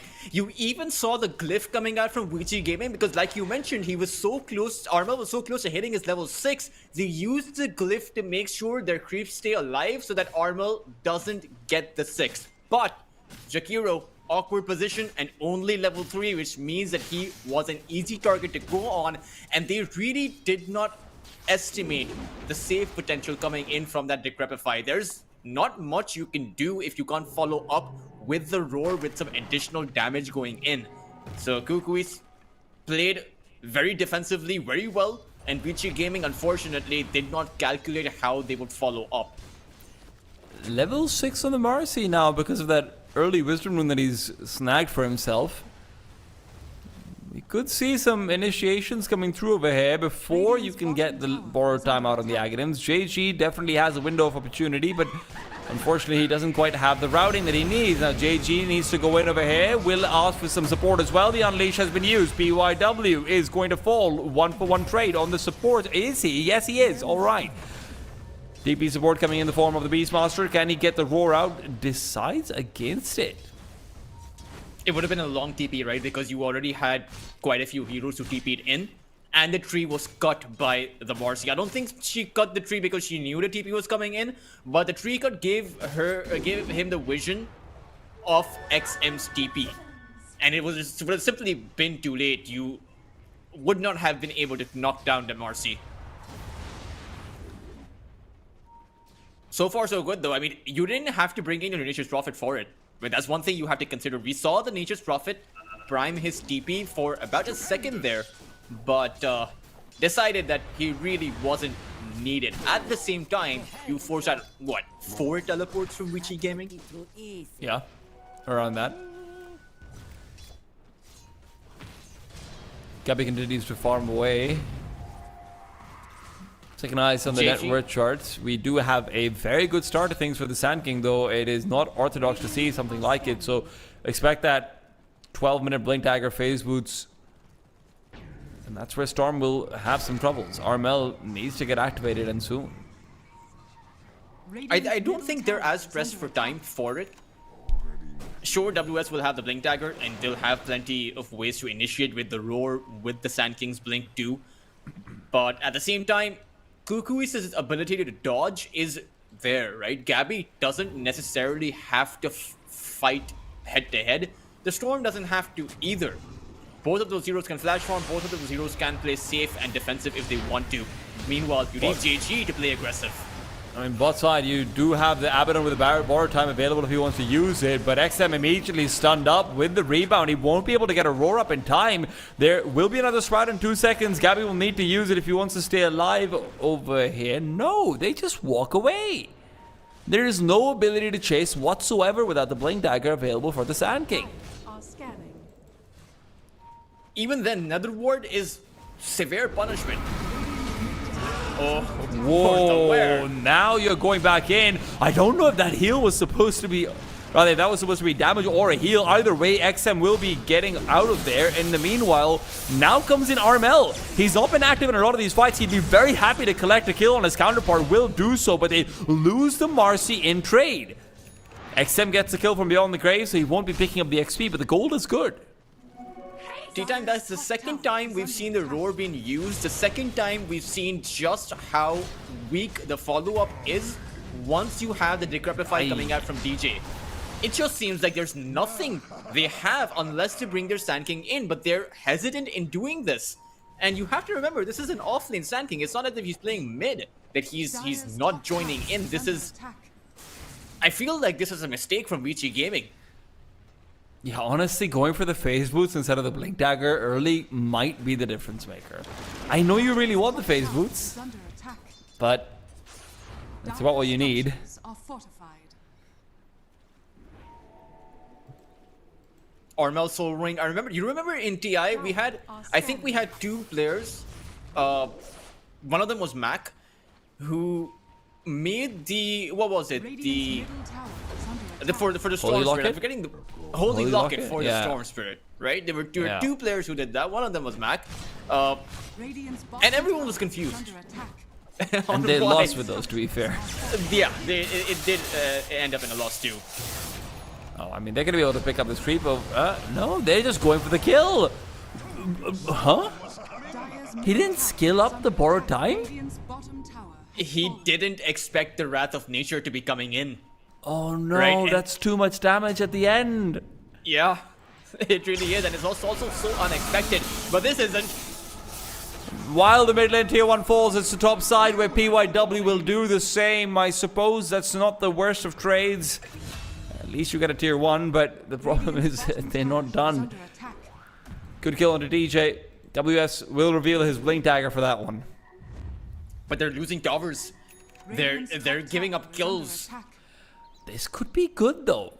If WS is able to come through with a follow-up kill into the back lines, he's going to be moving past this Naga completely. The Muerta TP's in, so PYW is serving as some sort of distraction. Gabby, however, has TP'd out of there, so all you can get is that Naga. Unfortunately, it's a lot of commitment for a reasonably high-level support, don't get me wrong, but that wasn't the target you were looking for. And it's also the most valuable piece of information that is going to be available to Cuckoos in the early game. It is the fact that WS has now is in possession of a blink dagger, right? He so revealed now that you on the adapt. Pugna kill as well, but Is yes. under attack. So you'll he had that for the Pugna. I thought he just got it. Dire's top tower has fallen. I think it was visible in the fog, like it was delivered to him right as he was killing Pugna, basically. Oh, okay. Okay. Yeah. So Cuckoos, I mean, they should change the way that they are playing now at the very least. Play a bit safer with their cores. They can sacrifice Cuckoo all day long because he's playing Naga Siren. Scan is good. Borrow time is on cooldown for 65 seconds. I didn't actually see that one. That means this is going to be another death for low. You can't stay alive. And Abaddon with this many deaths early game, 3 deaths on him. Radiant's bottom tower is under attack. That's a Now carry. look, right? It's 14 minutes and he is not close to his Radiance. In fact, he went for the Helm of the Dominator. And that leaves his team so incredibly vulnerable. Muerta will be able to teleport. Oh, rather, no. He'll just get grabbed up by the collar at the very last second. Cuckoos, I mean, with the fact that they don't actually have an opposing side carry that can contend with them, you have to wonder that roar is completely useless because there's no follow-up. The only thing that Vici Gaming have is the epicenter. But is that really enough tea time? Doesn't really feel like it. They're setting up for a kill on the XM over here as well. Dire are scanning. Or at least they're thinking about it. I really think they could have killed him if Gabby had TP'd in, but maybe without the Wrath of Nature, he doesn't feel completely confident in it. It's going to be the Aghanim Scepter now completed for the Beastmaster. Does that make a difference? It does increase their capacity to dish out physical damage, right? At the end of the day, if you're not able to rely on your Abaddon being farmed up at this point, you need someone else that can shoulder that burden. And XM has to be it on the Beastmaster. Radiant are It's going to be... I think we're going to see a 20-minute Radiance. And here I was talking about an early Radiance, potentially. God. Meanwhile, you're faced up against a hero that farms up very quick. But WS... Big kill. Very big kill. Huge kill if actually. Yeah, that's a really farmed up core on the other side. Not to mention, you're probably not going to fight without your Marcy. I mean, you can go for individual pickoffs or something like it, but obviously Marcy is a big source of damage right now. Marcy's also going in for that BKB. Once she gets that one out, then it could be another big window. The problem, though, for Kukois is they don't have a mid game the same way. While top lane, we do see Abaddon being gone on again. Lowe's just had his borrowed time forced out. And you're going to lose a tier 1 tower. Right, the first time you go on the Abaddon, you're not really looking to take him down. You're looking to put his borrowed time on cooldown. The next time you go on him, that's when you go for the kill. Bot lane, JG's going in. This could be an overextension. Second death of a hair would be a problem, but fortunately he's got Gabby coming in from nearby. WS is also a pretty down farmed core. One of the most farmed cores coming out for the Radiant side has already fallen. Roar comes on to the Naga Siren, who will not be able to use his song, and in the meanwhile DJ stays alive only just by the skin of his teeth. Armel goes on to XM. The electric vortex is not enough to keep Gabby alive, but it does at least avenge him if nothing else. 2 for 3, and Vici, a big win going their way again off the back of some slight overextensions. I have to say, JG did feel like he was caught out there. Yeah, that should not have happened like that. And you had the Naga Siren song, but Cuckoo, he's playing on the front lines. I'm not really too sure why he's there. Perhaps it's to add in some additional bit of utility against Vici Gaming, but he should be behind his team to be able to pop that song in dangerous situations such as JG getting caught. Slight mistake coming out from Cuckoo's, but Vici Gaming, they did have to expend their roar, I believe, for it. Which isn't the biggest deal. Yeah, it's nice and really, it's going to come off of cooldown as soon as... It's like 10 seconds. Yeah, it's already off of cooldown, Yeah. in fact. But, and also, mind you, that was without the borrowed time, or rather, without the Abaddon. Without the There carry. is, I don't know if we pointed this out, but there is an Atos now available for PYW. And that's big versus the Storm. Storm's not going to have his BKB for a while. Storm's going downtown! JG comes in, calls in some help. He's got a Centaur Conqueror next to him. Thank you very much. Murda in the meanwhile can go into the ghost form, but the Veil has been taken down. And now it is the tier 2 that is going to be under siege. Very quick set of kills. That happened without vision, by the way. Cuckoo did not have that. I think it was just a creep wave that they had going by their side. They didn't know how many players from Vici Gaming were there, but I think was it the Watcher? I think it was the Watcher. It might have been, but meanwhile Armel dodges out of the ice spot in the middle lane, and they really don't want to let go of the go button. They are picking up towers after towers. Tier 1 tower has been found in the meanwhile in mid. So good responses, but you do have to worry about Armel's farm. Needs to keep at it. But that's the thing, right? Both of these heroes flash farm, and that's the thing about this Nature's Prophet. His farm only accelerates as time goes on. Meanwhile, the Abaddon isn't really the fastest of farmers, even with the Radiance, which, by the way, he still does not have. And they're going to go inside of that Roche, but the Naga Siren illusion is going to spot this attempt out. So Cuckoo's, will they go for the contest? This is super slow, but Kukois doesn't want to. They don't believe how fast it's going to go. This is a free Roshan. For a team with the amount of globals that they have, this does feel like a big error. BKB and Aegis onto the Beastmaster, so you're not going to be able to take down XM twice, almost guaranteed. Huge amount of gold and XP going their way as well. This certainly helps. And on the Beastmaster, it's really good because you have the Drums of Slum, right? Which means his second life, he's not really hyper-reliant on his roar. He's playing for that physical DPS too. So that second life will mean that they can still fight back. Vici Gaming somehow, some way, they're able to play this game 4v5 for now.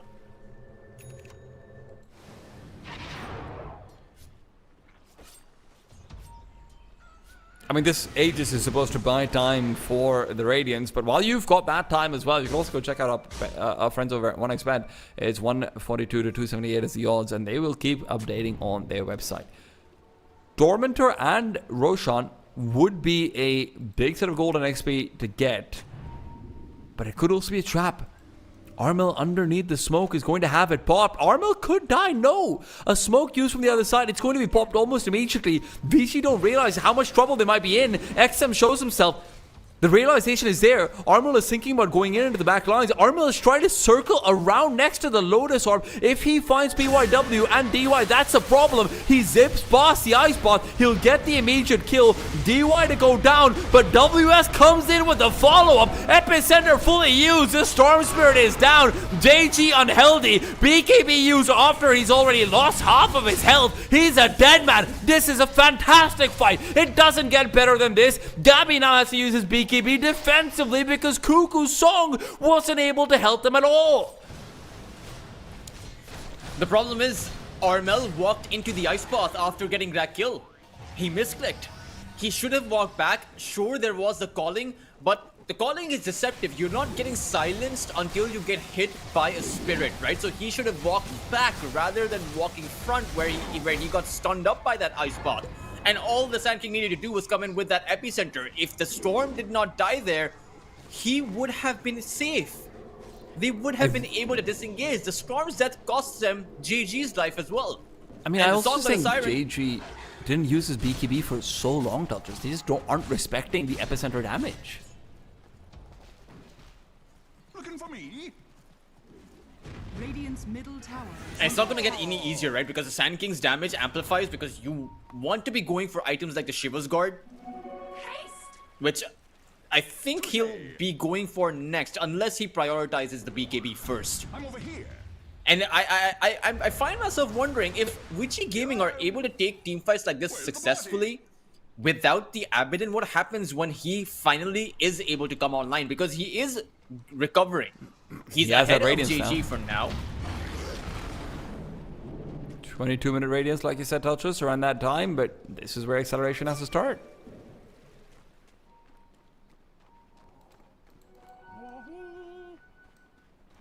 It's also surprising that Cuckoo has decided to fight against the Aegis. Right? They knew they were walking into a full-on team fight because they were going for the Tormentor play. Right? There's not going to be a single target on that Tormentor. You know that there's going to be a full team there. I think one of the things that we also have to keep in mind, though, Tultras, is that obviously Cuckoo doesn't know how far ahead they actually are. We see that it's only a 4,000 net worth advantage. They might be thinking, yeah, dude, we've got like full map control. We get to do whatever we want. We probably have like an 8k advantage. Let's go. Who cares about the Aegis? I mean, it's a ridiculously farmed XM.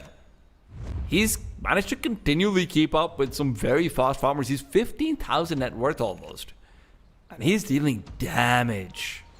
Also, the fact that the effective net worth was barely anything for Cuckoos, right? Because the Storm was holding around 4,000 gold in his inventory. So that 3,000 need that you see at the top of your screen doesn't really exist when you're pocketing so much gold.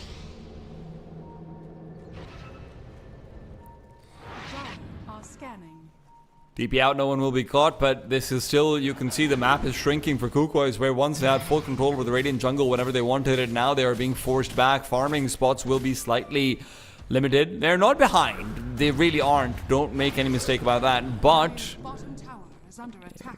there is certainly a window that has been opened for the cat to run out of. And Vici are meowing. Dire's bottom tower Vici- is under attack. I feel like they have a clear pathway back into this game, or they may have already found it. However, the scenario where they can take Cuckoos down in the late game isn't there unless Cuckoos either make a big mistake or Vici Gaming simply outplay them massively. Armel will be much stronger than the Beast Monster in that late game. Gabby will be much stronger than the Abaddon in that late game.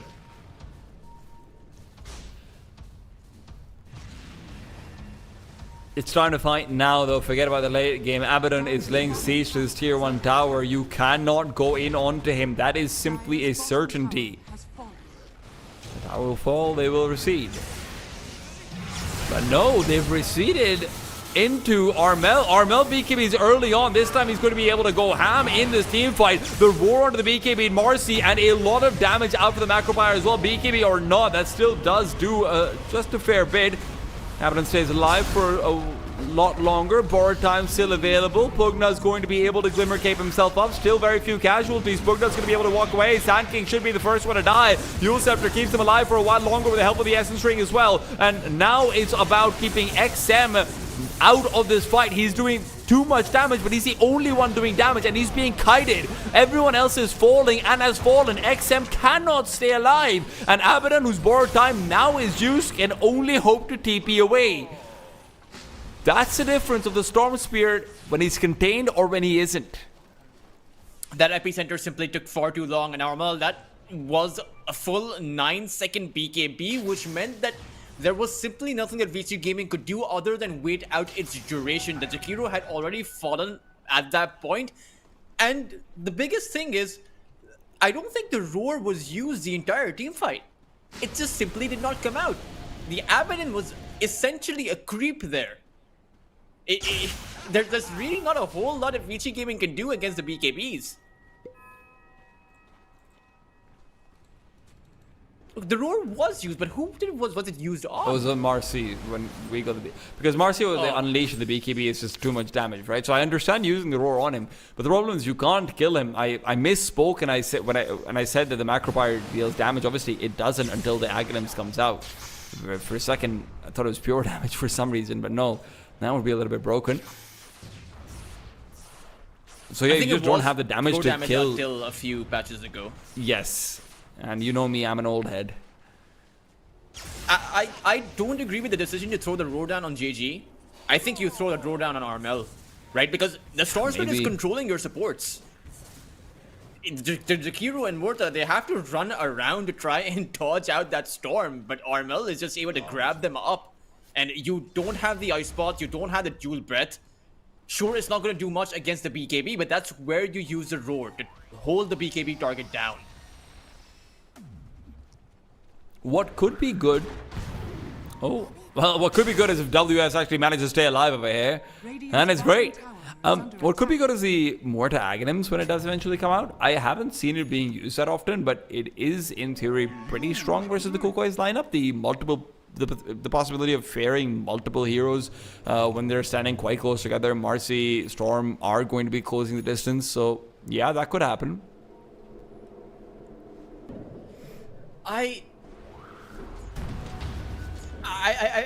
What I'm concerned about is VC's Gaming ability to scale, because they just lost an entire team fight, right? And you can see the net worth lead. It's snowballed out of control. 10,000 up for them now.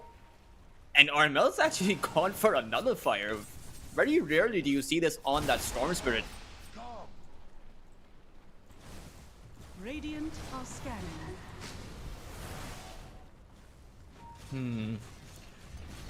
VG Gaming will simply have to play from behind. The problem is, this Abaddon can't do anything. I mean, at a certain point, you can play 4v5 because you're playing with your epicenter, you're playing with your Roar. Those abilities will carry you to a certain point, but you will fall off once Kukui's build up farm, and they have.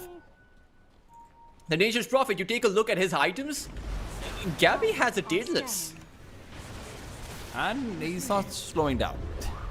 He has 3,000 HP, 21 armor. And he'll have a Satanic. Once he has a Satanic, how do you take him down if your epicenter doesn't do any damage? That's a good question.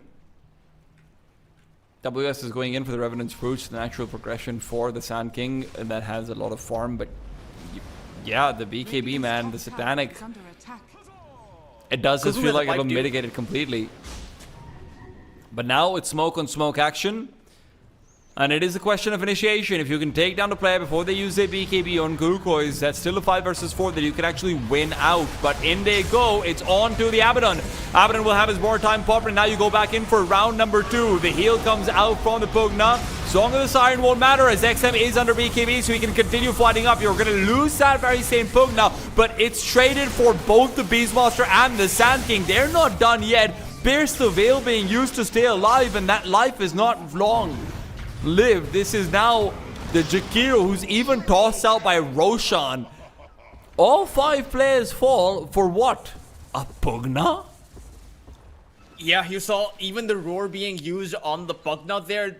VG Gaming threw everything they had at that, and you saw every single ultimate coming out, but it simply does not matter. The amount of damage, the amount of control that Armel possesses, his ability to reposition, VG Gaming are playing with melee cores, right?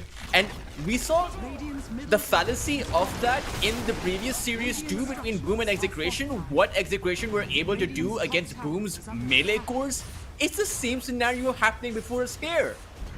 You know, we spoke about this in the draft. Storm Spirit can only be matched by a hero that brings in equal tempo.